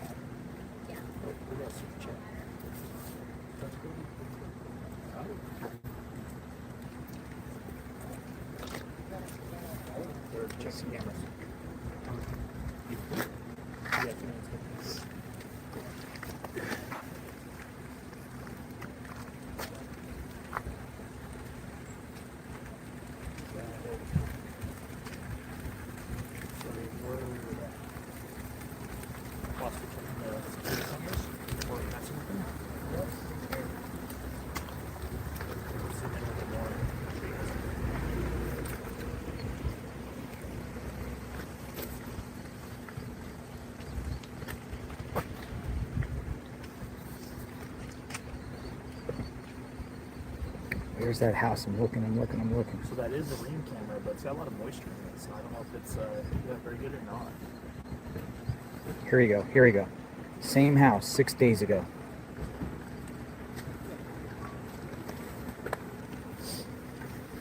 I posted this. Some man arrived to the Guthrie's next door neighbor's home and was loading boxes. This was the same house. I don't know. It was weird. He came in with like I think it was like Minnesota plates or something. Colorado or Minnesota plates. I have to look on my video. I videoed it.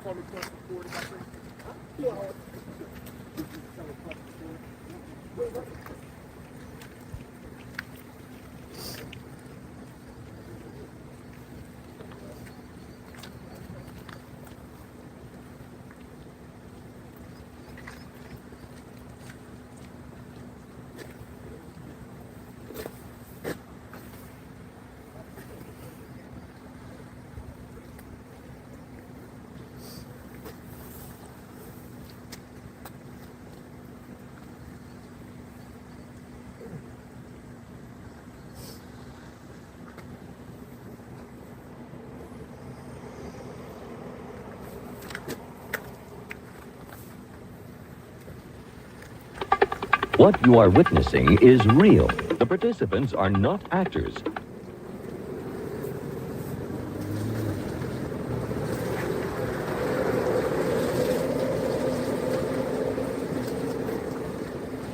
Obviously, we know the checking cameras, but if you want to know what kind, it's a ring floodlight. I just didn't know. Oh, okay. You don't have to show my logo or nothing, but I'll show your logo. Where's your logo? Right there. There you go. Dad's going live. Zoomed it in. So that's the camera they were messing with. It's got a little bit of water moisture in it. But look at this. Look. This same house. Whether he's cooperating or not, the same house. Some dude came in and started loading his whole truck up with boxes. Oh, wow. And he was just looking around and stuff. That's interesting. Like this was, I tweeted this out. It was like days ago. Oh, that's really interesting. Same house.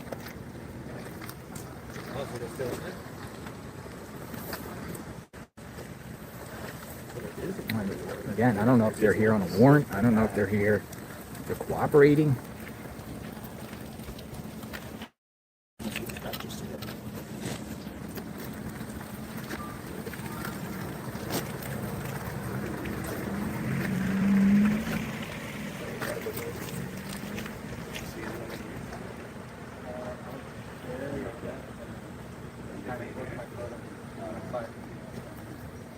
Let me see if I got that on video. That side door to go in the backyard is still open right now. I think I got the video when I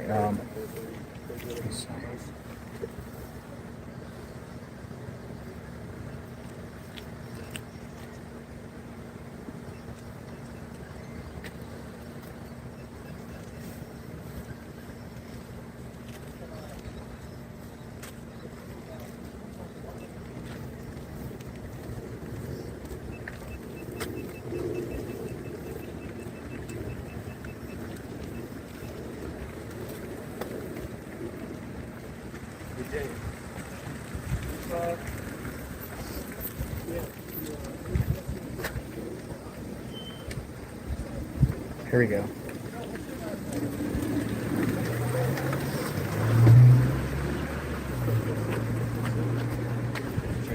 Right here, this thing. This house, the same house, some dude was loading his entire vehicle up with boxes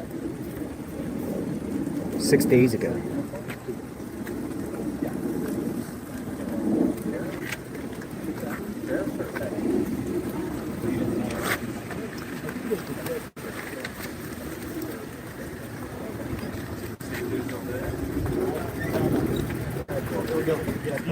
Coming out, coming out, coming out.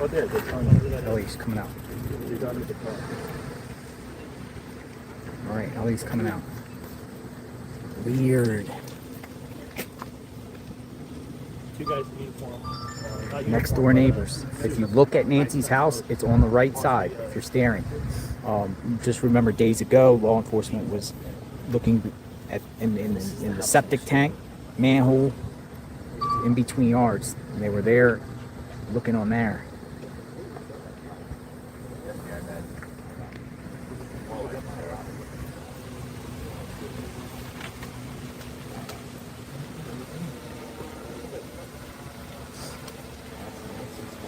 Here, I'll show the video again. I'll wait for law enforcement to leave, but I'll show you that guy because it just was weird. But again, he could be 100% innocent. I'm just saying law enforcement's at this house right now. Next door. Doing stuff with their video.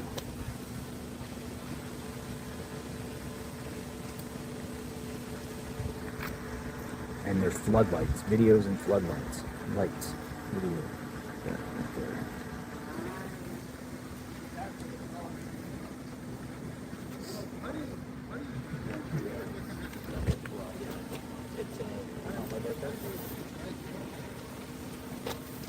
Get shot, these guys? Oh, yeah. Wait, do you guys remember the lady that came by and said that Nancy would... Something about a Larry, and we wondered if Larry was the neighbor? Have a nice nap, Flobo. Do you guys remember a Larry being talked about with Nancy in church? And it was something about maybe a neighbor? I don't know if it's Terry Long, Terry Guthrie. I don't know which side she comes from. What's up, Janine? Janine, I'm right here. What's up, Janine? What you need? You caught me. You caught me. You guys remember that, though? Something about a Larry or someone who about... Was it Alan or Larry? Maybe it was Alan. Maybe it was Alan. I'm bad with names, so don't listen to me 100%. You guys are saying Alan, so it must have been Alan. Does Alan live next door? Can somebody find out if an Alan lives next door? Yeah, I might send this to the FBI. I think I should. What do you think? I thought it was something about a neighbor. Or the guy came out from that house yelling, didn't he? It's next door to Nancy Guthrie's. This was now law enforcement a while ago. This guy with the long hair. Cameras. The house. The people are back at that house of the pictures he's showing right now.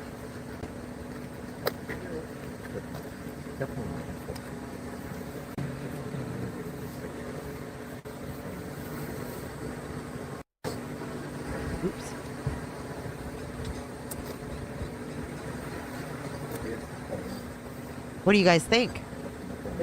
This is the neighbor. He packed up all these boxes.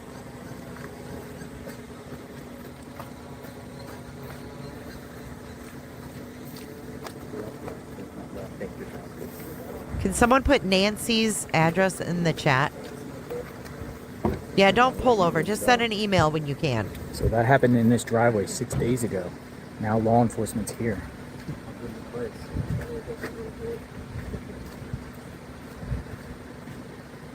The boxes are for the gem show, Missouri Mima.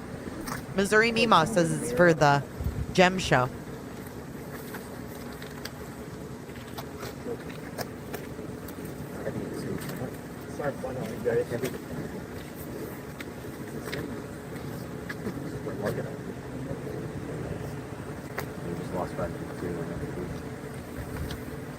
Hold on, I gotta look for something to eat. I'll be right back.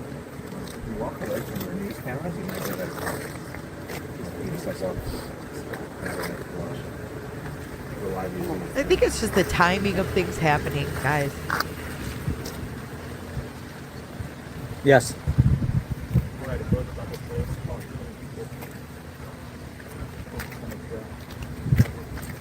He's what? He's doing what?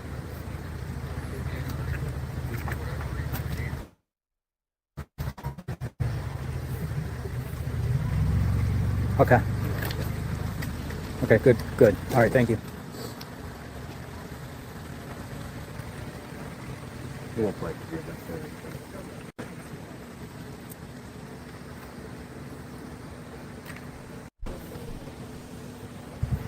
Thanks, Kels. Can you airdrop me that? The guy just. Who is that guy? Is that John guy? I thought that was Nancy's house. My bad. Airdrop is the best invention. I'd get cameras up too if I was her neighbor. Absolutely. Absolutely. No one can blame anybody for putting up cameras at this point.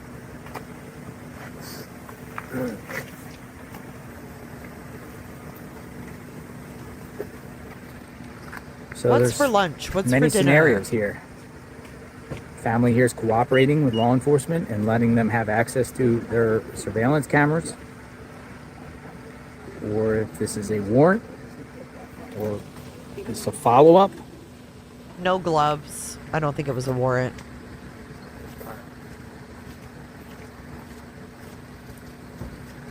I would think they would wear This gloves. is next door to Nancy Guthrie's. There's lots of media out here. Here. It's out here on the road. What do you think?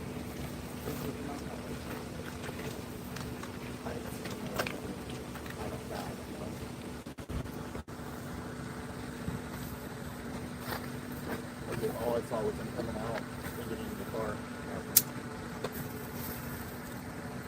But the camera they were messing with, I did it, and then it's a green floodlight camera. What camera are you running? Wait, where's it? He said it. So you said that was a road runner? What did you say that thing was? The ring camera? Yeah. It's a ring floodlight camera. But then you zoomed in and it said It's a ring floodlight with water. the ring one? Yeah. I mean, I can zoom in and show you. Somebody in the comments saying their shirts said road runner. Okay. We got a chopper. Let me check that radar again. Looks like the media's here. Maybe.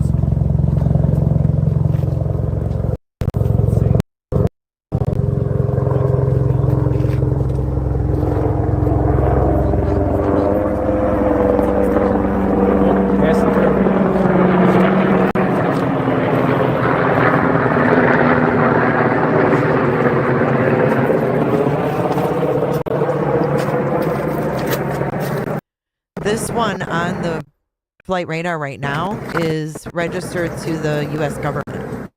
It's a U.S. government helicopter. The one that just flew over him is not on this radar for some reason. Welcome, Roxanne. Thanks for becoming a member today. Appreciate your support. Come on in. Come on in.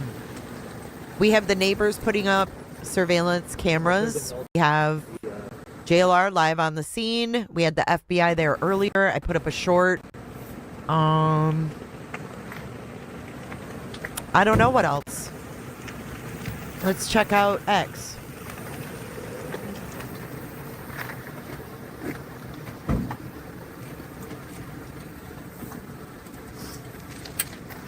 Michael Ruiz. 2 men with badges just entered the home next door to Nancy Guthrie's.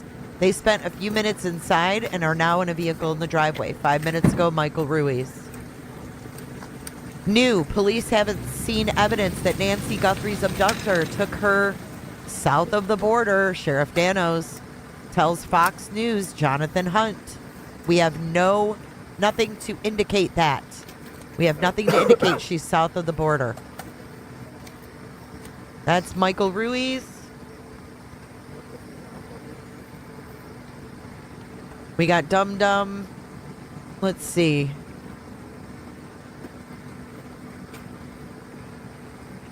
UFO footage on TMZ. Let's see. Let's go to Matt Finn. One glove that was recovered did not match the DNA in Nancy's home. That's the latest from there, 2 hours ago. Brianna Whitney, let's check her out. Okay, let's listen to the latest from Brianna. County Sheriff Chris Nanos has now confirmed the pair of black gloves that was found off the side of the road about 2 miles from Nancy Guthrie's home that had an unknown DNA profile on it that was submitted to FBI's CODIS database.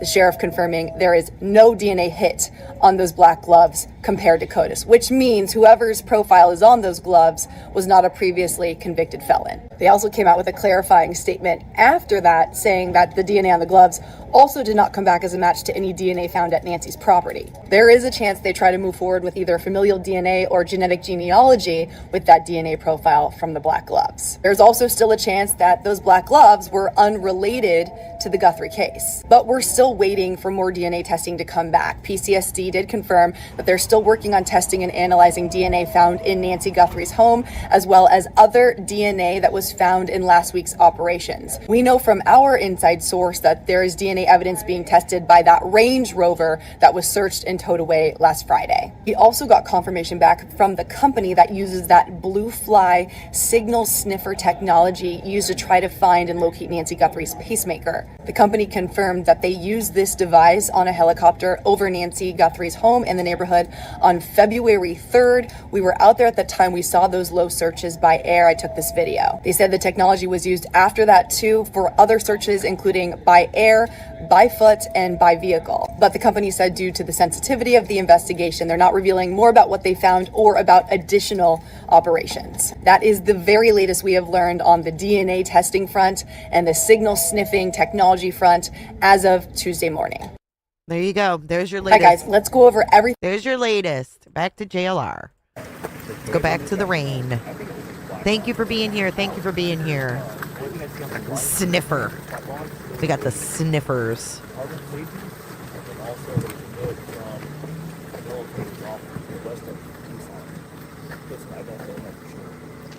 Sniffer test. 857 is doing sniffer tests. These are agents next door to the home of Nancy Guthrie. With crowns, donuts. I suspect that they will use investigative genetic genealogy. Yeah, we have to get the investigation. Are you okay? Yeah. This is next door to Miss Nancy. Sheriff's Department's back. 2 agents were inside and they messed with their cameras outside or something.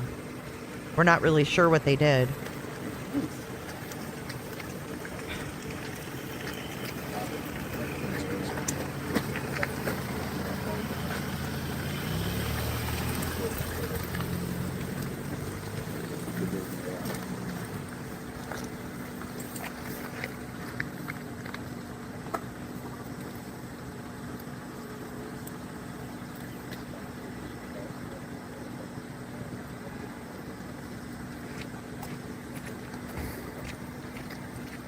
I gotta get my tripod.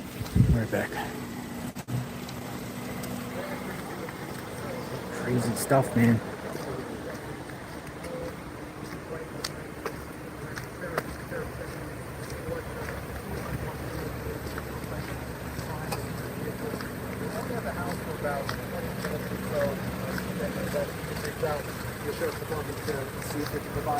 Saying, did you hear about Cousin Terry?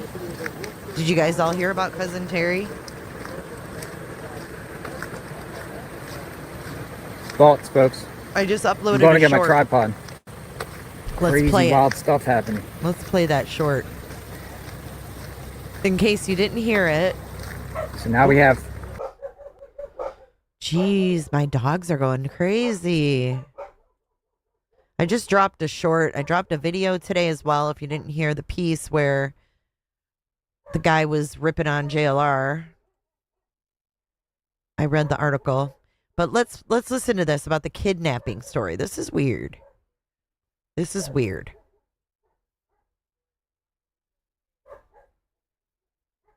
February of 2024 discussed a game she used to play as a kid with her This is about cousin Terry. We talked about this a week ago.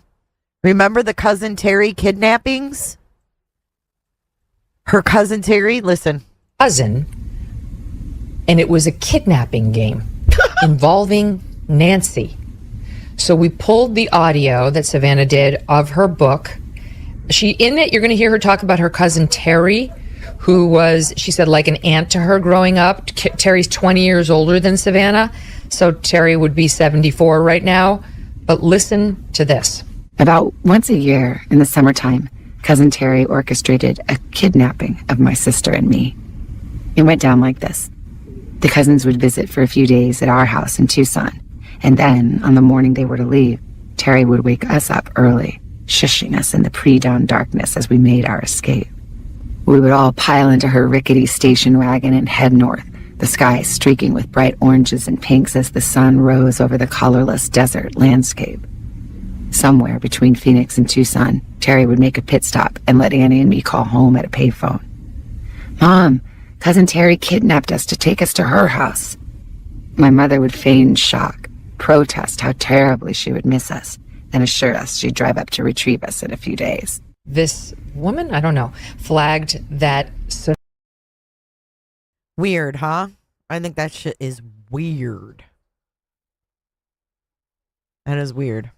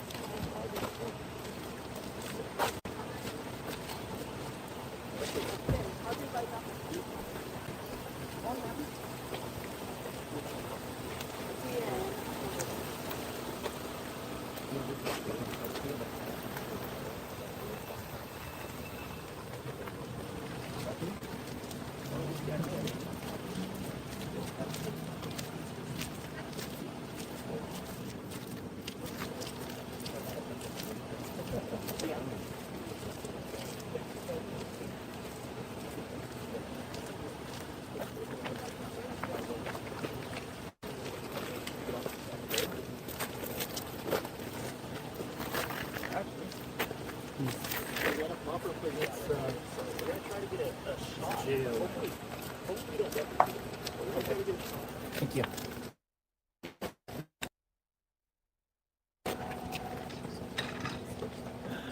Okay, thank you.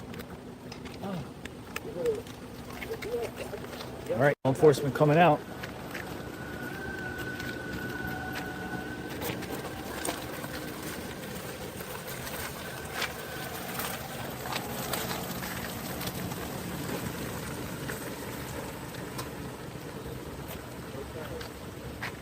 All right, what do you think?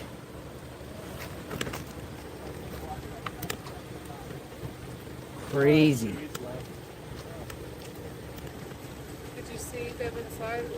I want to say thank you to everybody. We are almost at 5,000 subscribers gained for the month of February. That's 5,000 new people to this channel in 17 days. That is absolutely amazing. Thank you so much. If you haven't liked and you haven't subscribed, please consider. If you like the vibe and you like the content, thank you so much, guys. All right, well, there's media still out here, like here. Let me just see, because there's another car in the back here. Everyone wants to know what's going on. I don't know. Are you going down here? No, I went down. Oh, man, law enforcement is on a ladder. We also got 1 million views in 17 days, you guys. 1 million views in 17 days. Thank you so much.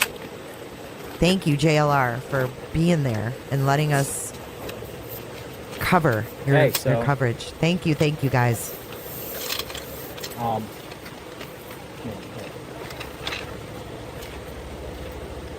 What about the slide in the ground again? Let's see. It's on my live feed. If you want to copy it, it's on my live. Yeah.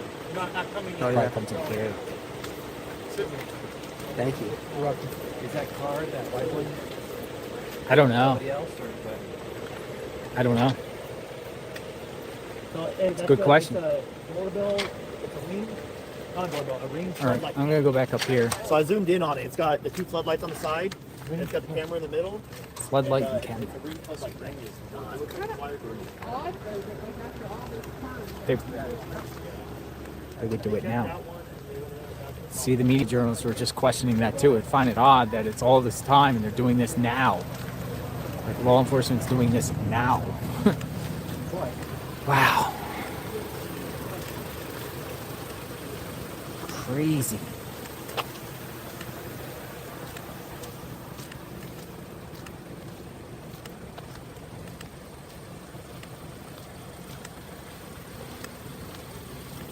All this time, they do it now. It's because this neighbor over here with the buckets. Uh-huh. She's not a happy camper at all. She's not been snapping at people all. Oh, she's calling 911. And there's those buckets right there. Oh, she called police? She called this on the people out there? Yeah. Ah, neighbor called the police about the journalist out there. With the one with the buckets? The one, yeah, because when she got pulled up, she peeled up your driveway. Really? Like you were. So Scan said somebody got a call? Yeah. Yep. The Wow. scanner said someone got a call. So with those lights, what do you think's happening there? I was wondering if that was. I didn't see what kind of truck is it. Because I saw it up there, but I they're don't still see it. out there in front of the house. I don't know. I don't see them back there, so I don't see no need to go back, but that's crazy. Look at it out there. It's crazy, man. 1 million views this month. But the law enforcement is doing this in front of the media. They have to expect the media, when they're doing it in front of the media, that the media is going to come over there and swarm. I mean, especially when they're grabbing a camera off a place that someone, has been missing 17 days. Yeah, that's what I'm saying. Why didn't they? Why are they doing it now? But then also, did the perp go that way, or they think these people are involved? I doubt that. I mean, you think it was full cooperation? Well, they opened up that camera time, so maybe they're trying to trace back from previous camera. From that camera. They might need the actual camera to do that. This is insanity, man. How they've been just doing this, man. We're watching an investigation go down in real time. They're keep coming to the house, keep doing in real every day. But the is, man, I don't understand why none of this was done the first week. I'll show you the video again. Let me wait for this bus to come through.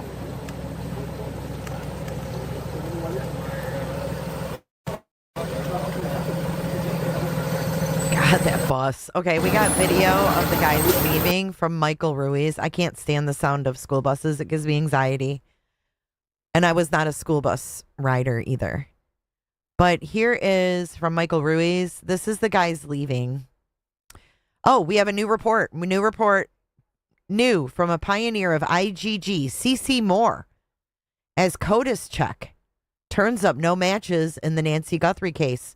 CC Moore says, quote, I have full confidence that investigative genetic genealogy will be able to identify that DNA contributor. I believe that the investigators were forward thinking and planned ahead for this possibility, and that a parallel analysis of the DNA has already been performed. STR profile plus SNP profile, enabling the investigative genetic genealogy research to start immediately. That is from CC Moore. pioneer of IGG investigations. And then we have another one. We have a video of these guys leaving the house moments ago. Leaving the neighbor's house moments ago, as rather.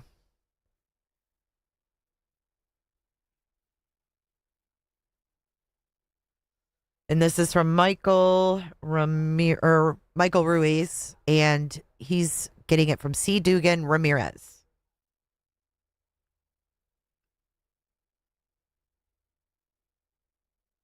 They're saying that the glove DNA does not match the DNA inside Miss Nancy's house.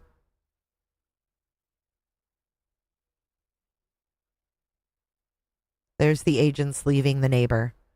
So we've had a lot of movement. We had an agent there getting the mail, talking to the Pima County Sheriff. We had a guy come up in a truck, maybe a locksmith.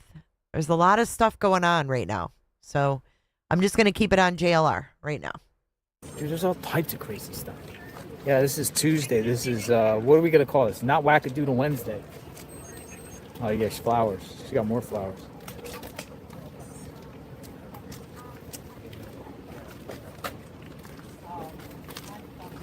It doesn't mean the glove's not related.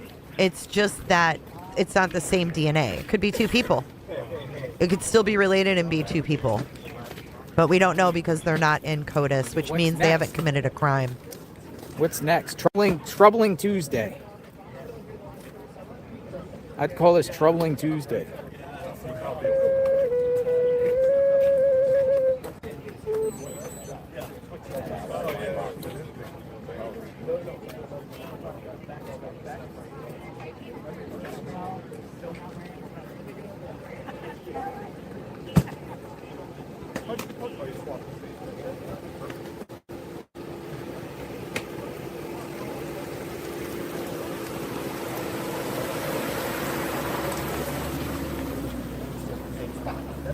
But the real question is, they're now just getting the neighbors' cameras.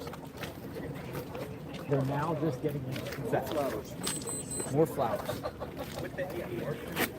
They're now just getting the neighbors' flowers, or the neighbors' cameras.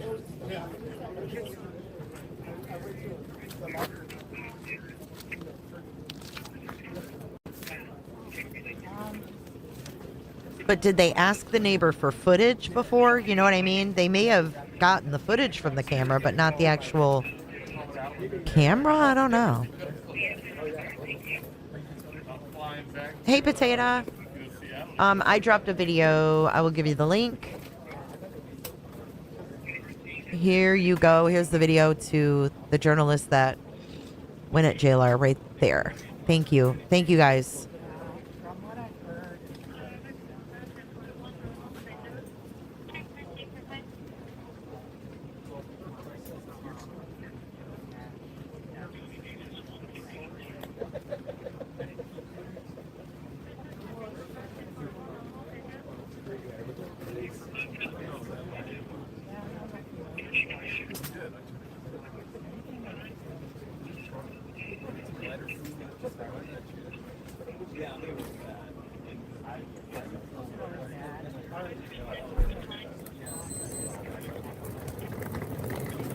Yeah, they always go to CODIS first because if someone committed a crime, they're in there and they can easily identify them. But when there's a negative, I believe that they've probably already started the other, prepared for the other process. Let's hope. Let's hope.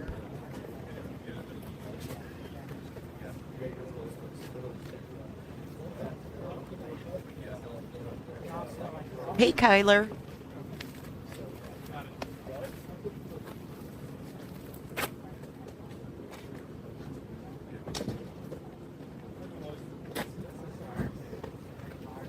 I think by far the weirdest thing that's happened today is the book. That's weird.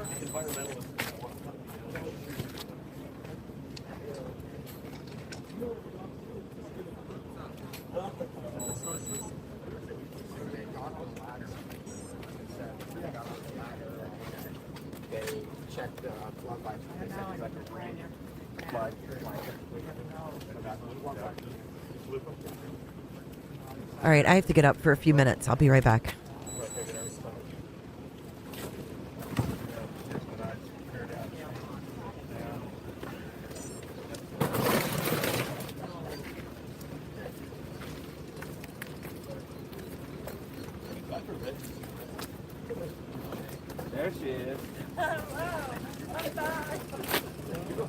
Yeah. I went home over the weekend.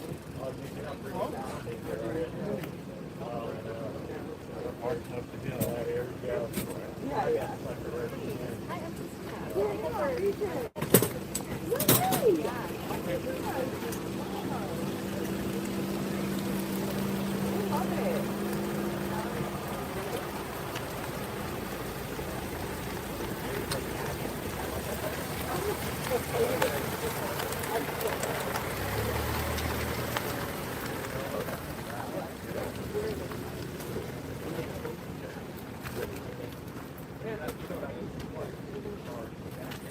So yeah, I had to go regress and see what's going on. Whoa, crazy stuff, right?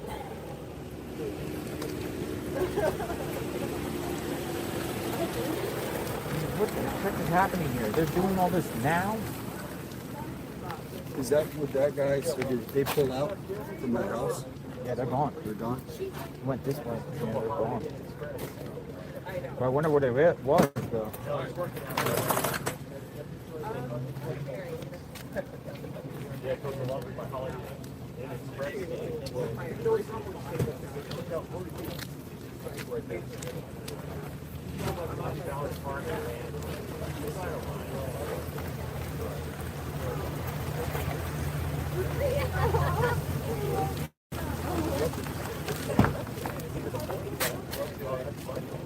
All right, so folks, there has been a flurry of activity out here.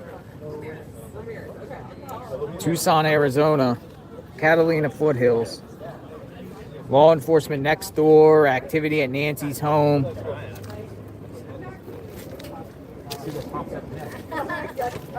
have like around the clock 25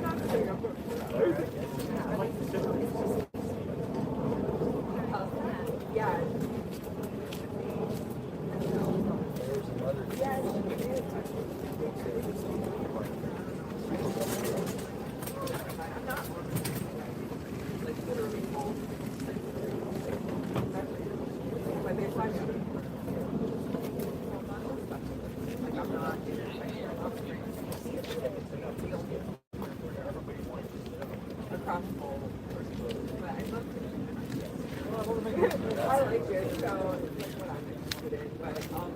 Why don't you just say it could?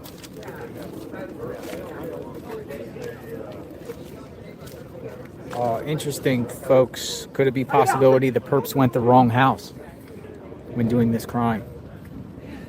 Looking for things next door instead of, they went to the wrong house. Perps went to the wrong house. That has happened before, right? Perps go to the wrong house, home invasions, or looking for somebody. Maybe they went to the wrong house. Maybe they were looking for valuable items.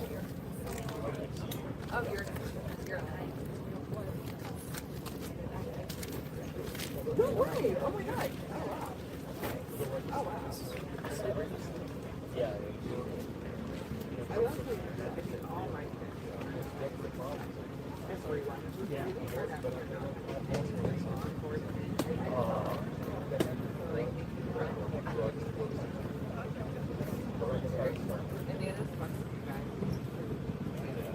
Really, I mean, we were able to sound like got that. That was like 5 years ago. Yeah, it's hard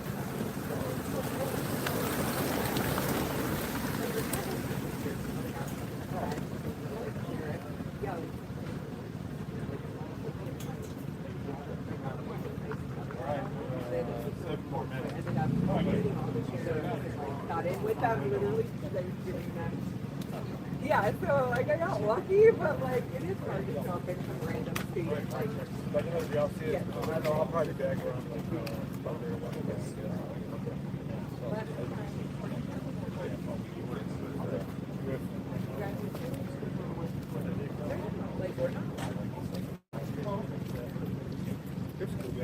like you're so cool that you get to They used to be able to, like, I think they can do that. Oh, really? That's why this case has been, like, so different. Oh, really? You're like playing around, like, before anyone even knows. Yeah, exactly. Yeah, yeah. Well, not Oh, well, they're both trying to get some. I'm like, okay. I'm like, FDR told me. Like, you know,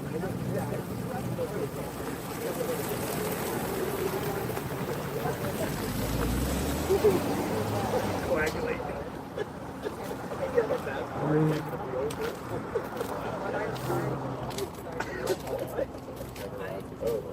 This is not very Yeah, all the other stuff I had to it's so like ready for the match. I had to park it shortly before the article was out. Okay, we get the scoop. yeah, right. And now there's the bottom line.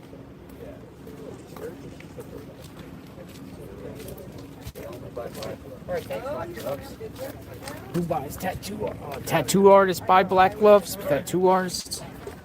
Here, I'll come down here in the shade a little bit. Talk to me. What's going on? There's like a massive glare here. Hopefully you guys can see it.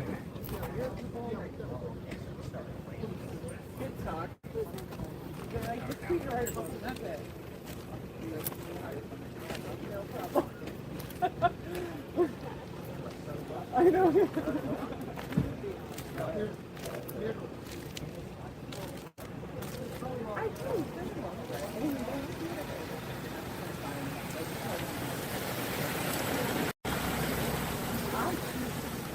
Like every,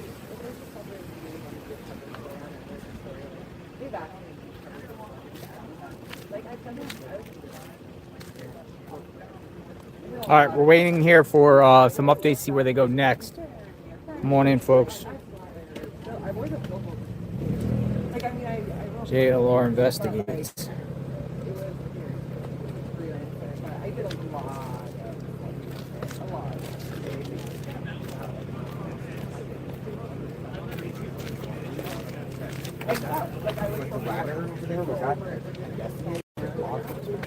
Oh, it was law enforcement. Yeah, FBI, but I didn't see badgering. Definitely was law enforcement. Yeah, it was definitely law enforcement. Awesome, thank you. Somebody told me.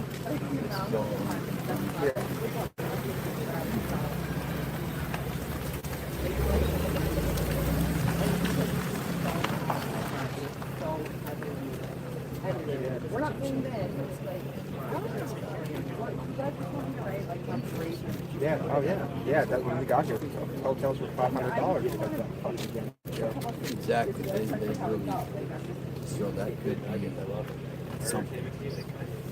And that's a blow. Is that what you're doing? Yes. Because the gem show started literally like right before she I do the intersection of time. So like in the celebrity, so I'll like that's what I'm interested in, but I stop. It's very, I do stuff very specific, like Shannon Doherty, like I was the last interview before she died. Like that kind of stuff I'm into because like that's meaningful. So like just talking about, like I'm honest with it, I say no. So if it's like something I don't want to do, yes, but not that there's anything wrong with it, but if it's intersecting crime, I'm down. It's like flat out like who they're dating or what they're doing. But no, I was like, I'm thinking but that's the cool part. Like the thing is what you want. Other people might think it's not you. It's kind of what you're interested in. Because it also is like you know what you report on TV. I don't know how to speak yet, but I'm like, they her jaw. I'm like, I'll go down, I'll be there. I'm sure she's like, whatever.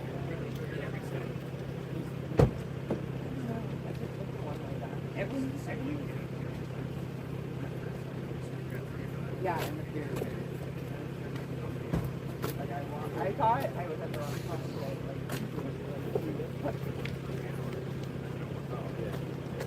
Yeah, there was no one here. I was like, am I at the house? Like, where is that? Yeah, I know. And then Tuesday, it's just like, oh, someone no one's here still. I'm just walk off the stuff. Which I did. Not that we're gonna run 20 deals, but I got. But Well, the deputy was like, yeah, it's okay. No, I know. You're I locked got up. photos of the blood and all that shit. What up?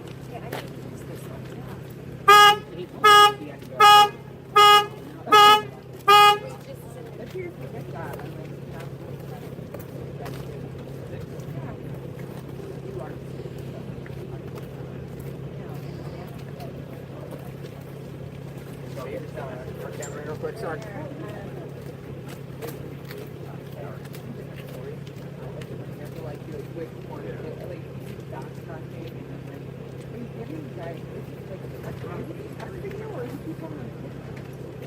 Yeah. Like he fucks with it a little bit, but he like very like you guys, yeah. It's okay. You know, at the beginning, I kept talking about the local press conference, and then I was looking back at like other press conferences you did for this. I was like, blah, blah, blah. So excited.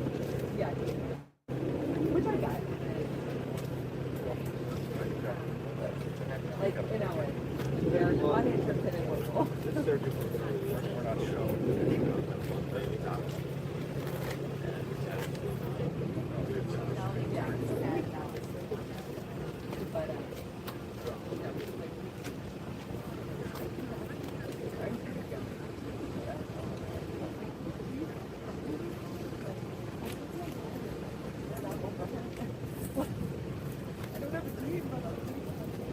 I don't know. I know. I got a phone about you here.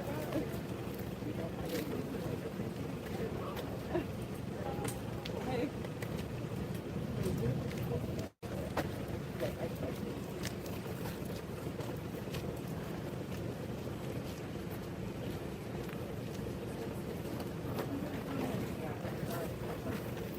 Law enforcement now searching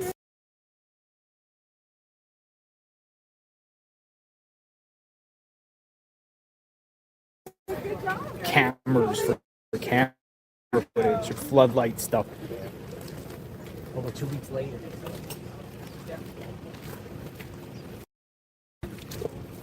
Good afternoon, folks. What's going to happen next? 3 o'clock. Day's not over. Continuous coverage of what's going on. Nancy Guthrie. Day 17. Day 17. And wild chain of events that have occurred thus far. Today alone, just like each and every day, brings something to the table, right? Crazy. Yeah, well, I was hoping after all the weekend that Monday or Tuesday we'd get something released. Thinking there would have been arrest by now. No arrest. Yeah.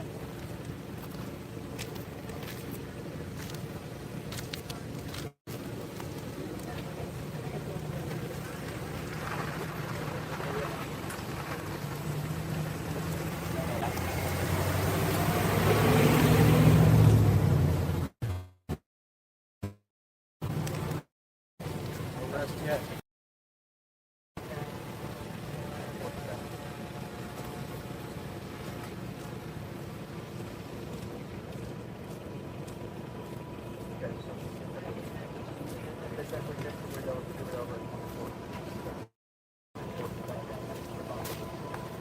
Yeah, I'm here. I don't know if there's anything or not.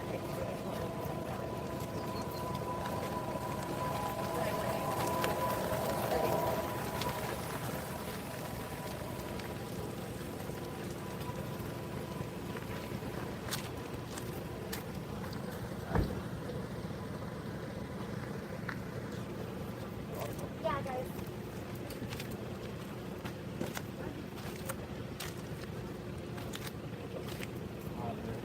All right.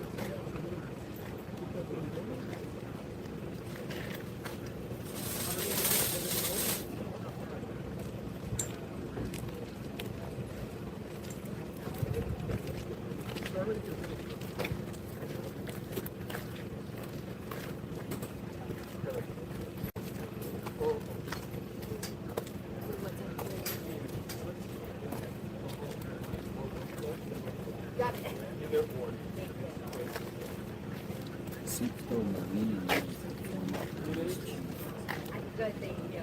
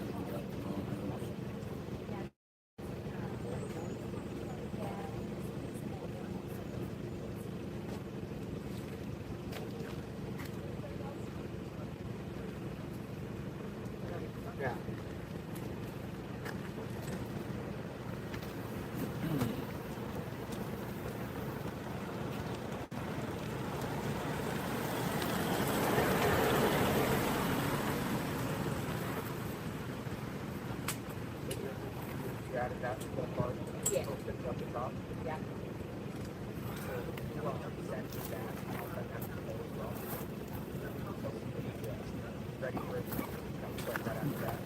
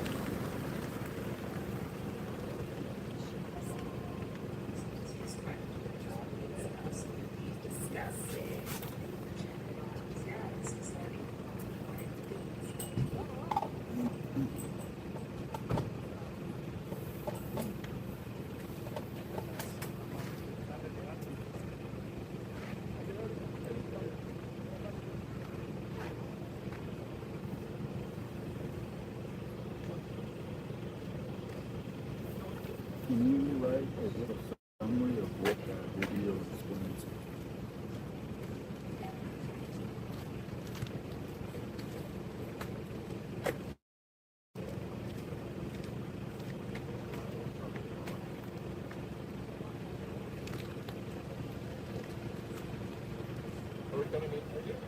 No, I just don't care.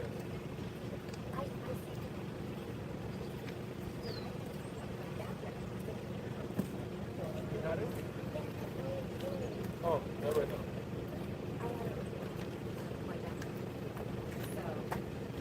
But the one from earlier, you couldn't find.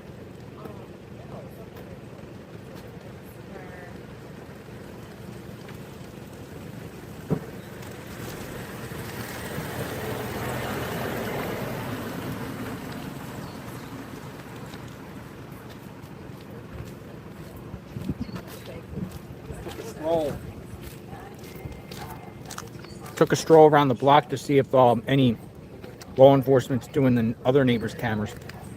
Got something out of my car. I didn't see any.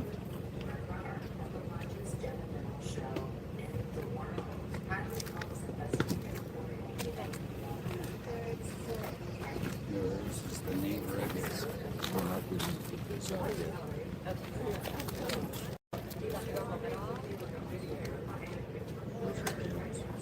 That's the neighbor.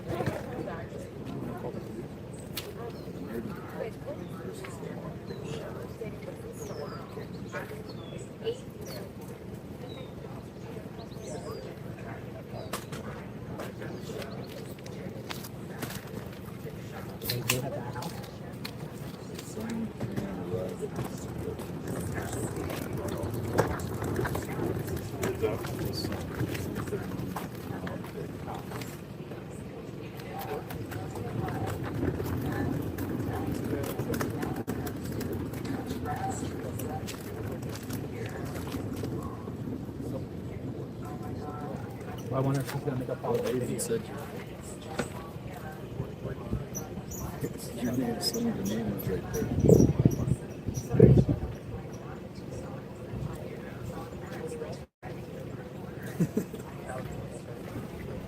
It's interesting though, but law enforcement's now at their house.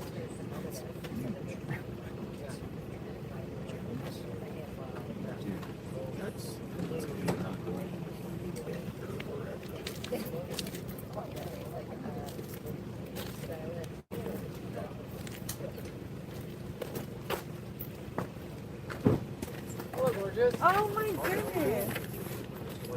I'm now going on camera. You're going on camera? Yeah. Go on to now, like you start taking the pictures.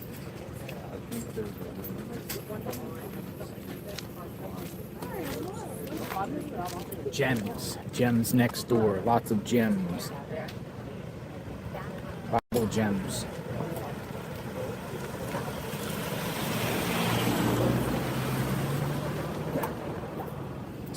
Some of the theories have now been presented.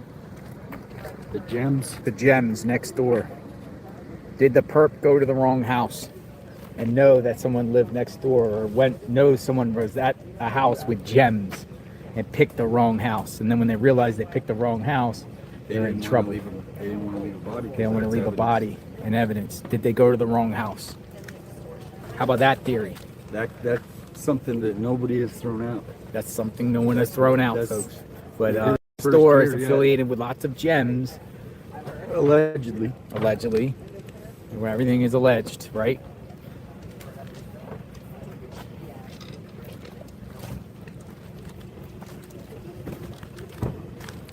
Again, I don't know. But they're next door to the law enforcement, so they were. Going through cameras. Yeah, it's like some kind of, People are like, nope, yep, nope, yeah, maybe. Again, share your thoughts.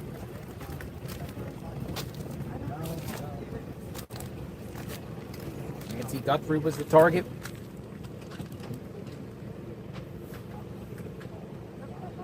You ever hear the stories where law enforcement goes and serves a warrant and they go to the wrong house?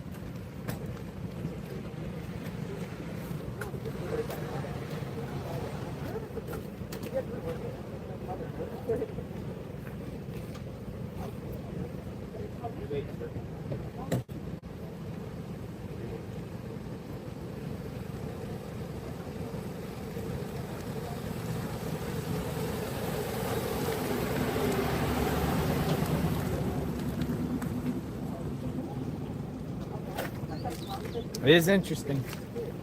Yeah. All right, what's going to happen next? You got a new sign up. I'm sorry. Put a new sign up. That's nice. Bring Nancy home. I brought here. Look. Can you even see that? No, yeah, you know how to hold it. I go down and look. Bring Nancy home. Some handmade sign. Nobody's holding your mother's hostage. What does that mean? Wait, let me read that again. Bring Nancy home. Nobody is holding your mother's hostage. Oh, okay. Yeah. Kind of like no one's doing this to your mom. Yeah.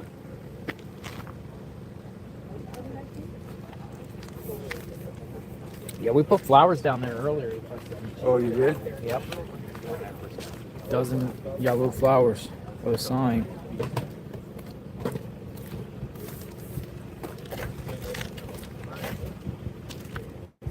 My thing was, you want to at one point walk around down up there in that corner that was that this morning, the first thing on that basin area there?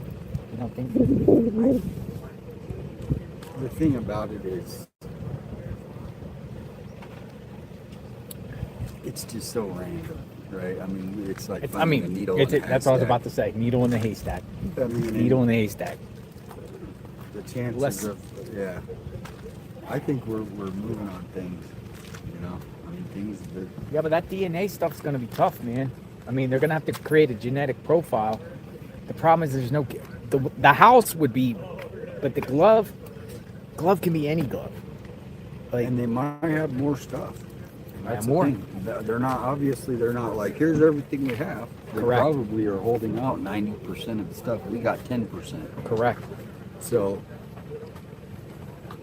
what would be beneficial is if they maybe released more footage and we found out it was one person, or if it was multiple suspects. You know, if it was multiple, that changes things a big, you know, it's not some rando. You're absolutely correct. But the DNA in the glove was not the same DNA in the house. So that could be multiple people. Could be multiple people or just total two separate incidents. But the wrong house theory, I have not had anyone send that to me. That's the first time I've heard that. I would think DNA in the house would be more relevant than a glove found down the road. Yeah. Project the as location. soon as that glove, I'm not vibing the glove. I never did. Any glove out there. I'm not vibing it. Just not vibing it.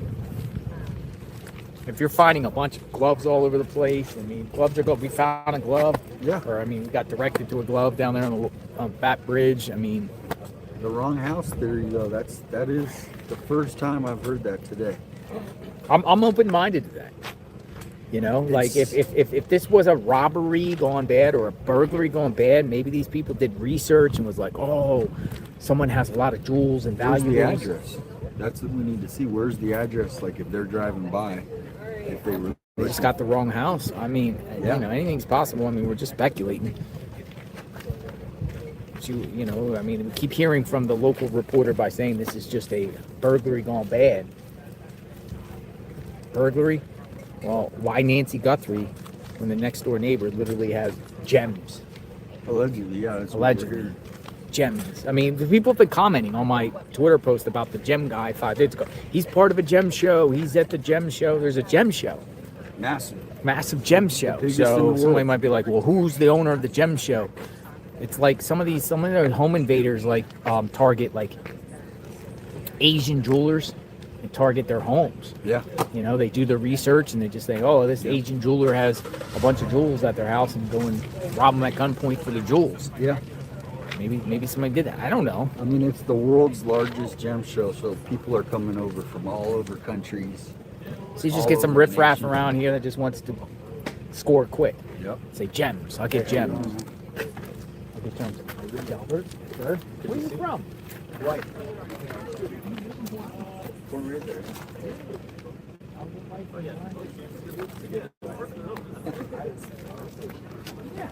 big life as well. Unless you like to see it. I'm happy just to be here.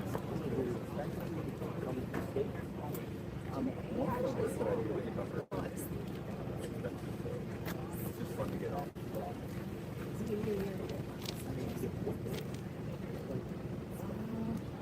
Personally, don't. I think people aren't from there and then move there have a harder time. They call it island fever or rock fever. It's small. I serve so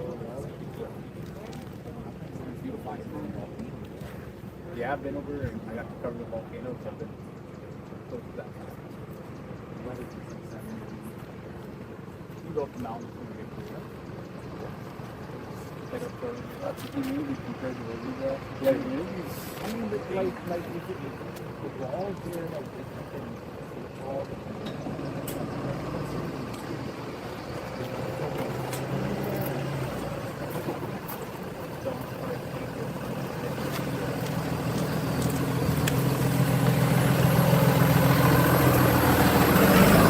Almost got whacked by a bus.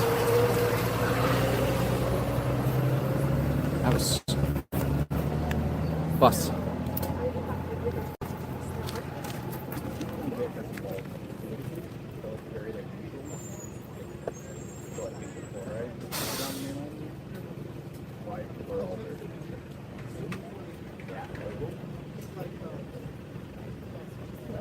It's changed a little bit as I've gone on.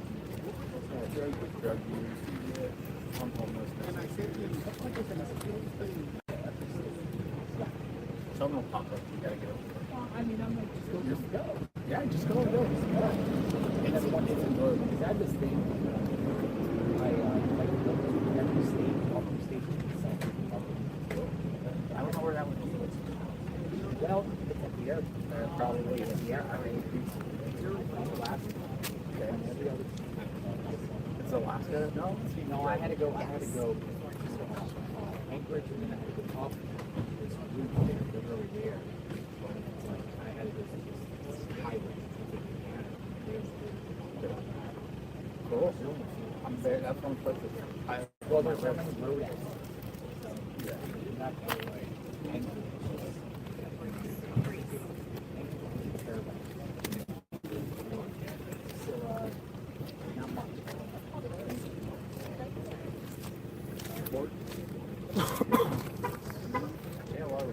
How many days? 17. Day 17.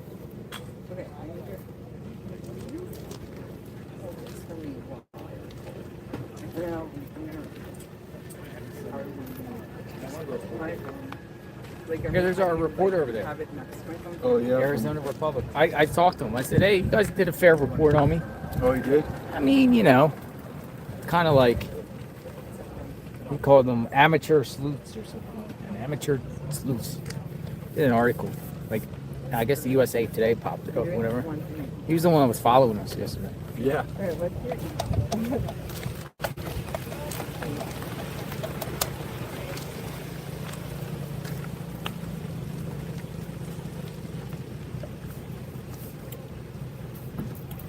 I'm gonna be back. I gotta run to the bathroom. You want me to grab you anything? No, I'm straight. I'm here. Just waiting to see. Talk to the audience a little bit. See a lot of people still. I mean, a lot of people. This is showing the magnitude of this case. Everyone wants to see a resolution here. Everyone wants to see where it's going to go next. Everyone wants to know who's the perp. What happened here? Who's involved? What actually happened here? Where's Nancy? Where's Nancy? What happened to Nancy? Because some of the local reports are feeling that she's still alive, while others think it's more of a recovery. It's like a garden variety of scenarios and situations, but it wouldn't be crazy if Nancy is rescued somewhere. We're going to try to be there wherever it's at.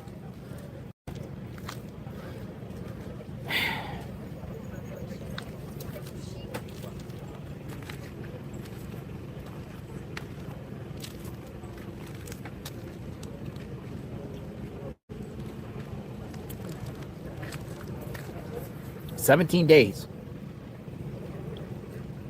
Still no answers. Where's Nancy? 17 days, folks. No answers.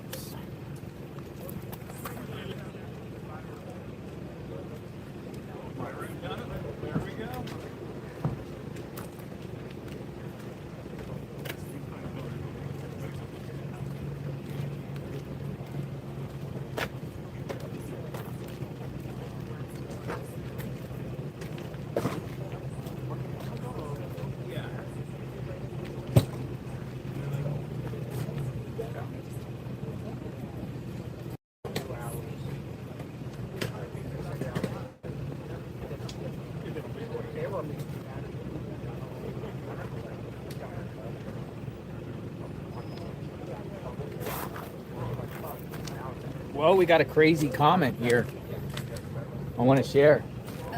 Someone has brought this to my attention. I don't know. Someone's trolling. I don't know if somebody's trolling. I don't know if someone is playing games or what. But we got this comment in the chat. I know all four behind this. It's coming on our stream. Someone says, I know all four behind this. I'm not losing my life telling law enforcement. I'm the only one in this country that knows. Later letters are fake. Couldn't pay no one nowhere else to express this. I think this is a troll. But somebody shared this in our chat, and I've been getting tagged on it. Check out this comment. Okay, so you're from the thrones to the O-rooms. I think it's trolls.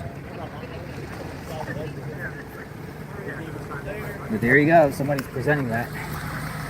White van.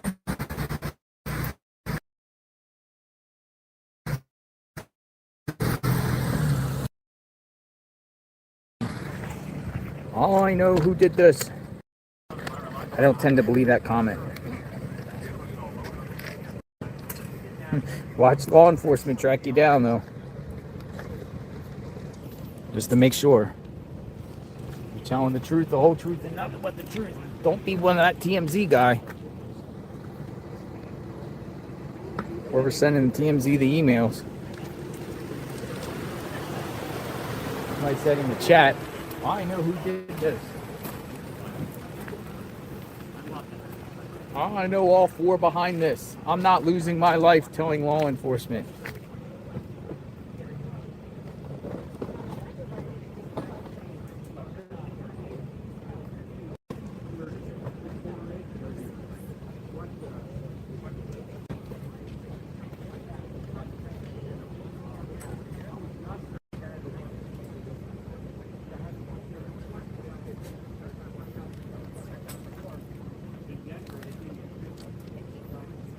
Someone report it. Probably some wackadoodle. If you know, please share it to law enforcement. $100,000 reward. That's cool cash. 100K. You get 100,000. You can do a lot with $100,000. $100,000 could literally pay all your bills for like a 2-year span, 3-year span. Literally, 100,000 could get your kid through college. 100,000 could pay down all your debt. 100,000 you could probably take a cruise around the world or enjoy something. Or 100,000 invest minimal 4%, and you can make $4,000 a year every year for the rest of your life. 6-7%, 7,000 a year every year for the rest of your life. 100,000 can go a long way. Share that information. Get that 100K. You can do a lot with 100K. How about donate it to all positive causes? Donate it all. It's not about the money. It's about justice for Nancy. Donate it all. Organizations, advocacy groups. Could be 200,000 because now some what was a bail bondsman from Milwaukee, a lawyer, 100K? 200K? Look at that truck. Kind of like that truck. That'd be pretty cool to have something like big like that. Storm chasing that. I was just telling the gentleman here, he said he was from Hawaii. I said, where do you live? He goes, Hawaii. I'm like, Hawaii? You live on the Hawaii? He goes, yeah. I'm like, oh my goodness, what's this like? What is it like living on Hawaii? So, man, it's the Hawaii life. So that's one place I've never been to. Hawaii. I want to go to Hawaii. Hawaii. Anyway, I don't know where I got to that topic.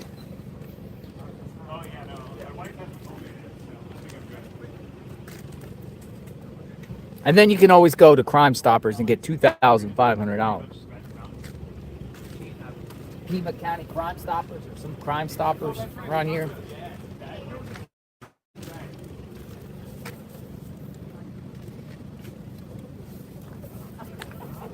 I don't want to do it, but I bet the channel like literally crowdfunded and put it in some escrow account and all shipped in. We could probably get the reward up to 500K. I'm not saying we're going to do that, and I don't want to really do that because I don't want to get involved with money and anything like that. But I swear with everyone in here, if we all just chipped in, I bet you we could accumulate 500,000 with the reward and show and prove. But whenever there's things like that, there's always complications and stuff. But I know all of you would probably all chip in and go, but we're not going to do that. 100,000 reward FBI. Well, I bet you we could probably get it to $1 million. I mean, if there was some reputable person that escrow and said, hey, let's crowdfund a reward for Nancy Guthrie, and it exploded nationwide, probably could get to $1 million. But there would probably be terms and conditions and everything like that, you know, whether it has to be arrest and conviction, whether she's found dead or alive, or information leading to the arrest. I mean, if you ever read these rewards, there's all types of exclusions and terms.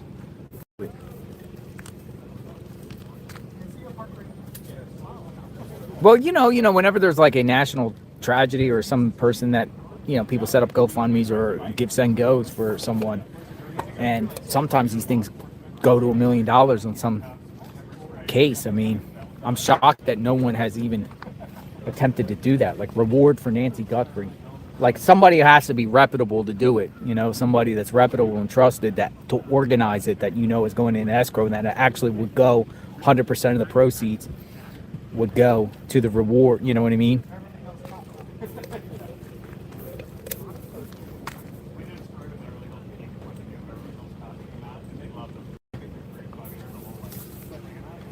Imagine if there was like $1 million reward. People talk for $1 million quickly.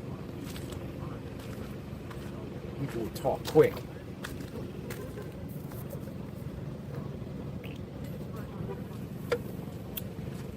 Parents would turn their siblings in or their children in for $1 million, right? Family members would turn family members in for $1 million. Turn them in.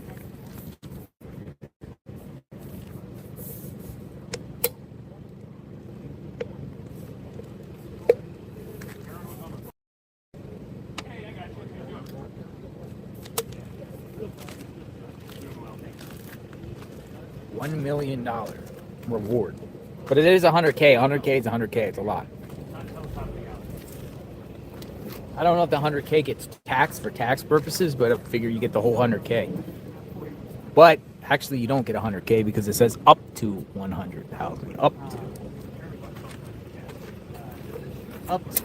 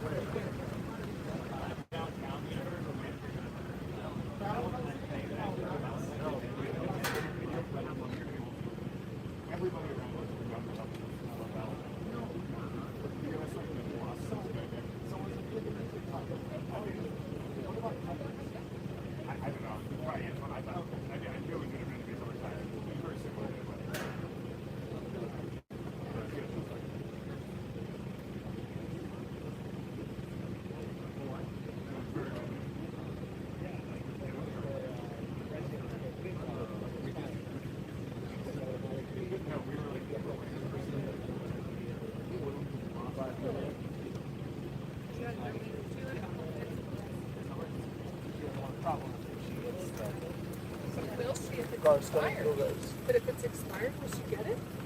Yeah, she will, because she applied and she got it approved.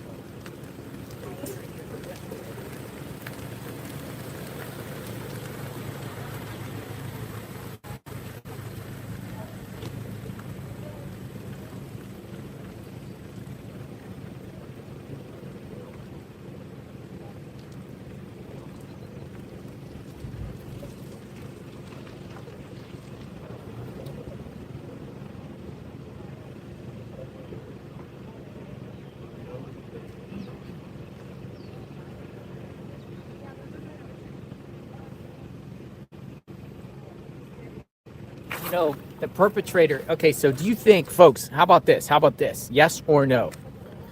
Do you think the perp has watched channel about the coverage of Nancy Guthrie?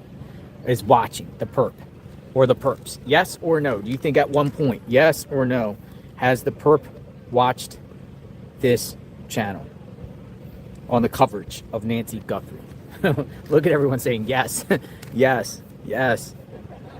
I have a feeling the perp has been watching, because almost everybody that has been watching. But I have a feeling the perp's like wondering what's happening and somewhere watching. And we're like, yep. Because when you say manhunt, locations, the perp's probably watching me like, oh, what's going on? They got me? Are they coming close to me? What are they up to? They said, absolutely, yes. Hit the perp's IP once they get caught and see what they watched after the fact.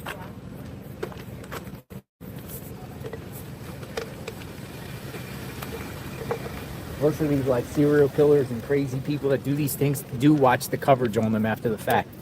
Whether it's newspaper, whether it's print, TV, internet, they start reading up. YouTube.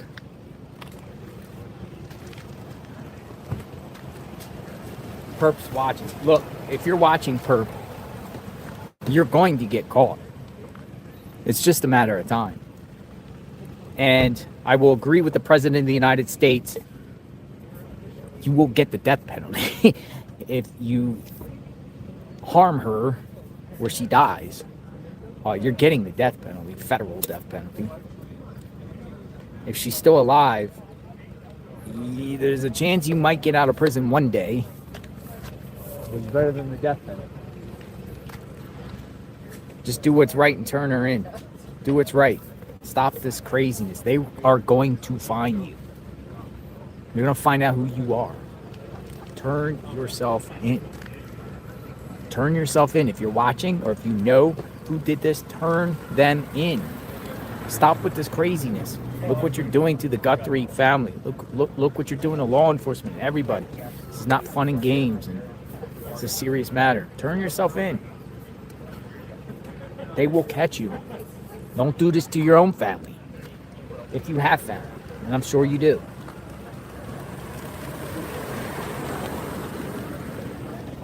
You're not gonna be the fame you're looking for on this. Turn yourself in.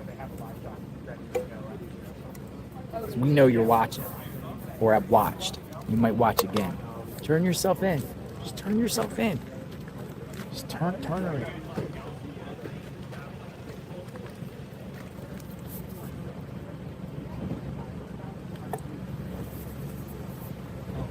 The perp.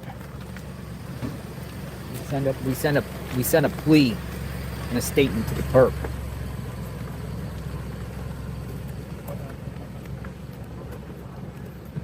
Turn yourself in. Most feel like the perp has watched.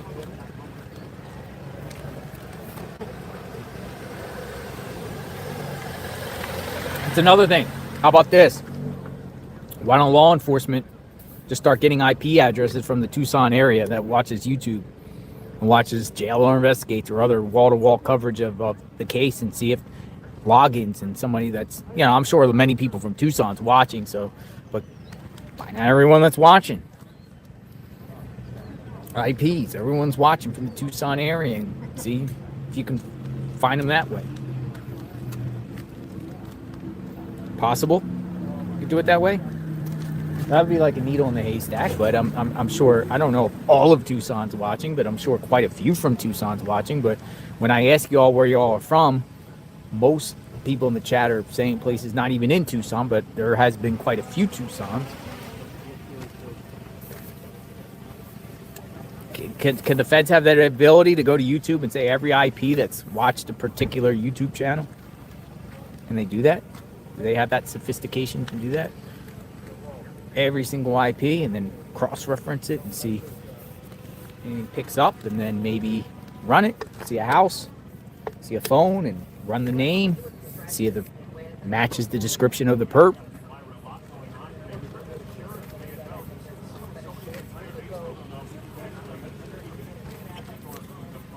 You know, sometimes I've heard law enforcement set traps, like they put out different things on a site, and they want you to click on the site so they can get all the IPs that click on, figuring. But this is a massive case, so there'll be so many people just clicking. But they like a honey trap, honey pot. So you click, hello, and then they got you. I'm here. I got to tell you guys something. Let people do that.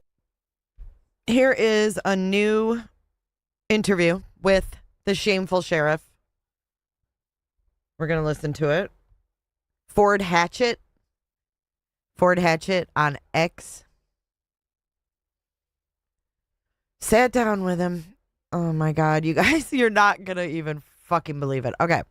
So this is on X, Ford Hatchet. He says, I asked Pima County Sheriff Nanos if he feels any closer to solving the Nancy Guthrie case than he did on day one. He said he does, defended his team, and described the ebbs and flows of chasing leads. His full answer here. Some people feel like we're no closer to solving this now than we were day one. Has anything changed? Has the timeline been able to been tightened or altered at all from what you shared a couple weeks ago? Do you feel closer? Absolutely, I feel closer. I feel closer. You know why? Because in part from what you guys have done, you've gotten us the leads we need, and we probably need more. And I feel closer because the community's been behind us. And, you know, you're going to have the haters, right? Haters are going to hate. That's okay. I also know there's a lot of people out there who support us and are watching. Clip that. You guys ready? The full interview will be out tonight on ABC 15, by the way. You're going to have the haters, right? Haters are going to hate. That's okay. I also know there's a lot of people out there who support us and are watching for us and helping us solve this crime. And yes, there's progress made every day. But that progress is like, it ebbs and flows like any case. Every case does it. You get a lead, you track it, you get really excited, and then it finds out that it wasn't what we were hoping. And so you get these lows until the next lead comes, the next tip that gets you excited. Those are, if you'd have seen my team on Friday when they had that lead that, hey, we're going to do a search warrant, we think we're close, maybe Nancy will be there. And they went in, and then she wasn't. And they came down. The whole goal of mine is to keep my team motivated. Let's go. Keep. It doesn't take much to motivate those guys. Trust me, they're great young men and women. They do this job every day.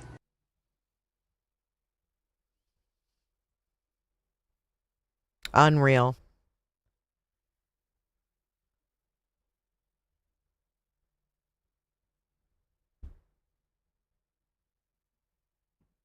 Oh, do we have the full interview? Here's another clip. On Friday, have either or both of those incidents, have those folks been cleared yet? Well, I think in my mind, we've cleared them to a point where we feel like, okay, we've talked with them. We've done some checking on what they were reporting as maybe an alibi or whatever. We validated some information. There's still some evidence that we need to process because we did do search warrants at those homes. But yes, if detectives weren't satisfied, they wouldn't have been released. The people we saw detained last week in Rio Rico Tuesday and then on Friday. So the whole interview's out. Let me see. Let me go to their website.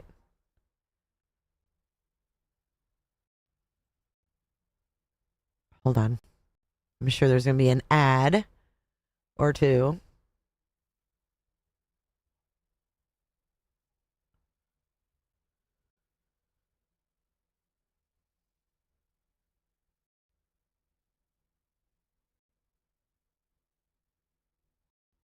All right. Flight radar going on. Nada. I just wanted to check it really quick. Now into week 3. If I flash back to when you first what advice yourself now, is there anything you do differently? That's been asked 100 times. Well, I answered that. People need to understand. I have a team of investigators and a forensic team that process crime scenes all the time, have done so for decades. They have solved hundreds, if not thousands, of cases. And so to sit back and judge them or question them, it's a lot of it.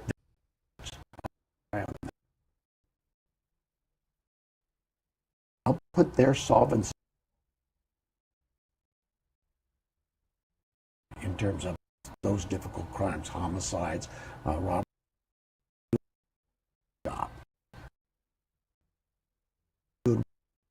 So we closed the crime scene early, this, that, and the other. They have no clue. Where did they make that statement from?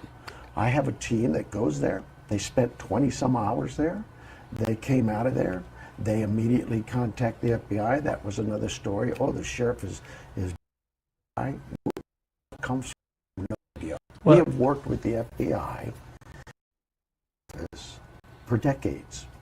They have worked here for decades. We've always gotten along with them. When decisions are made about an investigation like this, and we're partners with it's not just the FBI, my Pima Regional Critical Incident Team, which includes every agency in this valley. That wasn't the that together. That was 11 law enforcement leaders in this county, along with the sheriff, deciding that it's apparent when we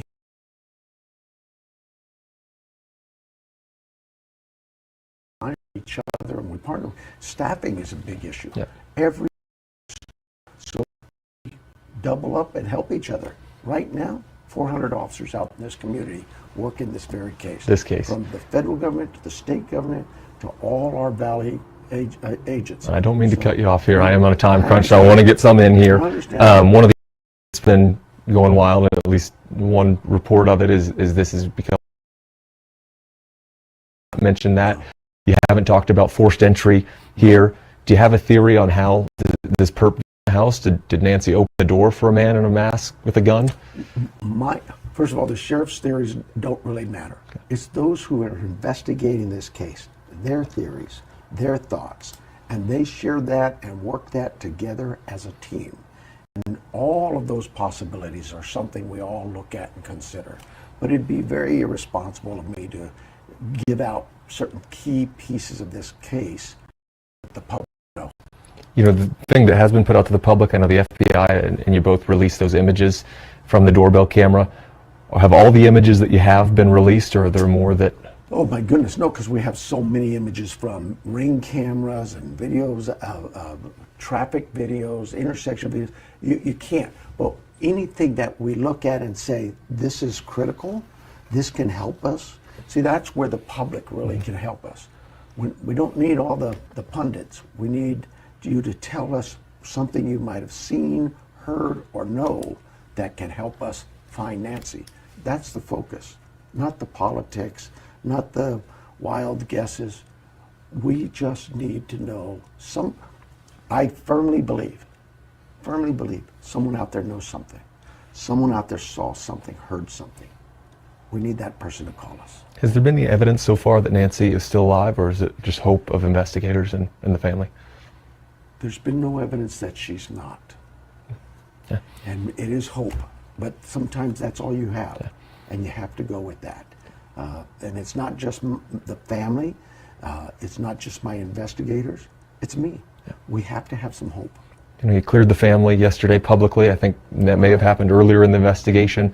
Are you able to, the people we saw detained last week in Rio Rico Tuesday and then on Friday,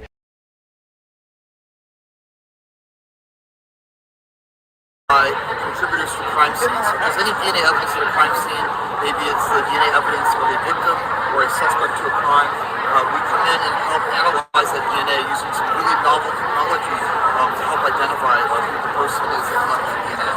And I've been seeing you guys in the news lately solving lots of cold cases going back decades. Yeah, we have cases that extend past 100 years and cases that are very new, and you get a little bit of a glimpse from this exhibit. Like, it's a glimpse of the future. What's possible when there's a world in which everyone can get answers and we can achieve certainty in investigations.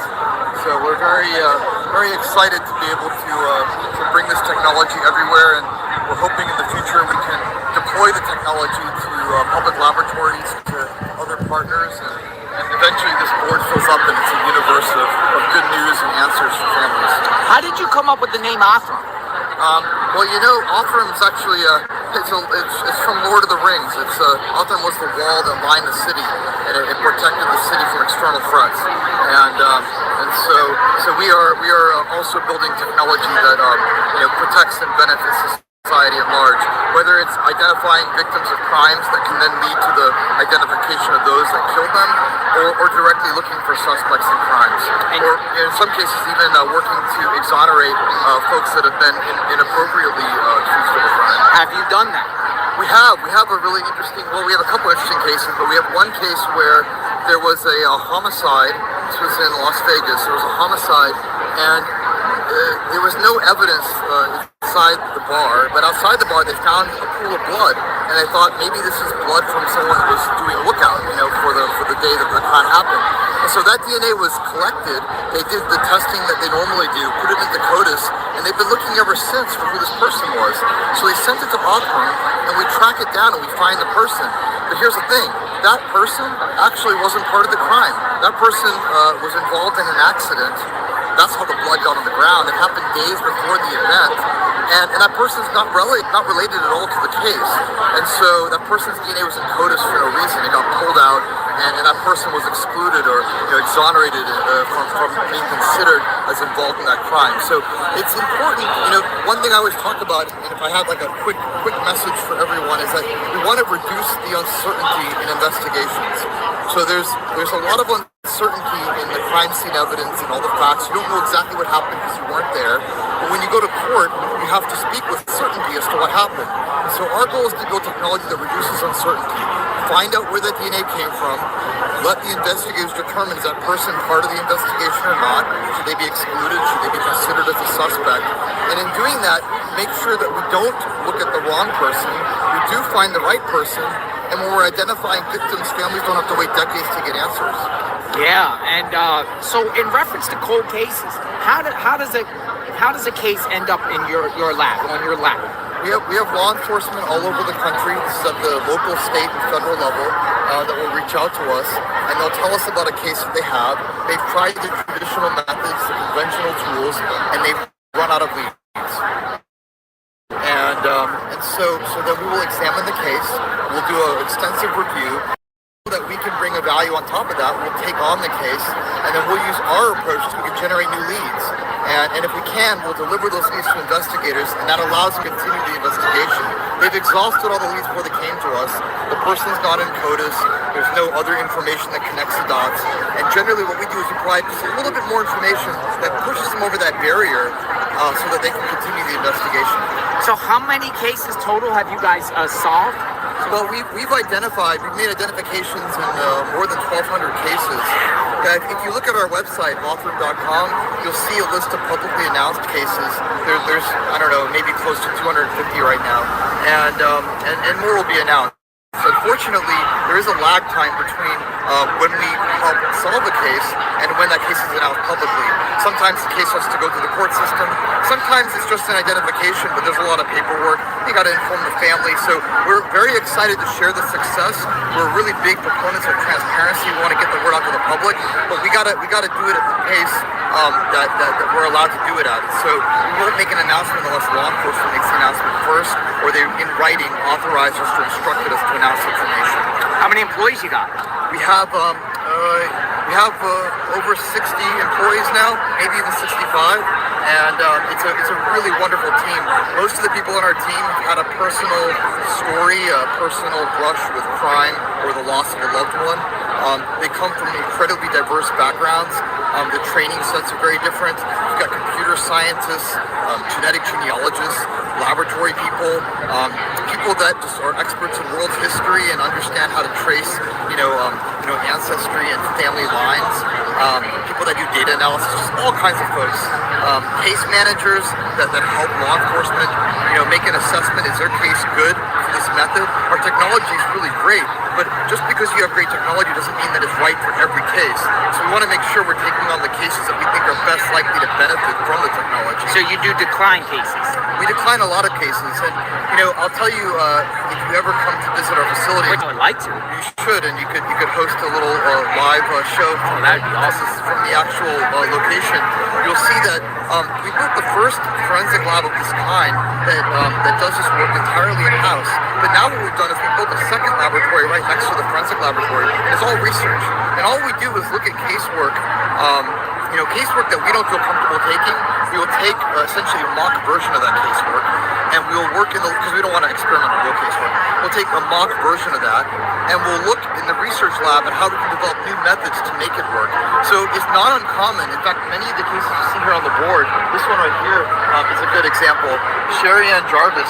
So there was really very little evidence left in her case. In fact, what was left was an autopsy slide that had been fixed in formaldehyde. This is this chemical that preserves biological material. But when it preserves biological material, it makes it impossible really to get good DNA for testing. It's like, the butterflies, if you can spray them with that fixative, but then if you touch the butterfly, it bursts into dust. That's what happens to the human tissue when you fix it in formaldehyde. And so we didn't know that we could take on this case. We said, please, we have to reject it right now. We're going to pause it. We did a lot of work, though, in the lab to figure out how to work with formaldehyde. Eventually figured it out, came back to them 6 months later and said, we rejected the case, but we're ready to work it now. And then we took the case on, and as you can see now, solved. And we then went back and looked at every other case we've ever gotten that shared those same properties, that formaldehyde, other fixatives, that have gone on to do that. So we're very comfortable rejecting cases if we don't feel like it's ready, because we know the technology is rapidly evolving, and we have no problem coming back 3 to 4 months. Once a case comes to Othram, it's in our hearts forever. This is on a backlog, and as soon as we feel comfortable, we'll come back to law enforcement and work it. So how are you guys funded? We are funded primarily through law enforcement. So law enforcement has state and local funding to work some of these cases, and then they have federal funding. The Department of Justice has a program through the Bureau of Justice Assistance that allows the distribution of federal funds to work some of these cases. There is not enough funding to work the magnitude of cases. That's changing. We're advocating, obviously for more funding for this kind of method. Again, for funding for laboratory improvements so that the public labs can get the modernization and upgrades that they need to be able to do this work themselves as well. And so as federal funding increases, we're able to then get more of the cases worked. The second way that we're funded is through philanthropy. We have a website, DNAsolves.com. It's a DNAsolves.com, and we'll literally crowdfund a case if we have to. We'll have cases where, in Connecticut, in some cases where we're crowdfunding. People chip in their lunch money or cop money, and we've crowdfunded a number of cases. I remember we were talking beforehand, you were talking about crowdfunding. So, you could listen to the whole video, though, but it tells you a little bit about Othram. And I pretty much would bet that the DNA that's going to IGG here is going to Othram. Because Othram is like the place where lately everything is going to. So that was the CEO of Othram. So we'll see if that ends up happening. That's a Texas lab, but IGG is underway according to Fox News. I think Othram's the future. You ain't going to get away with a crime if they found DNA. If they found, that's the key. I think it's going to Othram. But again, I don't know, But Fox is now reporting IGG. They're solving more and more cases. They're solving more and more cases. And that's what they did with Brian Kohlberger too, Othram. Yeah, that's what I was going to say, that one. Othram's the future. So, we shall see. But there's some more. I just didn't want to bore y'all, but it's a lot of technical stuff. Might be boring. Off.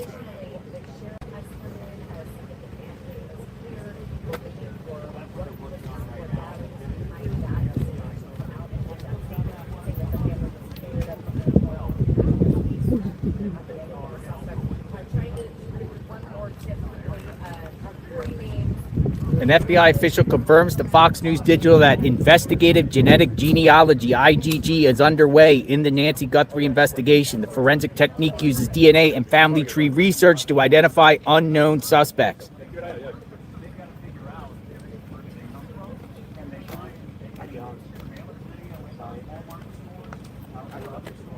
Are you live right now? Yeah. What's going on? Oh, my name's Luke. I'm a journalist at Slate. I'm out here covering the story. I'd love to ask a couple questions about what brought you out here and how it's been going. We'll talk a little bit. I'm kind of live streaming. Yeah, for sure, man. I'll circle back. Okay. Yeah, for sure. You're with who? Slate. Slate. SLAT. All right. What's your name? Luke. Thank you. All right, Luke. Thanks. Slate. What is Slate? Does anyone know what Slate?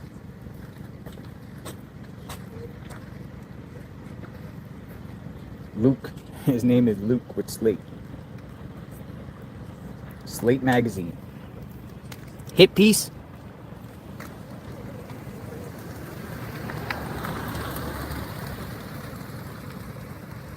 See if he goes to anyone else and asks them, or is it just directed towards me?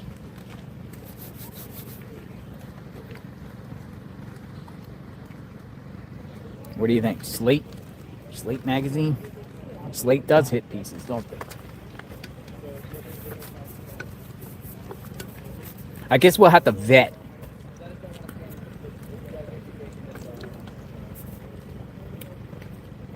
Just take their cards and vet. Find out the journal. Luke with Slate. So we got to look up later on who's Luke with Slate, what type of articles he writes, what are they about. Let me look up now. Luke with Slate. Let me look on my phone. Luke with Slate. Luke with Slate magazine. Luke Winky.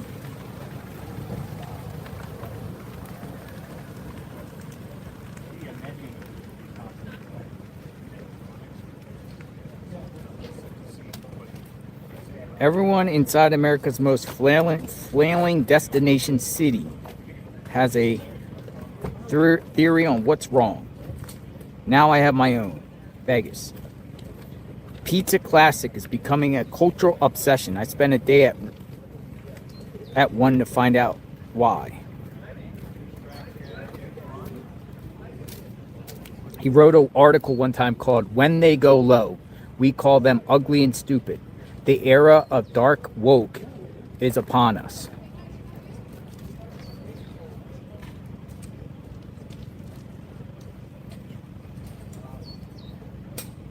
He wrote an article on Hulk Hogan. Everyone hated Hulk Hogan. The most famous pro wrestler in history died as a villain who was all too real.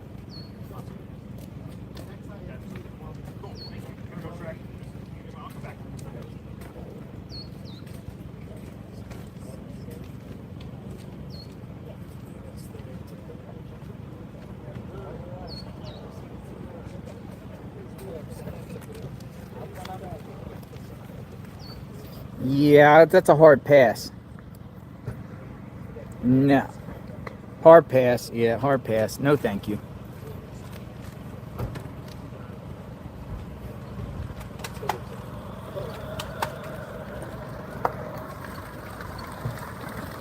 Luke Winky, Slate magazine, wanted to interview me. No to Slate.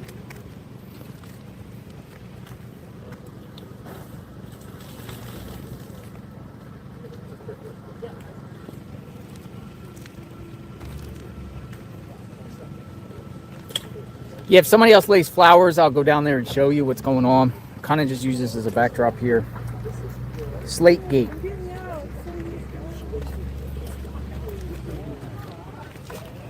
I think that would be probably the most appropriate thing to do at this point. If anyone wants to come, just say, hey, what's your name? Here's your card. I'll get back to you, and then we do the research on them. Find out what they write about.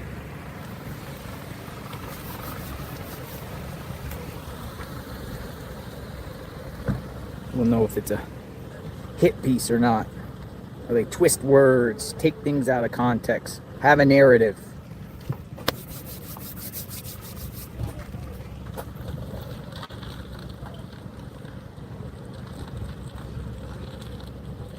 Yeah, exactly. Quickly though, she just made it clear to a very good point. You know, to be back on the scene, that is the first definitive and piece of evidence that they said they could tie back to that Walmart store that they identified. They talked about the jacket, they talked about the identity, where it was, but that is in fact. All right, my phone is buzzing. Maybe I'll get a tip. And so, like, they're going into this sort of videos that they're releasing now. As far as what's happening here, yes, it seems I've read these guys showing up, whole guys showing up, right up on the property, right past the sheriff's office, and walking through the back of the property. But this is essentially the last place where she is the scene of the lot, right? So now today, Hello.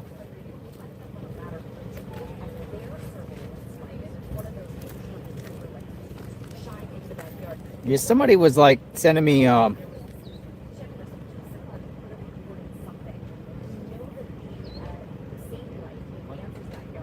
I got a tip by somebody. I'm not gonna share who, but someone says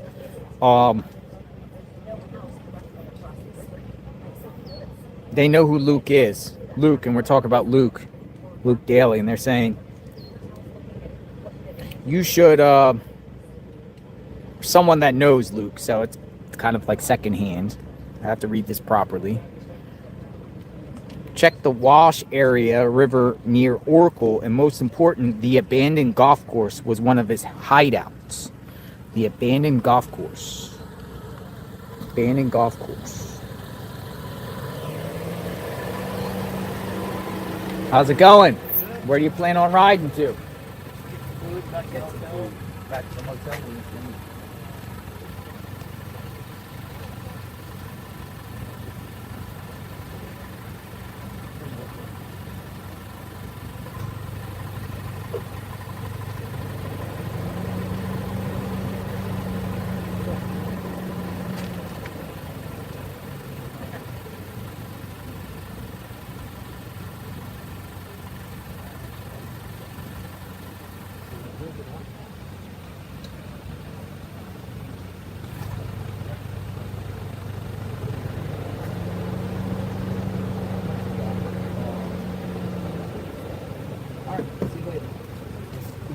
Thank you. So they're saying Luke used to hang out at an old golf course. What do you think? Old golf course, Luke. And then another person just sent me a tip with all these boxes from the Gem Show. And they're like, just letting me know that video I was sharing of the guy loading boxes, the next door neighbor from the Gem Show, they're just saying that the Gem Show is a humongous, like, gem show of gems. Precious gems. Precious gems from the Gem Show.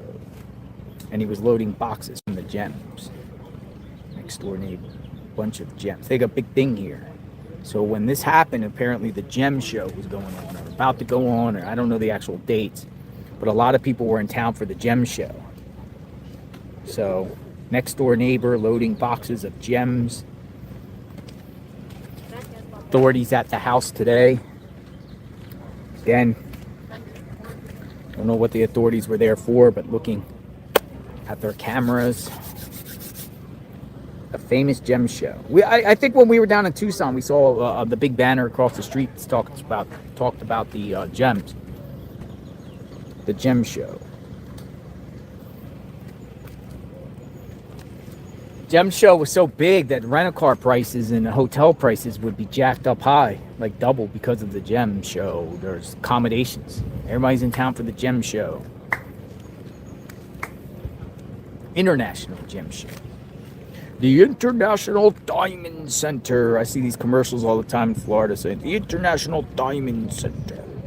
Conventions. I don't know. Robbery gone bad? Burglary gone bad?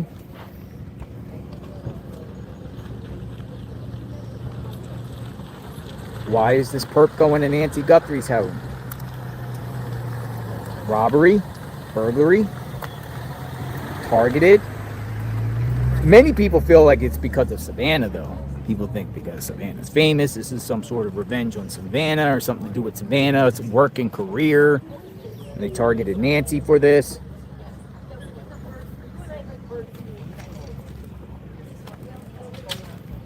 What got them to go to Luke? What got them to go to Luke?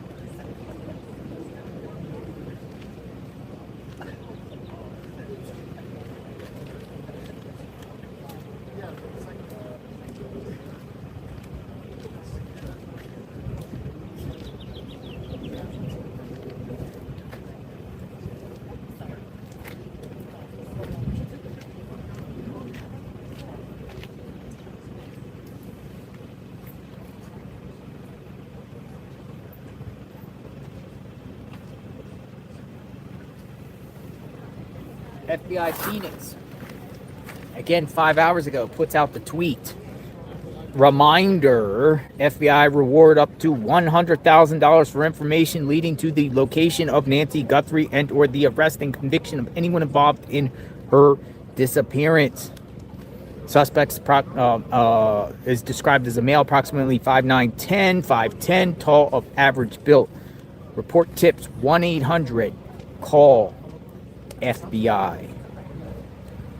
1-800 call FBI.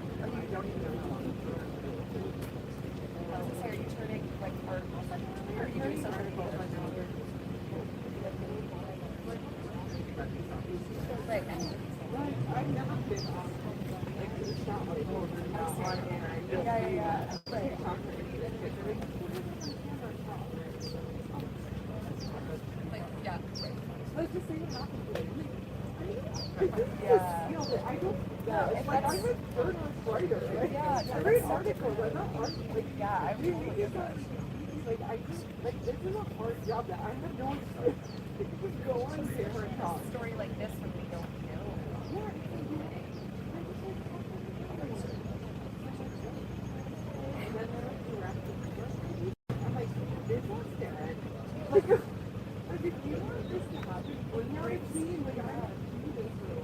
IGG.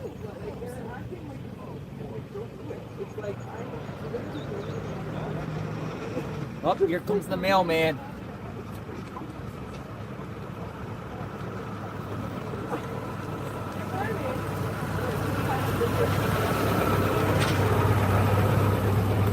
Here comes the mail.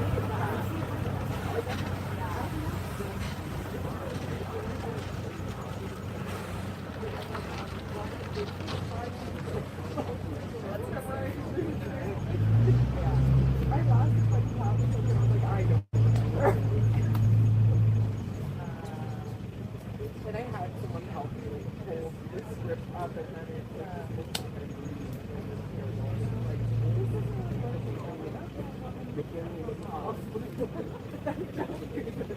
I don't know what to tell you.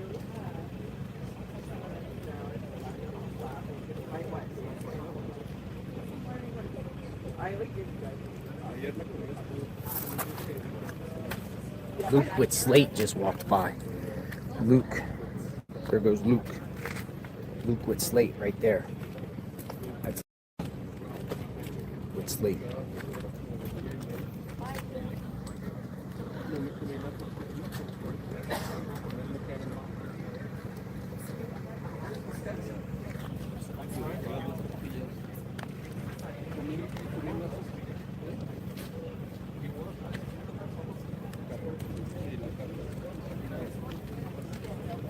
I think a lot of people are telling me, don't talk to Slate.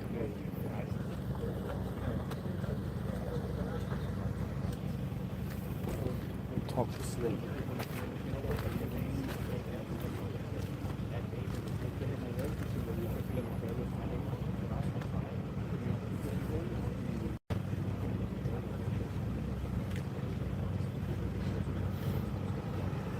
Oh, there's the mailman. Hey, when he comes back around, we'll see if he delivers any mail. The law enforcement was at the mailbox today of Nancy taking her mail out. Took her mail out.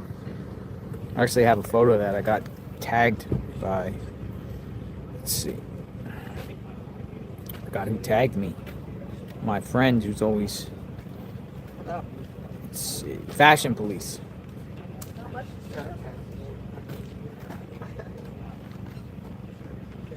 Fashion Police got this today during my live of the agent going into, or not agent, but law enforcement, could be Pima County, going into Nancy's mailbox without gloves, getting her mail today, just a little bit ago. She was there. Where else we got? Hold on. Here, look. Got her mail.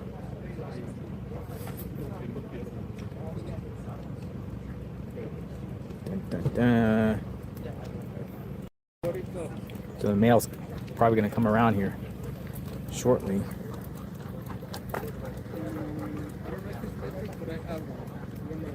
Let's see. Anyone gets mail today? Where is Nancy? That's the question.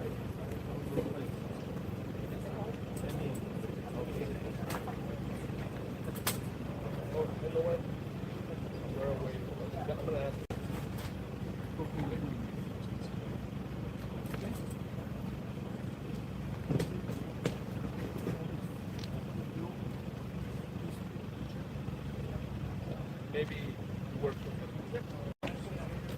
Yeah, we have a thrown up.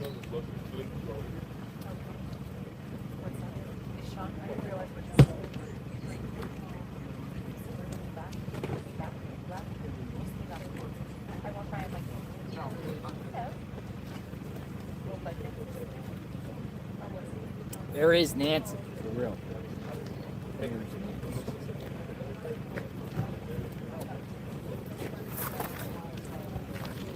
That's Luke, right there. There's Luke. Slate Magazine. Looking for an interview.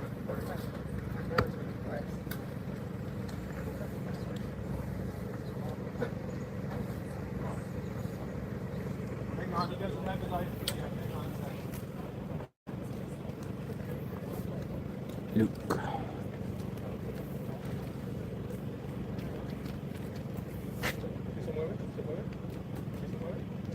Sun is beaming. We got about an hour and a half and the sun goes down.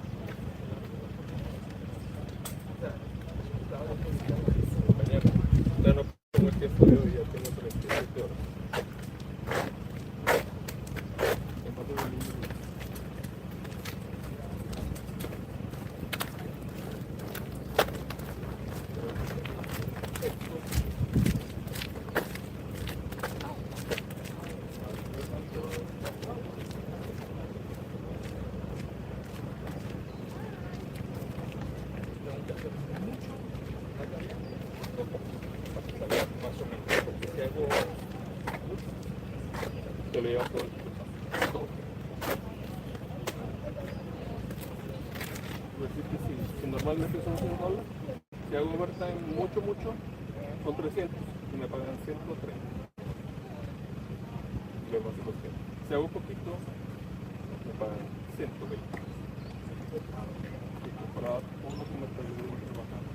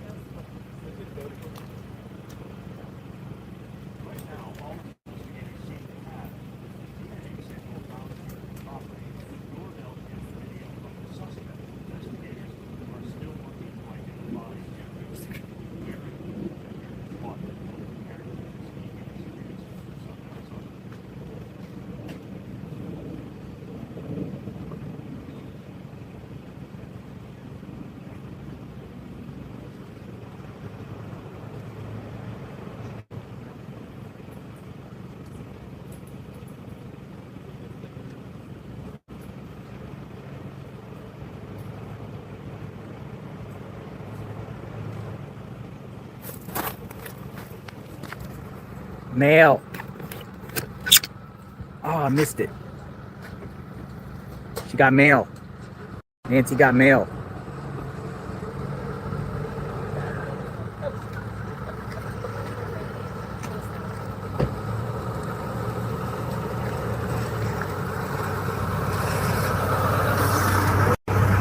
Mailman waved. That's the same mailman. They got the same regular mailman. I've been seeing him each and every day. Same mailman. She got mail. You got mail.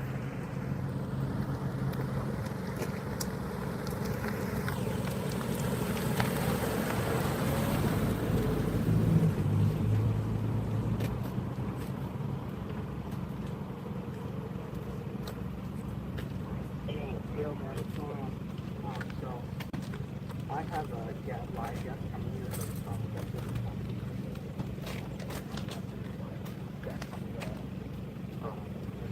And so I'll be there for that at least. Also for us if I come there, everybody will leave that spot that we have in the park. Okay. Okay.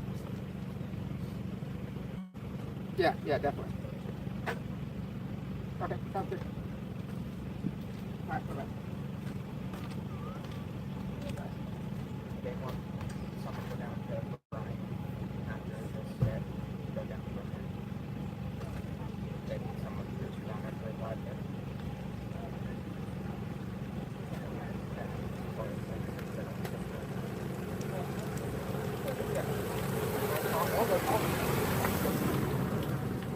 Let's see what else is breaking on this case.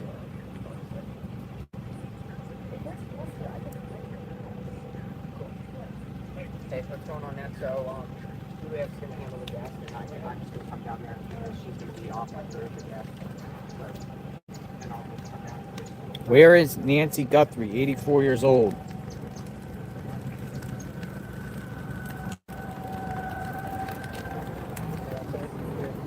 get that? Sorry, I broke up with you. Yeah. So I'm gonna have to stay here.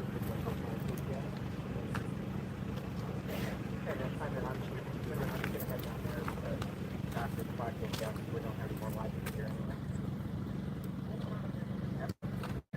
Gotcha. Bye. All right, maybe some 857 Tucson might have some info, possibly. He goes around and sleuths around, talks to people. Hey, 857, did Luke down there try to solicit an interview out of you? Yeah, he did. You did. Did you speak?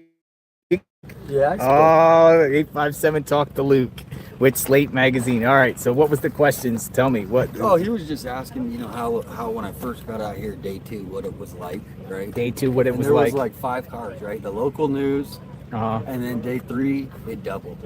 So I was just basically, he was like asking, how has it blown up on the street?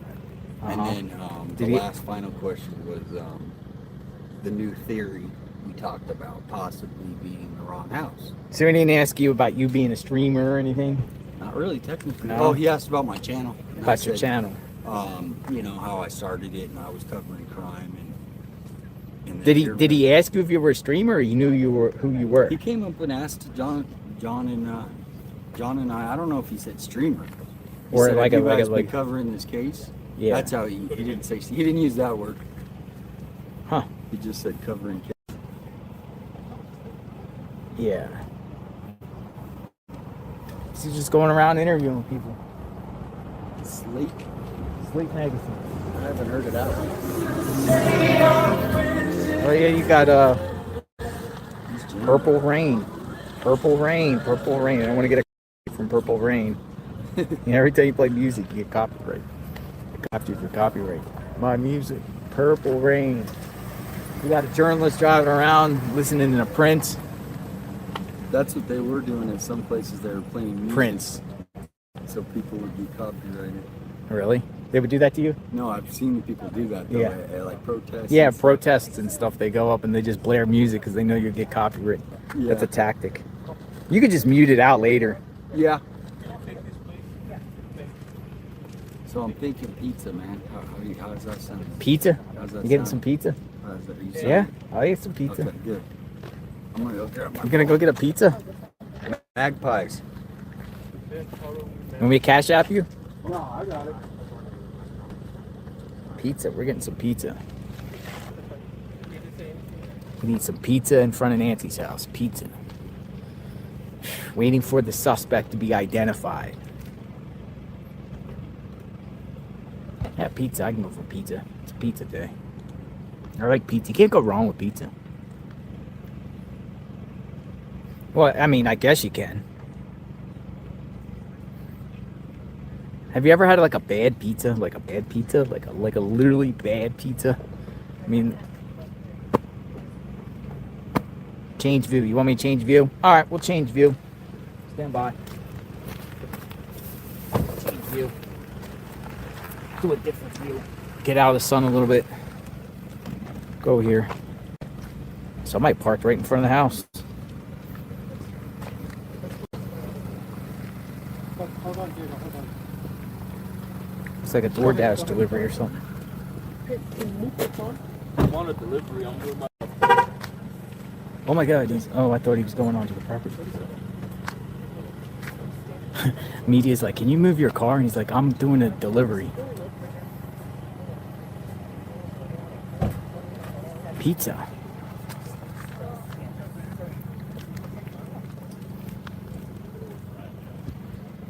He said, "Move your." The journalist said, "Can you move your car?" And he goes, "I'm doing my job too." Holy smokes! Look at this! No!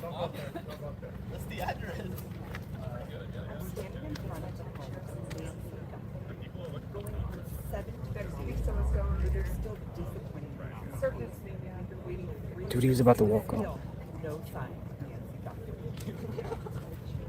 Dude, CNN. He delivered CNN pizza. We're about to go live. Oh, sorry. Here, I'm gonna go over here. Dude, he delivered CNN a pizza. He was about to go up onto the property. CNN. That was like Ed Levendero's crew down there.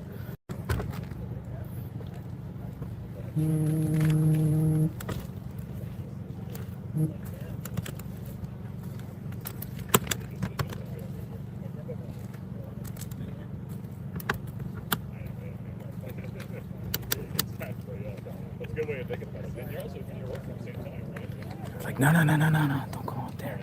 Don't go up there. CNN got some Papa John's. I'm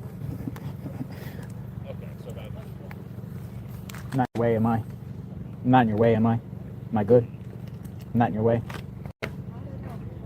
Just make sure. Good? Okay.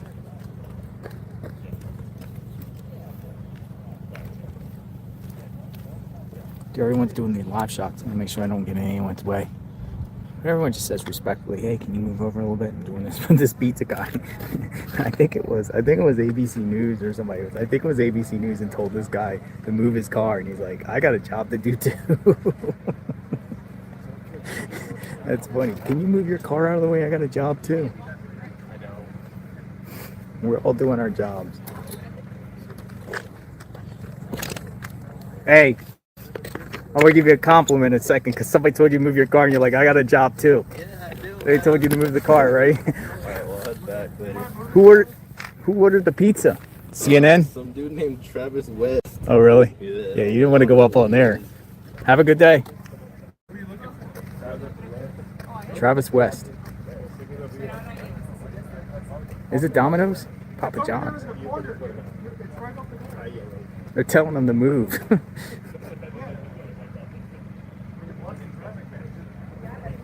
They're getting mad.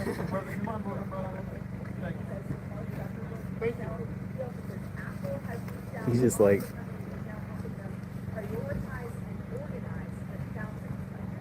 interesting. I don't know, folks. Let me know what you think.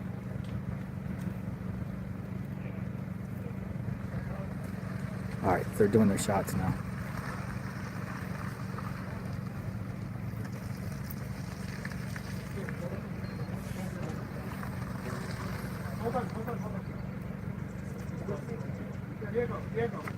Dude, they're preventing him from leaving. Yeah, so do we, brother. Yeah, we're trying to work go, bro. There's a cop. You're not supposed to be on. Dude, they're arguing.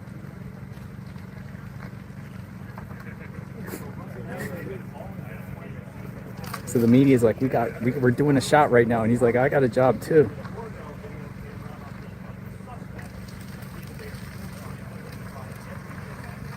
Oh, we give him the finger.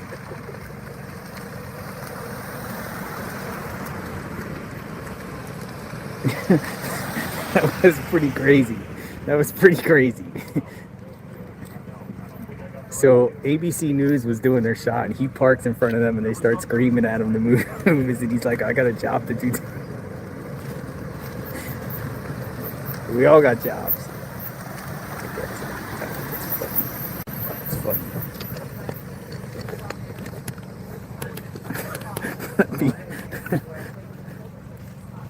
We see something here. I mean, I guess if you're here regularly, you definitely would move. Like, if they told me to move out of the way, I would 100% move out of the way. I would respect that, but just showing you what's happens. Pizza guy's just here delivering a pizza. Crazy. That's what happens out here, I guess. Who ordered the pizza? Hey. Psst. No, right. Am I in the way here? This way. Yeah. Okay. Thank you. Oh, Luke's down there talking to the New England journalist, John DePietro. Luke. There's Luke. I guess we're just waiting for updates and just sharing some theatrics here. Luke from Slate.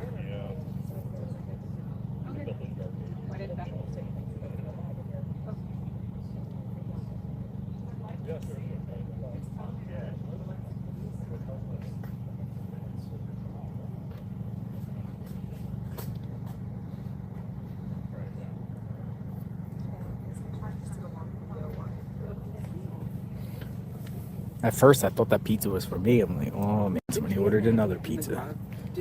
Even though I enjoyed the pizza before. Thank you, Washington State, for the pizza before. Unfortunately, they did not find any matches or any suspects today.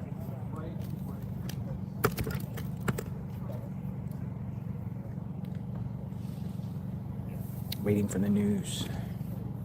New news.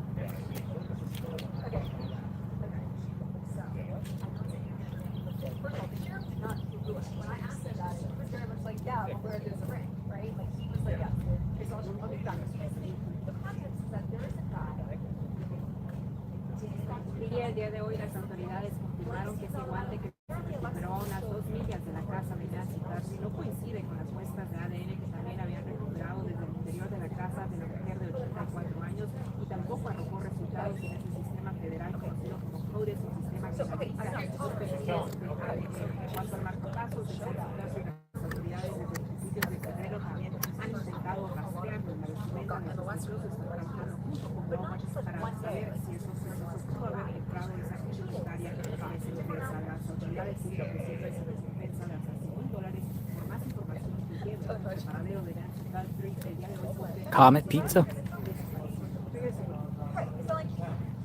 Pizza. New York style pizza. Pizza. Great tasty pizza.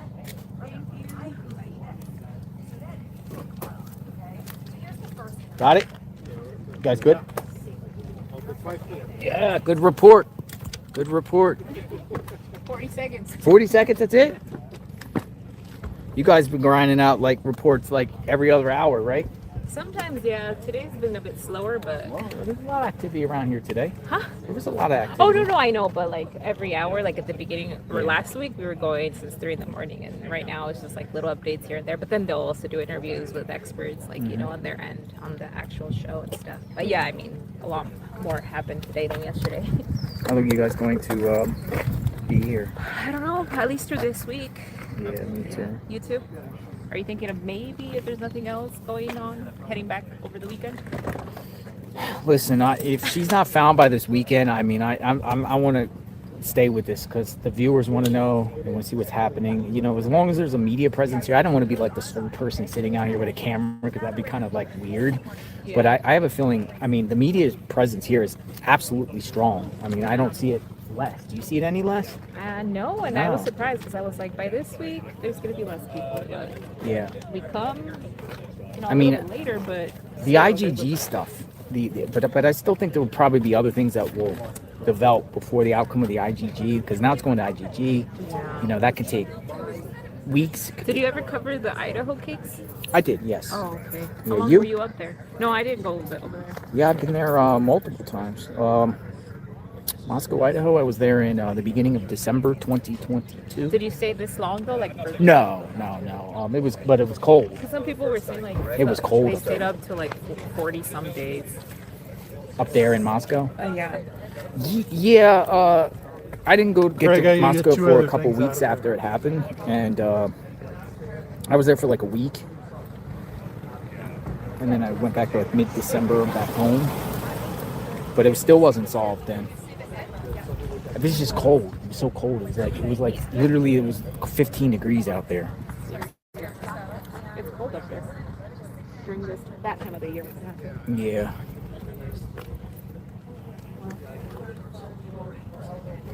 How many viewers you got right now?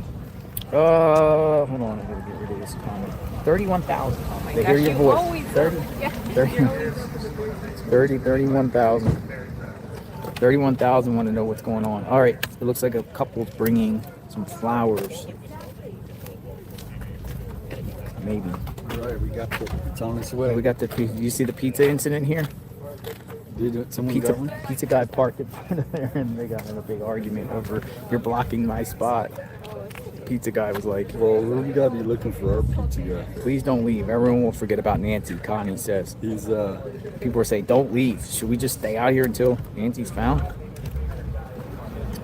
Well, let's hope we get a break here. I think a break is coming in any time. Like, yeah, I literally go to bed each night. One time, I generally straight up, I pray. I pray. I literally pray. First off, I pray for myself in the morning for safety. I pray for everyone. I pray for Nancy. I pray for Nancy's family. I pray for law enforcement. I pray for the community each and every day. When I first get up and at the end of the day. But I pray, and when I get back and end the stream, I pray that she gets found. And I pray there's a break in the case. And I pray that we can have resolution here and end this craziness. I pray. Power of prayer. It works. Hope. There's still hope. Can't lose it. But I do prayer every morning anyway, just to make sure, shield me from any negativity, shield me from danger. Be grateful for being here today, things like that. But yeah, pray, because it's almost like the job is not done. You know what I mean? Literally, like everyone. For me, it's like this is a job. This is a job to stay here on point. There's no fun and games. There's no. We need answers. Going around hoo hoo ha ha and around like on a pleasure trip. This is strictly to document what's going on. I mean, we talk and we giggle a little bit while we're here when there's crazy stuff. I get it, but in all seriousness, this is serious stuff. And this is the officer went back. But we're documenting every single twist and turn in this case, and it requires you to be on standby at every time, at any minute, even when you're not streaming. No, you'll miss it if you don't. Like my phone started buzzing last night at like 10 o'clock, 12 o'clock, and I instantly checked my phone because, to see if there's some sort of break or jump up or whatever like that. And it's unrelated. My phone buzzes, but you can't get no sleep. Yeah, right. You literally can't get no sleep. You can't have it 4 or 5 hours of tops. Hey. Hello, how y'all doing? How are you? Nice to see you. Thank you for continued coverage, brother. Thank you too. They told me to tell you that the scanner is down. So, Scanner's down? ¿Cómo te llamas? Habla español, ¿sí? Damien. Who is Mo?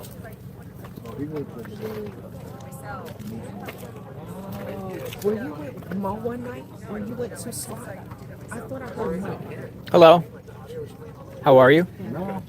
Gave an interview with Luke from Slate Magazine. Yes. Yes. What kind of questions did Luke ask you? He was asking me, do I consider... Here, I'll spin the camera around. He was I'm going asking... to talk to you today. Okay. You've been out here every day. John DePietro. That's right. He was asking me, do I consider you to be the hardest working person in the business? And I said, yes.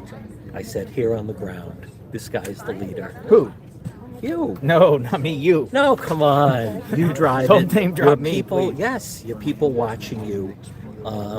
Like we know from being out here, there's no, either you're here You're or directing them at me, man. Yes. Oh boy, I'm I'm gonna get the big hippies. time. I'm gonna get the Slate. No. I'm gonna get I Slate. thought I the don't know, same man. thing. I don't know what No, Slate's I know. gonna. I thought the report. same thing. So, like, what type of questions was he asking? Nothing bad. I was a little cautious about potential hit piece, but I think they're just intrigued at how huge the story's gotten and why the story has exploded the way it has. And I think they're actually, or seem to be fascinated by, is there enough content to be driven that would propel people like me and you to be out here?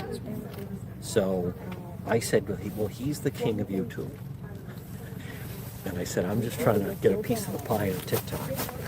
But No, it was, I mean, who knows? It could end up being a hit piece, but they normally are. Did he ask you like what your name, what your channel is, and everything? So he's gonna do a little research on you and your channel, try to find. I don't know. Maybe it's good. But you know, everyone has intentions and agendas when they want to say they want to interview for a story. Well, and then you and we're both right. You know, be a little hesitant, have your guard up. Hey, can I? What? Your phone never overheats? No, not today because the temperature is 60 degrees. I mean, I usually take the shade. Why, yours overheats? Sometimes. Well, I mean, we've had it overheat. I have to immediately go to shade. But when it happens, it just buffers. It does. Oh, okay. It buffers, but then you just find instant shade, and within like 2 minutes. But everyone likes my umbrella. Umbrella's nice. I got one. If it rains, and then if it's sunny. It was raining earlier, but now it's sunny. But I don't. He asked me if I thought the story's dying down. I said I don't. I think the story's bigger than it's ever been. There's nothing knocking it off the headlines. We still don't know where she is. I know some different theories are popping up. What's your theories of popping up? Share.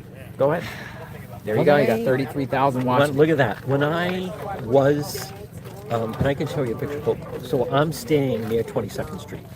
And when I went out to dinner the end of last week, the waitress said, "Are you in town for the Gem and Fossil show?" So I took a picture of that, and then I actually walked around it over the weekend. It's right by KBOA, right? The studio there? Like down by, I don't know. Maybe. I saw the big banner. 22nd Street, whatever. But anyhow, so I think that's interesting. And then I have heard that some people are starting to question, is it possible that whoever did this hit the wrong house? Hit the wrong house. And you've been hearing that a lot too. Yeah. And what I think is, you know, and you and I have been following this. So I think the ransom notes really threw things off. And is it possible?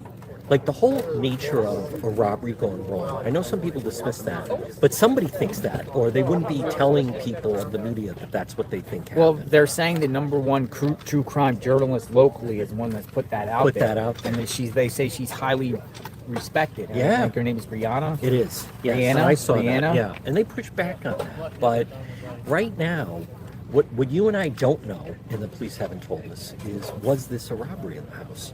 Or did they immediately establish that they were in the wrong place, that this was not what they were looking for? And I could see at night someone, because of street lights, maybe you turn your phones off so there's no GPS.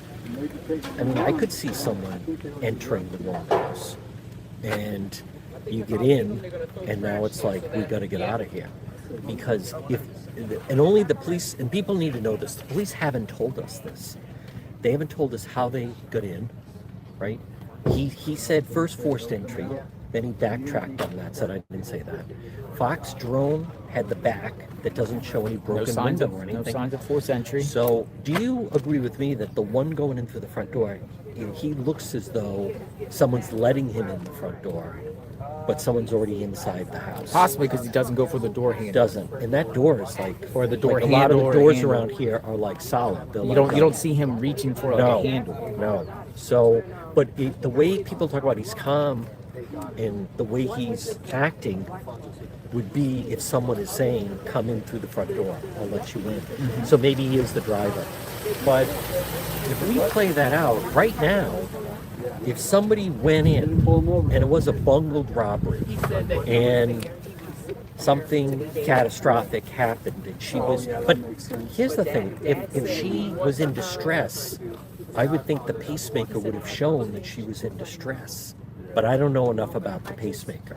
Meaning, if someone... Yeah, like they're detecting a rapid heartbeat or something? Or just, if let's just say, and I hate to even go down this, but if someone was having a heart attack and or deceased, does the pacemaker show the person's deceased? That's what I don't know. So does the pacemaker, if you pull the person away from the iPhone, would that, like, so you'd have no idea if the pacemaker stopped, is what I'm saying. So if somebody hit the wrong house, now it's like, we got to get out of here. I don't know why they would bring her with them unless they killing, but maybe they're not in the business of killing, or yeah, they're not. Or maybe they thought the house was someone else, but the person had stuff that they could use that for leverage to negotiate That I don't in that know. moment. I don't know. But Okay, that- when you say the wrong house, Yes. then what are you talking about? There's some other house. Well, Well, whose we other saw house? Them, we saw them at the next door neighbor. Next door neighbors, yes. So, is it possible it was another house being targeted? They get in. Oh wow, we hit the wrong house. I still don't understand why you would then take the resident out, unless then you're afraid she's going to give you up to the police. So now they weren't planning on a homicide, but it turns into one. But if that's the case, I still can't figure out why they can't pick up a vehicle that was here on the street in the area. Unless they're within This area, neighborhood, yeah. the Catalina foothills. Yes. Within Yep. that neighborhood. Yes.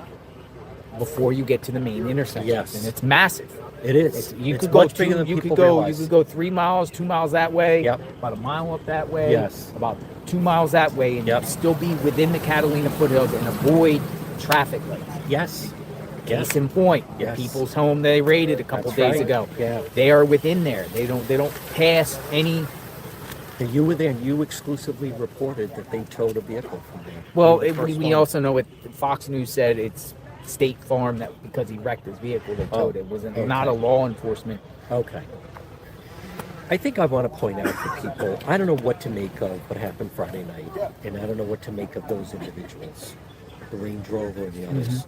But I think people should realize that many times when I've covered cases, police know, or they have a really good handle of thought on who's involved, but they can't prove it. They don't have it. Right now, I think what people should realize is they don't have it. They don't have anybody on their radar. I mean, I know that's frightening, but they don't have this case, JLR. You don't think? No, I don't think. I think they are right now at a dead end. You know what else? And I think people need to realize this, and I don't know if your audience knows this or picks up on it, but the public actually has not helped, because the only real clue we've had was the footage. Now, we don't know if something happens with the glove, but no one that we know of has contacted the police and said, I know who that is on the front porch. I know who was involved. I want to share with you also. Well, how do we know that? Because what lured them to that True. house? Good point. Well, A tip, no one in the an public. informant. That's true. That's true. Good point. Good point. A jailhouse informant, a snitch. See, that's the thing. When I talk with different police, the thing that surprises them is that right now, if someone is incarcerated, or someone has a serious case against them, or someone has a family member and they're trying to get their sentence licensed, from what I understand, this is like almost a get out of jail free card. If someone right now or a family member was incarcerated and you could give them a tip, that would be a really good way to make some of your problems go away, or the person that's being held go away. And what police I've talked to, what is shocking to them is how come they haven't been able to, like, if you do crime in this area, you gotta know who was involved with this, right? I mean, my point is, I do believe they're local. I don't think so, parachuted in here from out of state. So if you're talking about a local criminal, how do other local criminals not know who could be behind this? Or you're saying maybe they do, and that's where those tips are coming from. Well, I think of it as this as a former inmate myself, and being incarcerated. I didn't mean to bring that up. No. Like, first off, Actually, anyone I that didn't does bring that anyone up. incarcerated, Okay. if you do something to children or elderly, you are the stigma in the prison jail system. You are the worst of the worst, and it takes pure evil. I mean, people do crimes, and crimes are bad, right? Violent crimes are all bad, but when you elevate it to doing something to the elderly or children, it's a whole other level, And I can't see anyone like rallying or protecting somebody that does something to a child. Agreed. or a thing. So if someone knows it in the prison system, what I'm trying to say is, You know, but burglars Yeah. that have like there was a not history of burglary and stuff Yep. like that. They might be burglars, but would they take elevated to a level of, you know, if they did burglary before, elevated to a level to snatch an elderly woman? No, Like not- that's crazy. Like It burglars is. are burglars, right? Yes. But to How go did it that turn into level, that? Unless it just went bad. witness. Yeah, Just unless there it at went the bad. Yeah. If it's a burglary, like if this was the motive burglary. Yep. Unless it went bad. And then the person we're seeing arriving is the person inside the house saying, get over here. This thing went sideways. I got a major problem. I need you to get over here. She's a witness. We got to get rid of her. Yeah. I mean, that's just again speculation, folks. Yes, total on the burglary aspect. Yeah. You know, also, but can I just would mention- would a burglar when you would a talk about- burglar kill someone to avoid getting caught, or maybe And if they have a criminal record before, know that then this is really gonna you know, be a like problem. if this is their second strike or the Right. third strike, or you know, and they Right. somebody's seeing this. Yeah. If I get caught, I'm going to prison for life for burglarizing this home. Yep. Because I have a prior record or whatever like that to take it to the level. Right. Yeah. He's to take looking it. for you. Well, I mean, By the I way, just- let I- me just you say this also just, for- like I'm trying to put myself in a criminal mind, right? And I've been incarcerated with all types of people. That- You know, by the I've way, been I wanna incarcerated with mention nonviolent drug offenders, But that's your fraudsters, past. terrorists. We're going live. Oh. Hold it down. I gotta go. No, I'll let you do it. Why is he screaming for us to hold it down? I gotta go. That's the same guy that yelled before, man. Yeah, That's the he's- same guy that yelled before. Like this guy right here was telling me about the fire truck or Oh, whatever. K-Gun 9 is the worst. Now he's yelling at me to tell me Tucson. to turn it down when we've been here first. They're in, Crazy. yeah. Guy's like, yo, Try to we're avoid about to go K-Gun 9 live. at That's all that same guy that costs. was yelling at me about the fire truck. That was yelling at the other reporter. I'm not gonna feed it to him. Jeez. I'm about to say something to him, but I'm not. I don't want to. I don't want to do it. I don't want to do it. I'm not gonna get into it. I've been bashing I'm like, this is not your for a turf, while, dude. 'cause they are the Slow your worst. roll, huh? They are the worst here in Tucson. Well, I mean, he's just planted his camera and he's telling me to be quiet. Yeah. Like he just planted his camera here and he's telling me to be quiet. Like if you don't like it, go down there and do your report. I won't interfere if your camera's over there, but don't come in back at me and tell me to be quiet. I've seen him at NBC. But I'm not looking for trouble. No, that's not it. Just ignore it. We're out here. I've ignored him. I wanted to talk to John a little bit more. Oh, John's a great guy.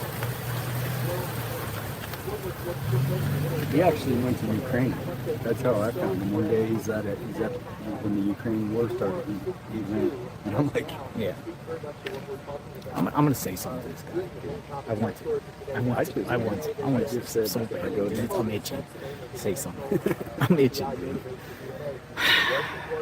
All right, folks, we're out here back out in front of Nancy Guthrie's home.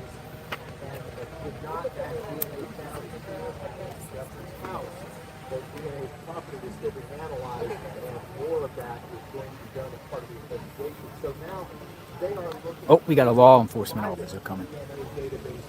5 o'clock. 5 o'clock. New shift.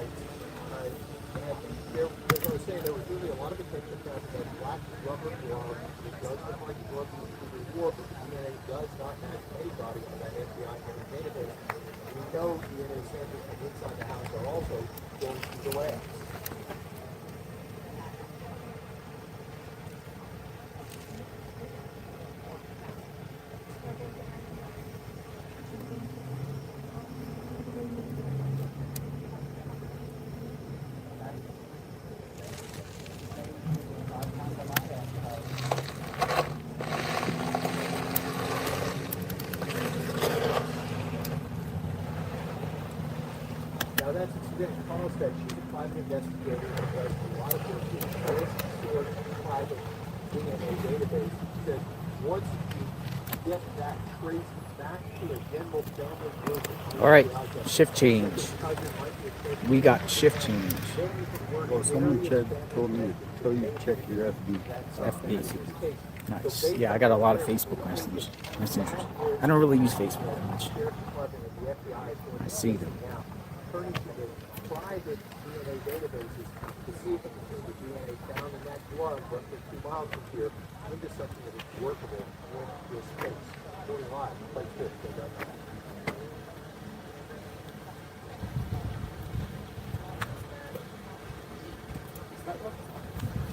Megan Kelly just posted Savannah's book being read. Hello. I don't understand why you would yell at me and tell me. Okay, so let me ask you something. Let me ask you something. I planted my camera here way before you came. And you're behind me telling me to be quiet when I'm doing my report. Because we're doing a live. But I was here first. I know, but you're. You also told me earlier. Like, what are those voices in the background? You also told me first. So I was just messing with you. Okay, well you're just messing with me. How are you going to tell me not to do my report? It was 2 minutes before. We're going live. Talk to me respectfully. I couldn't. We were about to go on. I couldn't walk all the way over there. That's why I'm sorry I had to shout. But I came here way before you were here. I get that.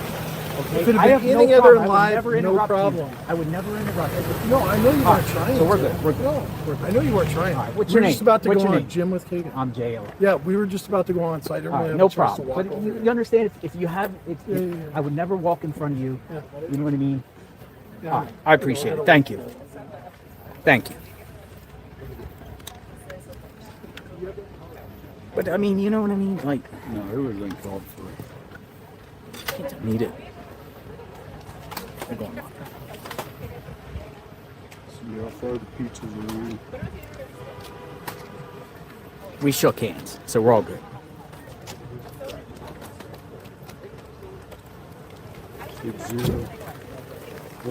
But he was the same one. He was the same one that was yelling at the other guy. Toyota Camry. Looking for a Toyota Camry. Toyota Camry? That's what I'm looking for, our delivery driver.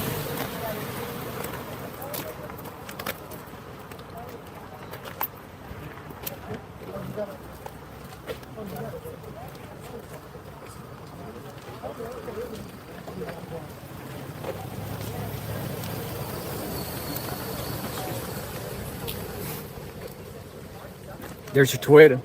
Right there. With No? Toyota Oh, Camry. no, that's a 4Runner.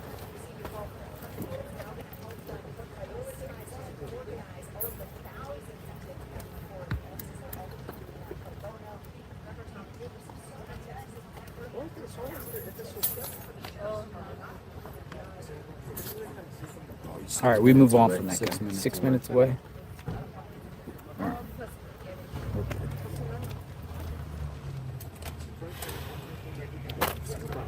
Yeah, he started, he was yelling at the other cameraman before. That was the guy that was arguing. If he's so grumpy, man, he needs to get a different job. I mean, I understand people have deadlines, right? Because people have these 4 or 5 o'clock deadlines, right? They plant the camera or whatever like that. I get it. Yeah, sure. Can I go by? Yeah, go ahead. Oh, Do your thing. Do your thing. I was just like, No, do your thing. You're fine. Thank you, sir. That's him. He asked me if he can walk by. Like, you don't have to ask permission. I'm not asking for anything. I'm just here filming.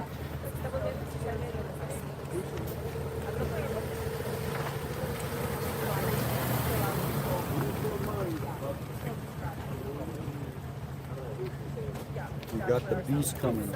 Oh, we got the beast coming? Oh, we got Meat Lovers Pizza coming, folks. The Magpies. The The best Magpies? pizza voted the best pizza in Tucson. Nice. Oh, we got more flowers coming.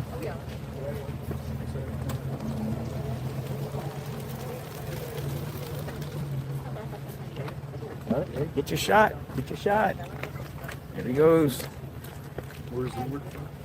New York Post.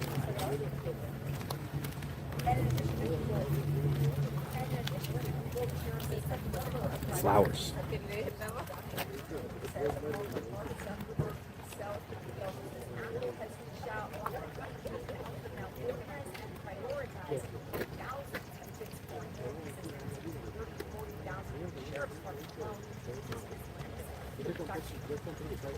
Look at the New York Post reporter back there taking a picture.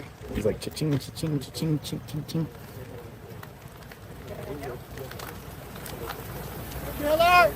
Hello.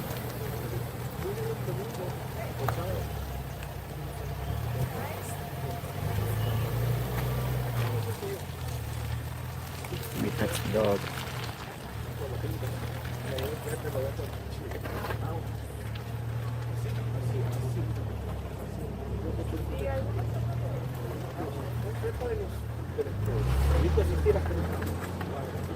Got a good shot, didn't you?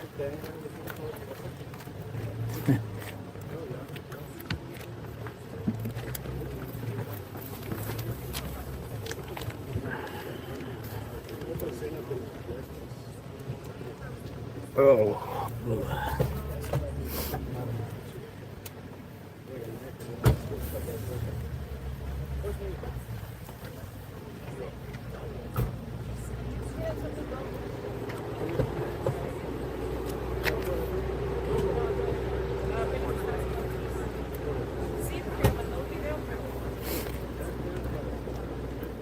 Where are they going to do the raid? What they are. I'm sure they want to have it on the DL. Let's hope. Man, they got the cameras in front of the sheriff's office. Yeah. So if Pima County sheriffs go out with the SWAT, it will be known instantly.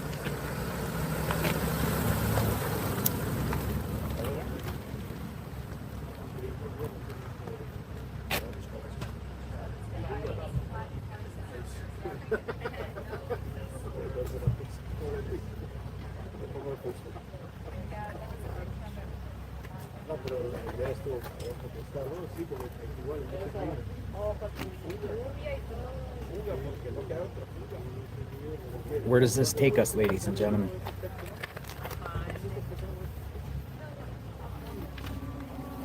Whoop, drones are up. Who was rude? JLR. No, I understand. I can put myself in the guys. I think he just really wants to get his. He's just uptight and he just wants to do his job and get it right. And he's thinking about himself or something like that. Again, I would never go in front and point my camera in front of somebody. No. If I'm here first and somebody comes behind me and tells me to be quiet, like, that's kind of rude. If someone's shooting and I go in front of them and they tell me to move, I would absolutely move. And say, I apologize, sorry. But you can't tell somebody else to do something if they were there first. Like, it's like the world is yours.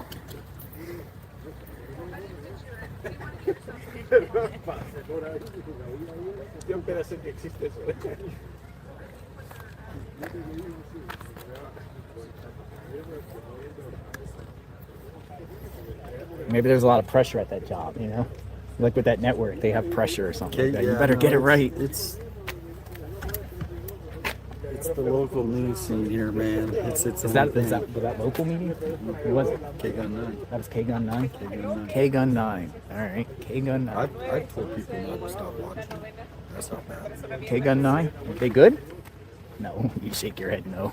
No, they're basically a political wing for the mayor. Political wing for the mayor. K-Gun 9.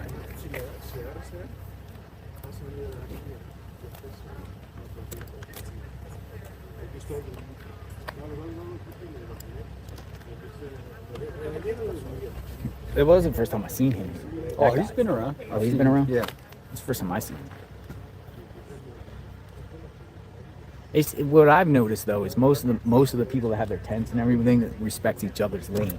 Like, I haven't seen anybody act like that. No, I haven't seen anybody act really. like that. He just came like, but it was weird because like I'm literally filming a fire truck and he's like, "Why are you filming a fire truck? It has nothing to do with this case." Yeah. Like, dude, if I want to film a fire truck, I'm gonna film a fire truck. Like, mind your business. Like, and then he starts screaming at the guy next to him about, "You're in my shot. I'm not in your shot. I'm doing my job. You're in my shot." And they start screaming back. Yeah. And now he's coming at me here. He needs to hit the dispensary, I think. Oh man, the photographer. That's the photographer, not the reporter. The photographer. Photographer. Yeah, the video. The reporter, he's old school. He's Yeah, like one of those old school. Where's he at? They went in their car and they wait till their next hit. You're like, oh man, we're on JLR Investigates. Yeah. The whole incident was captured.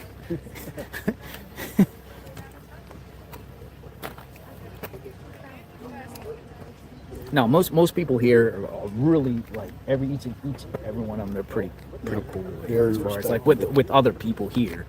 Like Because occasionally we'll get some people that step in front of them, whatever, like that. And be like, hey, move over, slide over a little bit. They say it respectfully, slide over. And people do. So I'm giving you a little inner workings of what goes on in the journalism world out here, or in the streaming world, whatever you want to call it. I know we're honing in on that because there's nothing going on, so we're just like chit-chatting out here in front of Nancy Guthrie's house. You want a slice of pizza? Yeah. What other cases have you covered? Big cases. Honestly, I do a lot of other types of investigative. It's not the big cases, it's more like tracking down individuals for them. People that are related to big cases, or trying not to be. Across the U.S., a lot of middle America. Once he's out of here, the sheriff was accused of killing his two partners in Missouri. We're on a lot of the stuff I'm just tracking. Yeah. Not too pleasant. What about the sheriff in Kentucky that shot the other judge? I'd love to be a part of that. Mickey Stein, Sheriff Mickey Stein. Yeah, that's a crazy case, Mickey Stein.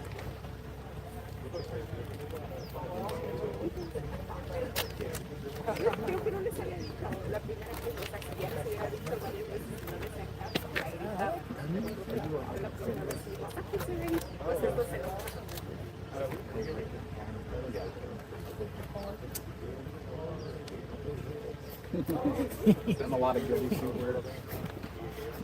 A lot of days.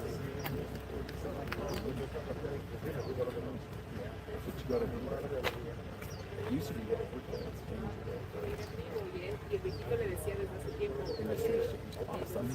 been around for a while. I've done it. This is like a year. Yeah. About 16 years. I do it for spot. You know Gary.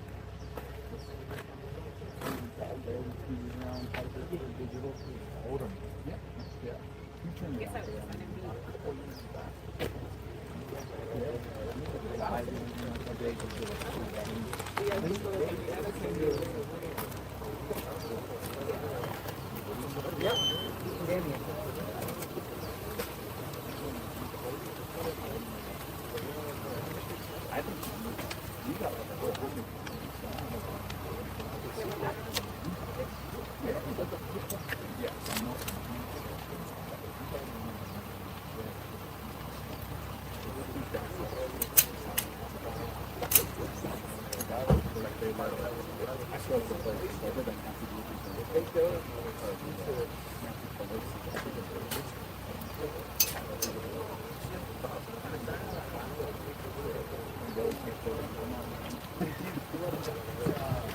Thank you.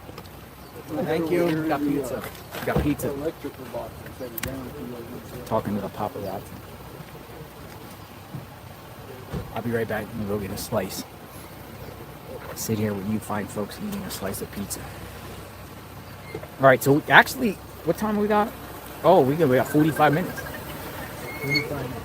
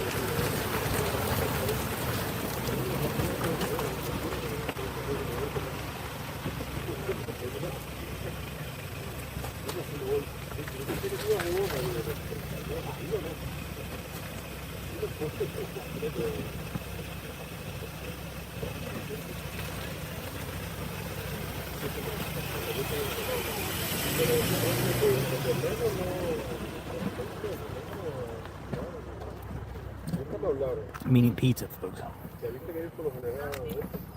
Pizza.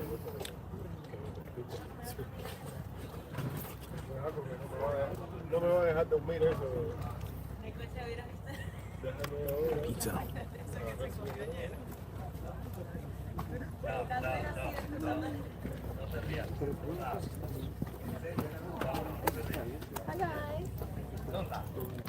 I don't know. I don't know if we're gonna get any activity.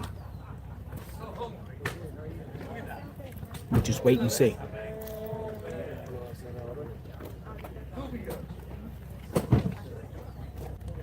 I just find it, my mind is taking me to the next door neighbors right now. Why were they at the next door neighbor's house? Right there.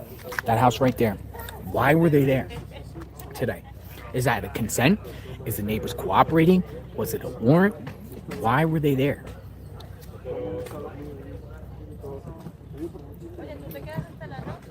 Looking at that camera, looked like a camera lighting in the corner, but it faces out towards the road.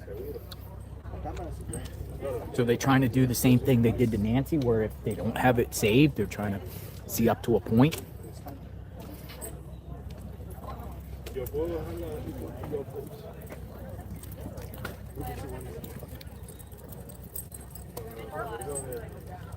Neighbor's camera. Because technically that does face the road pretty good and might be able to give it just an eye description of the vehicle coming in. Watch it be a Range Rover.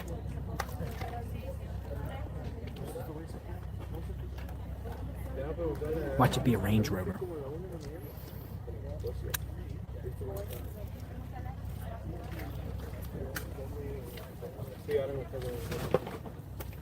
The perp came here some way, somehow, and I don't believe the perp walked, because you ain't walking down the street with an 84-year-old woman that has mobility issues.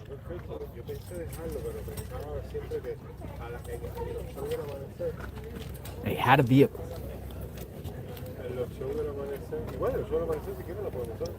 What was the vehicle? Take us to the wooded area of the golf course, Moon Tree says. Okay, we'll do that tomorrow. I will do that. Moon Tree says, take us to the golf course. So, got some information about someone that says they know someone that knows Luke. Again, it's secondhand. I know someone that knows someone, but they're saying Luke liked to hang out at this abandoned golf course. So I'll look more into that and respond. I actually got the text, so I'll reply and find out more details about Luke's hangout. Because again, has the sheriff clears Guthrie family. The sheriff hadn't cleared the people that they detained. They eventually let him go.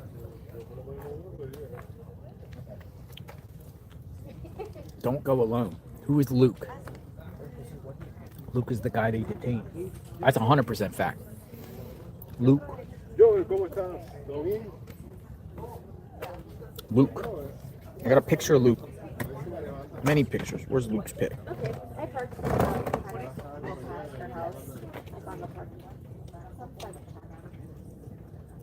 Luke Daly. Went to Luke Daly's house. Here he is. Mugshot. Drug guy. Multiple arrests in the past, going back years.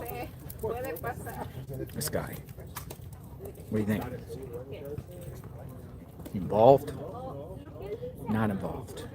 Worked with others, worked single, not involved at all. No proof right now of Luke. Drug guy. No proof.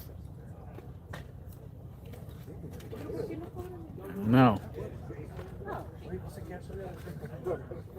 At least I don't have to get some extra bucks though. No. Luke. What's going on with Luke? We are at 5:15 hour, well 5:23 now.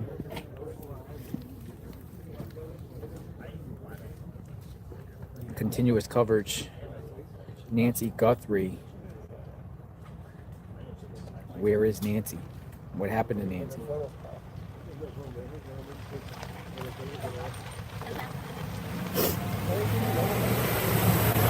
Oh, sheriff.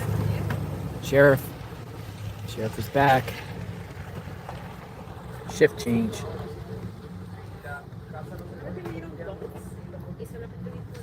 No, the sheriff just came.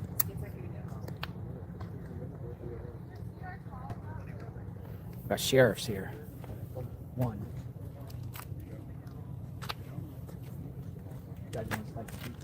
Oh, I'm good. Thank you so much. Thank you so much. Yeah. I know, you can eat a bunch of food. Oh, thank you. No. Oh, we're good, really good. Yeah, you are here all day. Yeah, you have to eat. Feel yourself. That's nice of them, though. Followers had them over? No, we actually. Oh, okay. So remember the last time, remember? You got surprised. Pizza. I offered some journalists some pizza. All right, we got this going on. Let's see what this is about.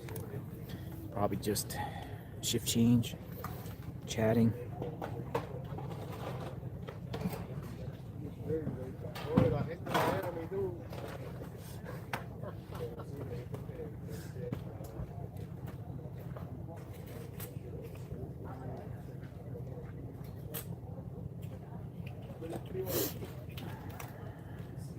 So what's the new? Sheriff Nanos is dispelling speculation about the business card pictured in Nancy Guthrie's door from an agent with Adult Protective Services. The day she was reported missing, a neighbor... look at this. This is a report by Fox News about the business card that we were talking about. Fox News asked Sheriff Nanos about the business card that was in the door, and the sheriff responded, saying... The day Nancy was reported missing, a neighbor called Adult Protective Services, he said. They sent an investigator to check her out. This confirms the report was made after her suspected abduction. Whoa, what is that about? The day Nancy was reported missing, a neighbor called Adult Protective Services, he says. They sent an investigator to check her out. So that's where that card comes from. But it's crazy because Sheriff is actually talking about it, the card. And now we have an understanding of what happened with the card, or why that card was there.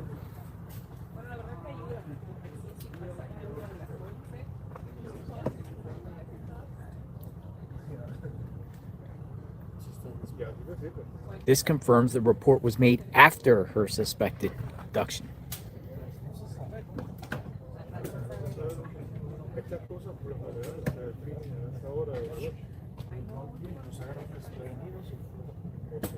Remember we were out in the field and one of the neighbors here came and shared with us and said they got the card, took a pic, had the pic. The Adult Protective Services. And they speculated it was elder abuse. Didn't know when the card came. Well, the sheriff is saying that the neighbor called after she was reported missing and they came and checked out. Now we have an idea. But it's good. They weren't talking about that. Now we got an understanding. But why would a neighbor call Adult Protective Services? Like, why would a neighbor call Adult Protective Services? Does anyone understand that? Why would a neighbor call Adult Protective Services? Like, if your neighbor knew you were missing, would they call Adult Protective Services? But why? I know, that is strange, isn't it? I think it's a little strange. I would need more context to that.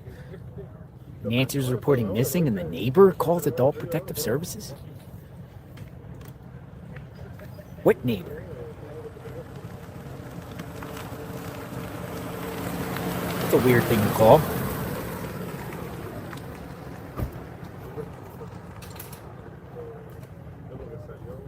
People are saying it's not strange. Your neighbor, if someone's reporting missing, somebody would call Adult Protective Services instead of just calling the police.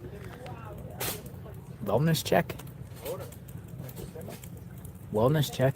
Yeah, I mean, yeah, that's probably that's categorized. It's probably lumped in with the wellness check, right? Wellness check. You're concerned about somebody, you call, make a wellness check. Maybe they call the police and they refer you to the Adult Protective Services for like a wellness check. Wellness check. Wellness check.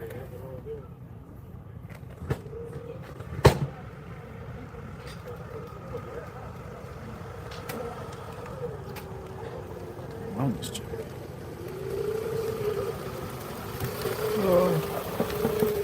Hello, bye. Bye. Oh, we got another sheriff here. We got another sheriff coming. More sheriffs. That's now 3 here. What's going on? We got 3 sheriffs here.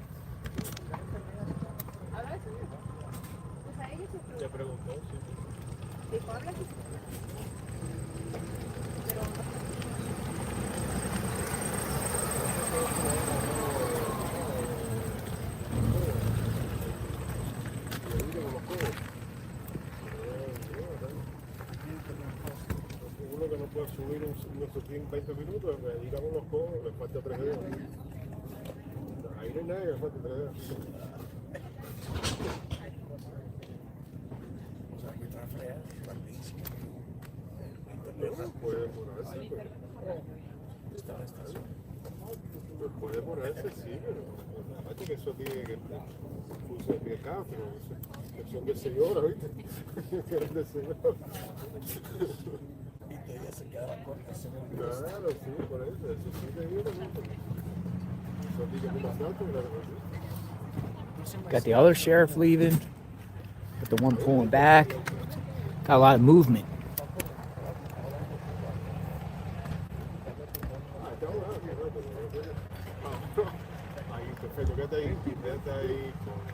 All right, looks like nothing, no problem. He just said, thank you for what you do. Got sheriffs. All right, let's find out what that was about.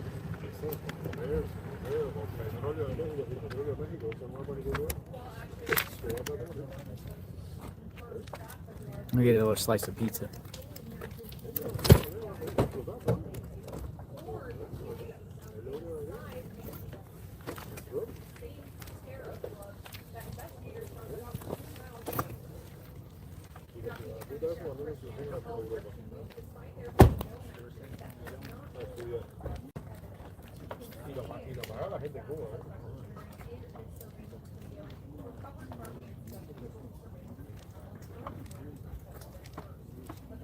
What's up, man?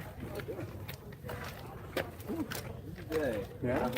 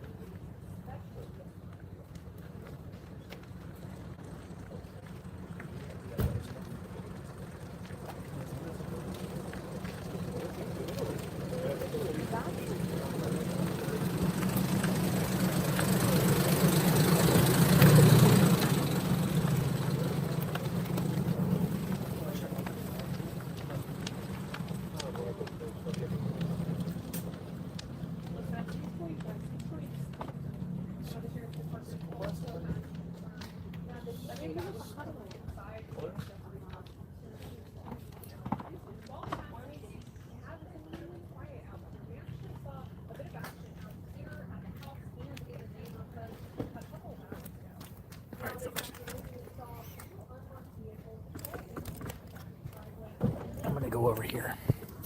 Position myself over here.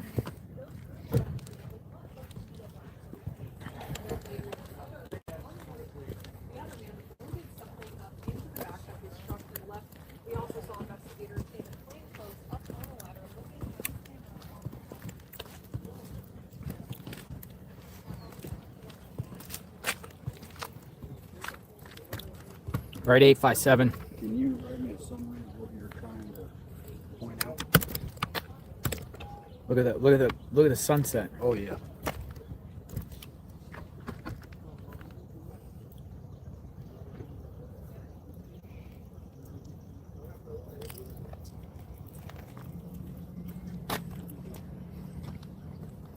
It does look beautiful. Do the pizza. What do you rate the pizza? I rate the pizza. Where did it come from? Magpie. Here, show the pizza. We'll do a pizza check. All right, here we go. Oh, I got no pizza on my lips. It's right here. No, the other side. Oh. It's Magpies.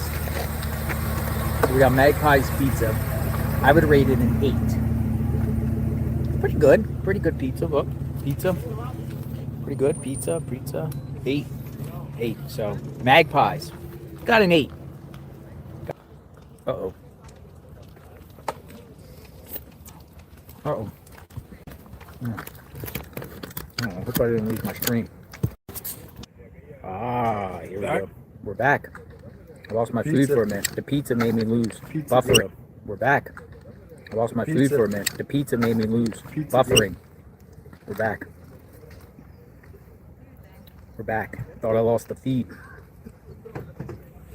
Ooh. It's crazy. Pizza curse. They was showing off the pizza.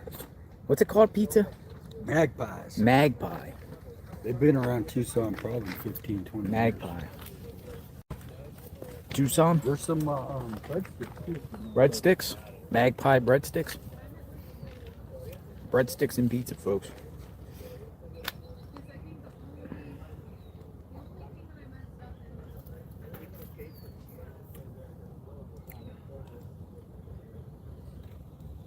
All right, so this is kind of like the scene earlier today. 2 men and they had a briefcase. Looks like some sort of locksmith.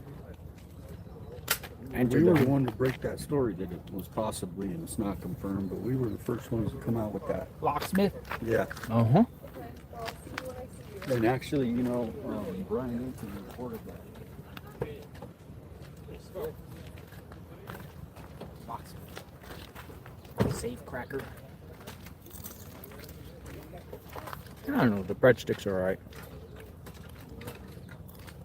Good Tucson sun. Oh, this is gonna be a good sunset. Yeah, it's really It's a great sunset. Is the sunset's better when it's cooler? Well, it's when the clouds are like that. Because they're like that.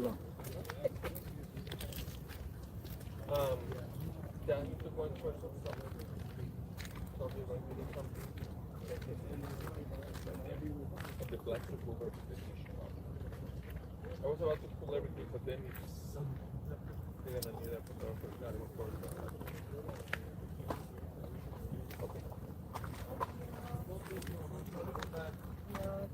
This is what's going on out here. Winding down before the sun goes. I will say, tonight's media presence at this time of the evening is less than any other day that I've been here. Yes. Well, the thing is, like, he have to be with them, so.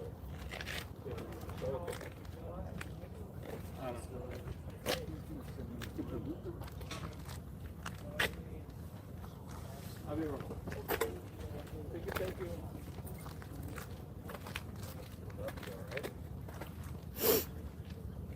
Tomorrow we will be going to the golf course. We're going to go to the golf course.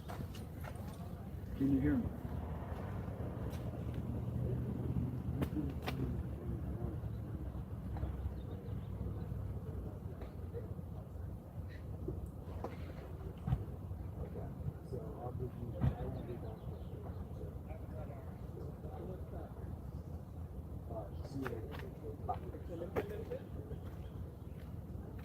Yeah, the sunset's gonna be killer with those clouds. Guys, when I see Arizona sunset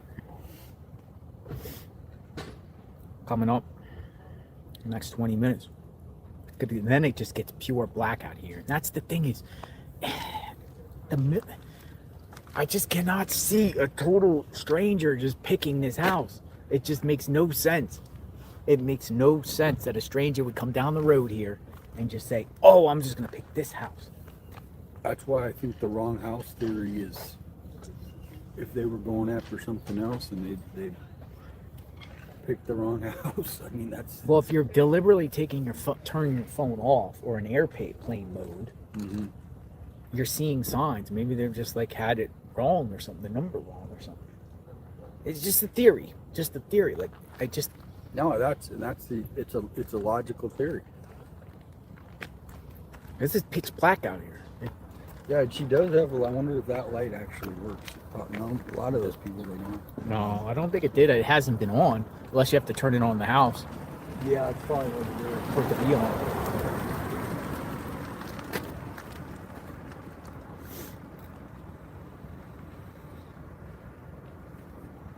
Yeah, I definitely think something's going to brew tomorrow. I keep saying this every day, and it's more of like just hope, being optimistic.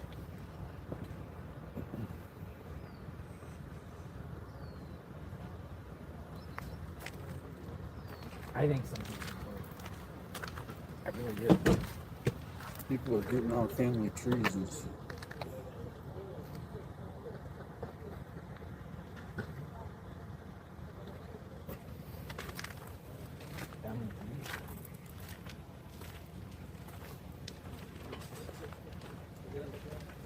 See any other these other news reports out here on this?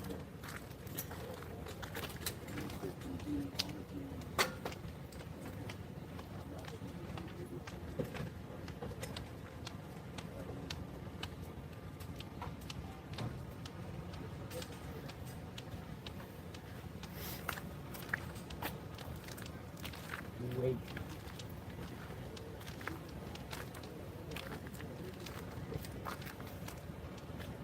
See what this says. What's up, neighbor? CBS News report. Nancy Guthrie. Our next item, DNA tested from gloves found near the home of Nancy Guthrie did not come back with a match from inside the house or a national FBI database. That's what the Pima County Sheriff's Department confirmed today. Andres Gutierrez joins us now from Tucson with the very latest on this saga. Andres, what do we got? Well, Major, we will get to those gloves in just a moment, but we will get to the newest information that we got from CBS News and the fact that the FBI is now probing gun purchases here in the Tucson area. According to the owner of an area gun store, an agent came in about a week or so ago and showed several images with faces and names on them. Agents inquired about purchases in the last year. The owner said there were several names and images on the sheets, but doesn't remember a specific number of people listed. We have agreed not to name the store or the owner because of privacy concerns. And now turning to the glove. The DNA on that glove did not provide investigators the break that we were all hoping for. That came from a glove that was found about 2 miles away from Nancy's house. It appeared very similar to the one that we saw in those chilling surveillance images. Investigators took that DNA profile and ran it through CODIS, the FBI National DNA Database. And the only reason you'd ever be on that database is because you've been charged or convicted of a crime. The Sheriff's Department says that that profile was submitted this morning. The results came back with no confirmed match. CODIS does hold the profile for over 19 million offenders. The U.S. population, just over 345 million people. So we're talking about a sliver of the U.S. population. So really not a surprising fact that there was no hit. The evidence for this glove is still meaningful in this overall case, but as of today, it has not put a name to that suspect. They're also working through additional DNA evidence that was found in the house, and that's being processed at a lab that the county contracts with out of Florida. Eventually, if there's any evidence there that they deem is worthy to go into CODIS, they will do that. But when CODIS does not deliver, which has not been the case thus far, they will have another avenue with this DNA. They can go ahead and do the genetic genealogy using databases that are separate from the ones from the IFB to see if it could possibly churn up a name here, Major. Andres Gutierrez, tracking all the developments for us. Thank you very much, sir. Appreciate it. Oh, yeah. He said they know some of the gun stores, but they're not going to share for privacy reasons. What's privacy of a gun store? To share which gun stores they went to. I have it. You do?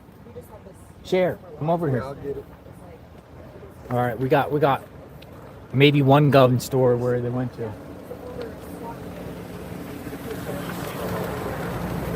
Gun stores. They're going to gun stores. Oh, so he knows. Yeah, I heard another. We had Gun stores. I gotta look through this one. Yeah, the whole thing's interesting. You saw the door gun camera. That was weird.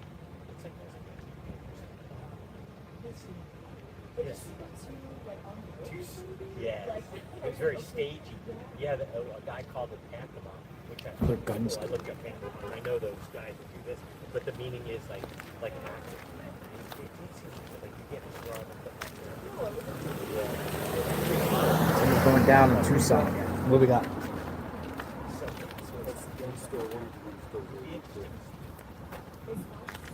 All right, here's a report by True Crime Mama. Gun store owner describes FBI canvassing in Nancy Guthrie investigation. A firearms dealer in Tucson says federal agents recently visited his store while working leads connected to the disappearance of Nancy Guthrie. Philip Martin, co-owner of Armor Bearer Arms, stated that investigators arrived carrying 3 printed pages showing photographs and names of approximately 18 to 24 people. Agents asked staff to check whether any of those individuals had purchased a firearm from the businesses within the past year. Okay, that's interesting, within the past year. Martin said the names immediately stood out to him because many were unusual. Unusual names. Does that mean foreign? Is he saying Hispanic? Unusual names, foreign names, unusual names. Maybe, or some, there's some names that are unusual. Yeah, but it's not Bill or Tom. It's not like Bill Smith and John Smith and Tom Anderson. Unusual names. He explained that he remembers a large portion of his customers and distinctive surnames are typically easy to recall. Using the store's database, employees searched each name, but none matched their records. According to Martin, agents initially did not reveal the purpose of their visit. After reviewing the photos, however, he suspected the individuals might be connected to the Guthrie investigation. He said an agent confirmed that assumption, indicating that they were visiting gun stores throughout the area as part of their efforts. The owner ultimately informed investigators that no one listed on the 3 pages have ever bought a firearm from his shop. Everyone's saying Zach's name. Remember Zach's name? Whoa, Zach had some crazy name. Remember Zach? The visit suggests authorities are systematically checking local retailers while attempting to identify anyone who may be involved in the Nancy Guthrie's disappearance. So, interesting. 18 to 24 people. We wanted to check if any of them purchased firearms within the past year. And their names were unusual. Names. That's interesting. What do you think, folks, when you hear that? If this report is true. Names. What type of names? Names. Try to enjoy yourself. Thank you. Unusual names. Unusual last names. We're talking foreign names. Unusual names.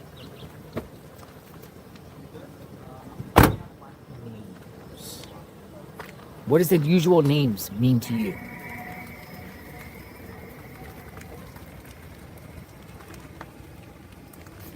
Someone said Netanyahu sounds strange.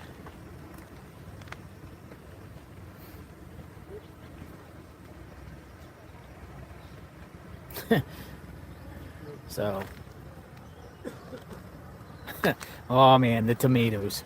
The tomatoes are coming out. Oh boy. The tomatoes are coming out. JLR. Yeah, JLR. That's unusual. JLR. Unusual names. Who has why unusual names? 18 to 24 people with unusual names that made a firearm purchase within the last year. Huh. They got names. They got names. They got names that they're looking at. This person, this person, this person. So, that's pretty wild if the report is true.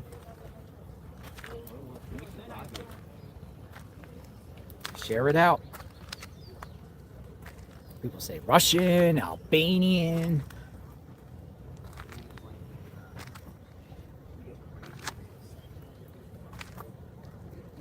Hispanic names in Arizona are not unusual. Great point.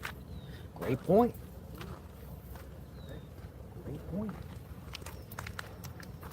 Oh, look at the sun. The sun is going down.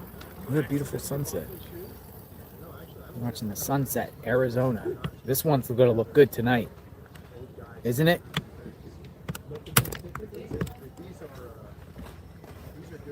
Dude, this sunset's going to look nice, isn't it? Look at that sunset. Everything's going to illuminate off the clouds here. Beautiful. People say Illuminati names. What does unusual names mean to you? You know, an unusual name to me would not be Hispanic because I'm in Tucson. Well, that's what they just said. This is like Hispanic area, so that wouldn't be unusual. So no, so an unusual name with me would be Russian. Russian? A Russian name. Well, would be, what type of nationalities are around here? What is this community? Well, we got the World Gem Show. So The all World these Gem people Show. come out from Russia, from every country. There's people in Tucson. So right you're now. going back to the Gem Show for some reason. Well, if they're weird names. Who attends the Gem Show?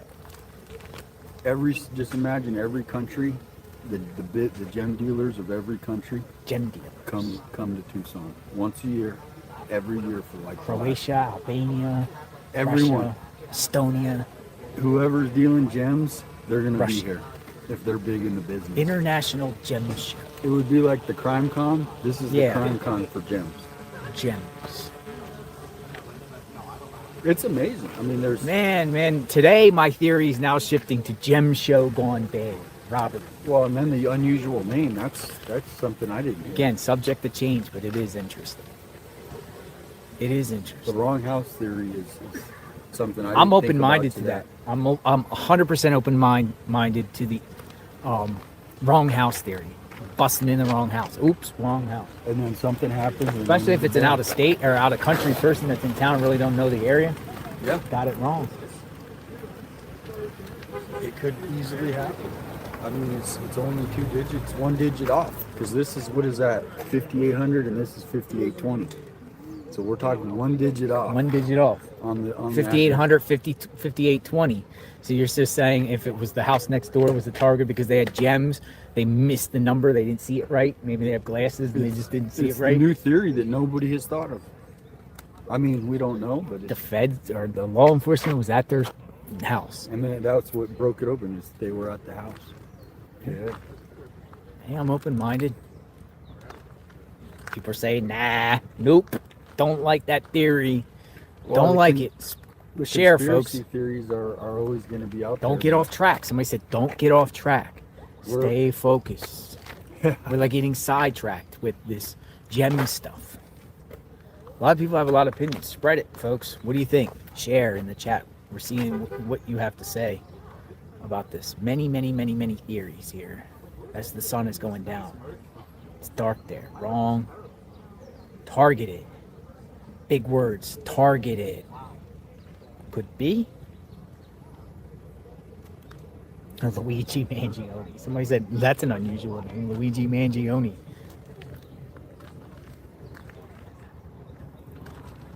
I don't know. Luke Daly, is that unusual? Luke? That name keeps coming up, but we need to. That name doesn't seem unusual to me though. Luke Daly?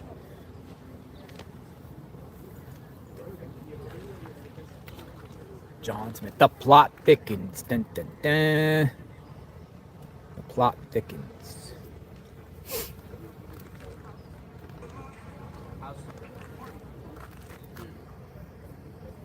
I say Zach or the weird neighbor of Jason. Somebody said Putin. Putin.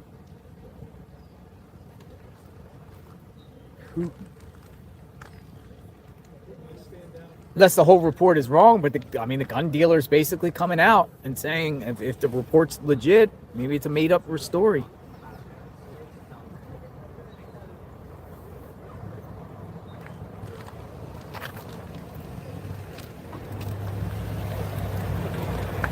Sheriff is back. Whoop.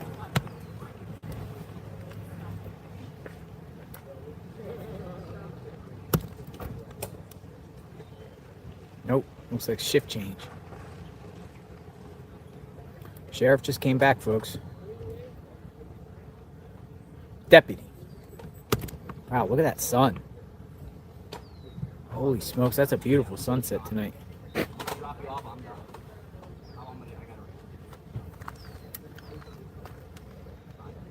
Watch this whole area illuminate.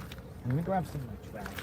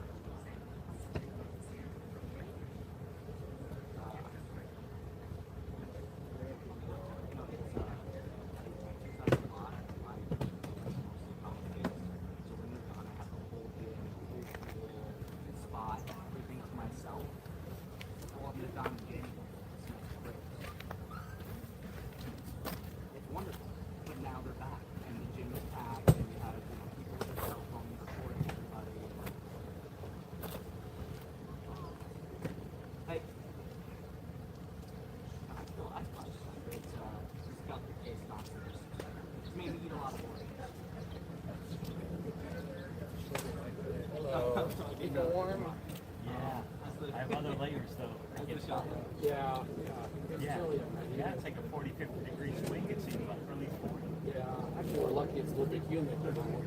When warm is lucky very much. Where are you from? You love the desert though. I live in San Diego. So it fluctuates a little with the humidity. It's very different. It's a lot colder. Humidity. Yeah. What's that? Yes. Whoa, so nice. Yeah, my son, he grew up in San Diego. I raised him there, but he moved to Wisconsin. So he likes it better. And plus, it's affordable. He can have a nice house. And all that. It's so ridiculous. Hello, hello. Welcome back. Welcome back to myself. I can't believe it's 8 p.m. Can't believe it's 8 p.m. Look at that beautiful sunset, though. Hey, guys. We dripped down to 695 viewers. I might wrap this up. It doesn't seem like anything's popping. And then I have a little place on the beach in San Diego Mission Beach. So I yeah. Could Savannah have had a stalker? I just don't think we have any evidence of that. Do you guys want to watch the rest of the sheriff? Let's watch the end of the sheriff. Have either or both of those incidents, have those folks been cleared yet? Well, I think in my mind, we've cleared them to a point where we feel like, okay, we've talked with them. We've done some checking on what they were reporting as maybe an alibi or whatever. We validated some information. There's still some evidence that we need to process because we did do search warrants at those homes. But yes, if detectives weren't satisfied, they wouldn't have been released. You know, some people, again, the pundits have been critical of those searches coming up with what they're saying empty, right? And I know that these are not searches that happen willy-nilly. There's reasons that these searches happen. It's not just a snap of a finger. Down the hall from here is our command post with detectives at FBI, our county attorney's office. The FBI has the same thing. Detectives over there from my agency and FBI agents and the U.S. attorneys. And so every time we come into something where it's questionable about the law, hey, searching someone's home is a really big issue to law enforcement. Not because you can gain evidence, but because you could be violating someone's right. Your home is your sanctity. So we look at that breach and take it very serious. So much so that we do check with county attorneys and different prosecutors, U.S. attorneys, and we review it with a judge. And based What? He's talking about U.S. attorneys? Based on all of that, we make a decision whether or not we have enough for a search warrant. If the judge approves, we go. Those are court orders. And get more information like that and the judge approves, we should expect to see more of those? Absolutely. These leads, for example, those days, right now, detectives are getting information, various leads, 30,000 leads, 40,000 leads, whatever the number is. They're out there paired up and going and chasing down leads. it could be a lead to Walmart. It could be a lead to a gun shop. It could be a lead on anything, DNA, whatever. They chase it down. I don't Once they remember get the to question. a point where they go, okay, wait a minute, this is really turning into something, maybe develop a person of interest, then they come back in and we do some more backup and backgrounds, and then that unfolds. So to get to a point where you had a search warrant served on 2 occasions, that could happen again today. It could happen tomorrow. It may not happen for another week or 2. It just depends on the lead. We chased leads. That's what investigations. Button your shirt up. Is there any too. update today on where things stand? Is he with the showing DNA his found in chest? that glove, and I know the FBI talked about getting into CODIS. We got the DNA back, and my understanding is this morning it was submitted for CODIS. I've not heard anything further. Yeah. And I know the talk was working with Walmart and maybe some gun shops as well. Has anything come from that yet? You know, they're just asking. Yeah. They're taking around. Somebody said, "Oh, they've got 40 pictures." No, what they've done is just like everybody. The Ring camera video. They'll go to a gun shop and say, "Does this guy look familiar?" Why choose to do these interviews individually with media outlets rather than another press conference like you did early in the... So if you go back to the first press conference, okay, one, that was a little chaotic for everybody. It was mainly because we had gotten... It's chaotic for I think you. It was Sunday night, Monday morning. We'd completed our investigation at the scene, and so Monday morning they came in and briefed me. The scene investigators came and briefed me. So I knew that I was getting a lot of calls from the media. And the way we deal here with local media is quite simple. They have full access to the sheriff. That's the transparency of this agency and the sheriff. I will never tell the media. They have full access to him? And they come to me, and so I felt like we've always had a great relationship. So we opened the door because now national media is calling, just like this. Hour after hour after hour, though, they kept piling in. We went from, I don't know, media outlets here locally and around the state, maybe we get 10, 20 of them out, to over 400. I quickly realized this ain't gonna work. Every hour on the hour having it. So we decided, let's do a press conference. But that press conference was done with no information really for us to give out, because we had processed the scene, we had submitted our evidence, and now we're waiting for the labs. It's been 17 days. Hundreds of questions about the scene, about this, that, and the other, and I just wasn't prepared to give that up. I wanted to hear from my investigators more. We scheduled a press conference for 2 days later. That happened. They got all their questions. We gave them the timelines that we knew. We gave them what we knew, and we told them moving forward, there would be no more press conferences just to have press conferences. It doesn't make sense. We have work to do. Now, things unfolded this last week where people were, the rumors just, you know, you can be campaigning against the sheriff all you want. Good for you. I've been through 2 or 3 elections already. I'm still here. This isn't about that. But when you try to drive a wedge between 2 agencies, the FBI and the Sheriff's Department, that I'm going to step in and stop. Our relationship has been a great relationship, will always be a great relationship. Do you know why? Because it's vital to this agency. You're such a liar. It's vital to the FBI that we work together. But you know what it's more vital to? It's more vital to this community. How about that Nancy? we work together, and we do so. What about And Nancy, so when you? I saw those comments that came out of nowhere, that's when I said, Friday, I want to have as many of the bigger agents and bigger news media in here to clear that up. How I want to do it. How frustrating has it been to see some of that misinformation out there? And I know, it prompted you to clear the family. We don't see that a lot in these investigations during it. Yeah. But gotcha. Okay. So, look. What'd she say? In politics. Wait, what? In politics? Hold on. What did that lady say? Frustrating has it been to see some of that misinformation out there? And I know, it prompted you to clear the family. We don't see that a lot in these investigations during it. Yeah. But gotcha. Okay. So, look. Not talking about the family? In politics, you always have that, right? The ugliness comes out. And it's a shame. But when we talk about victims being re-victimized, what is really the purpose of cops? To protect. to protect those who have been victimized. What about the To be community? their voice.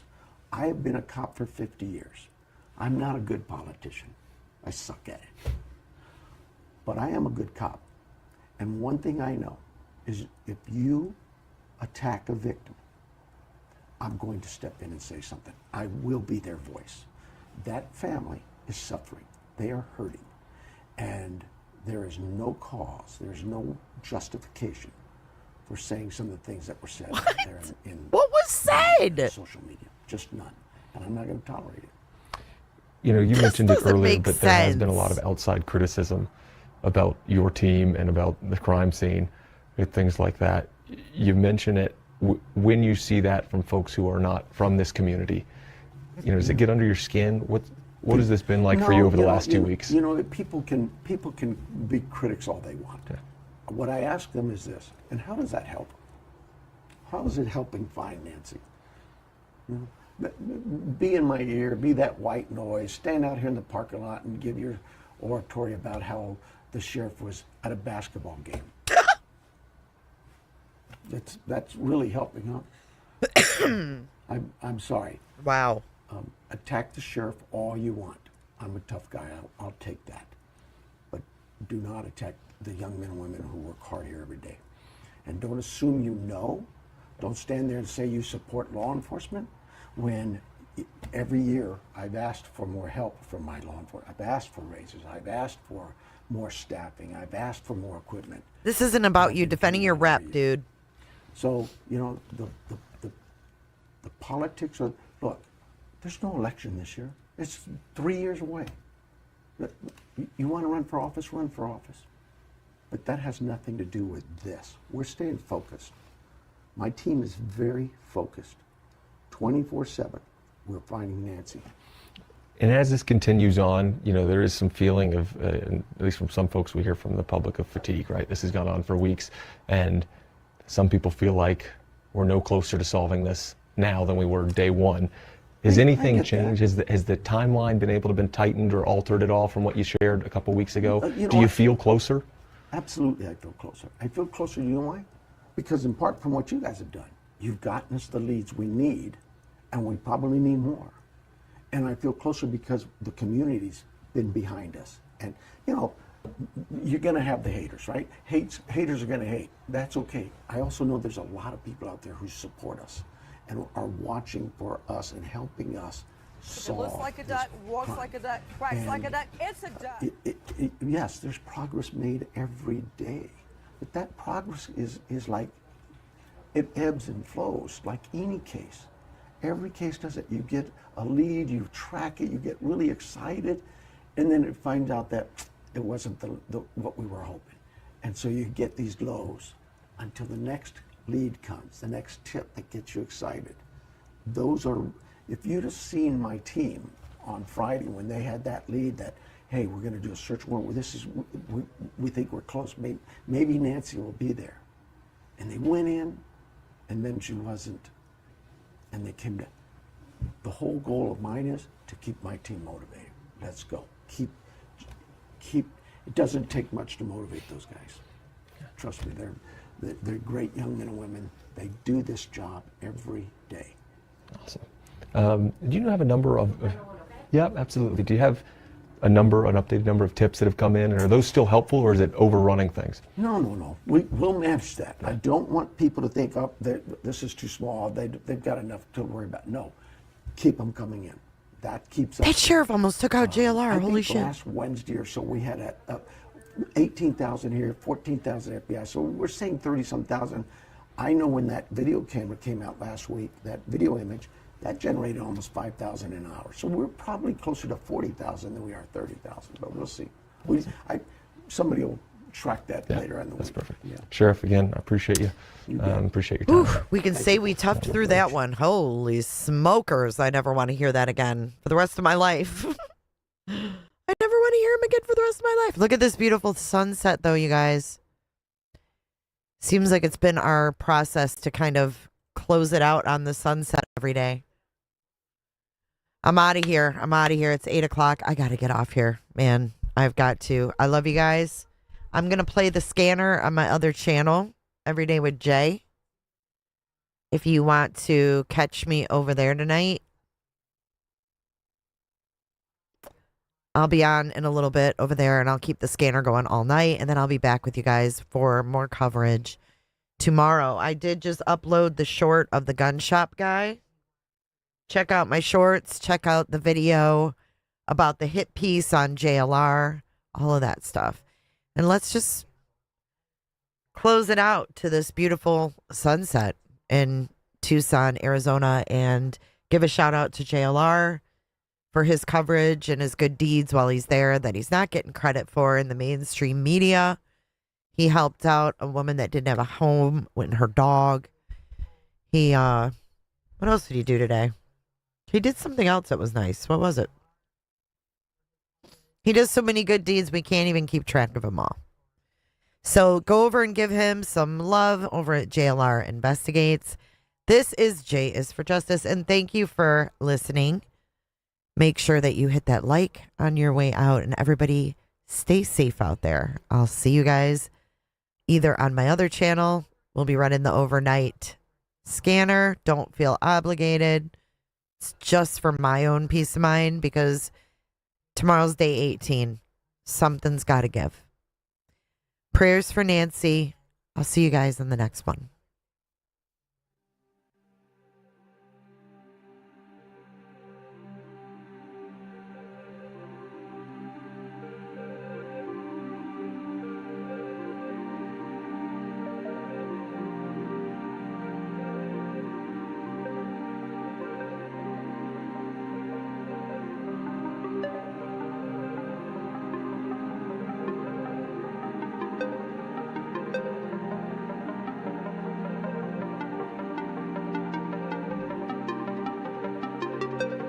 So much for watching. If you enjoyed this live stream or video, make sure to give it a thumbs up and hit that subscribe button so you don't miss out on my latest content.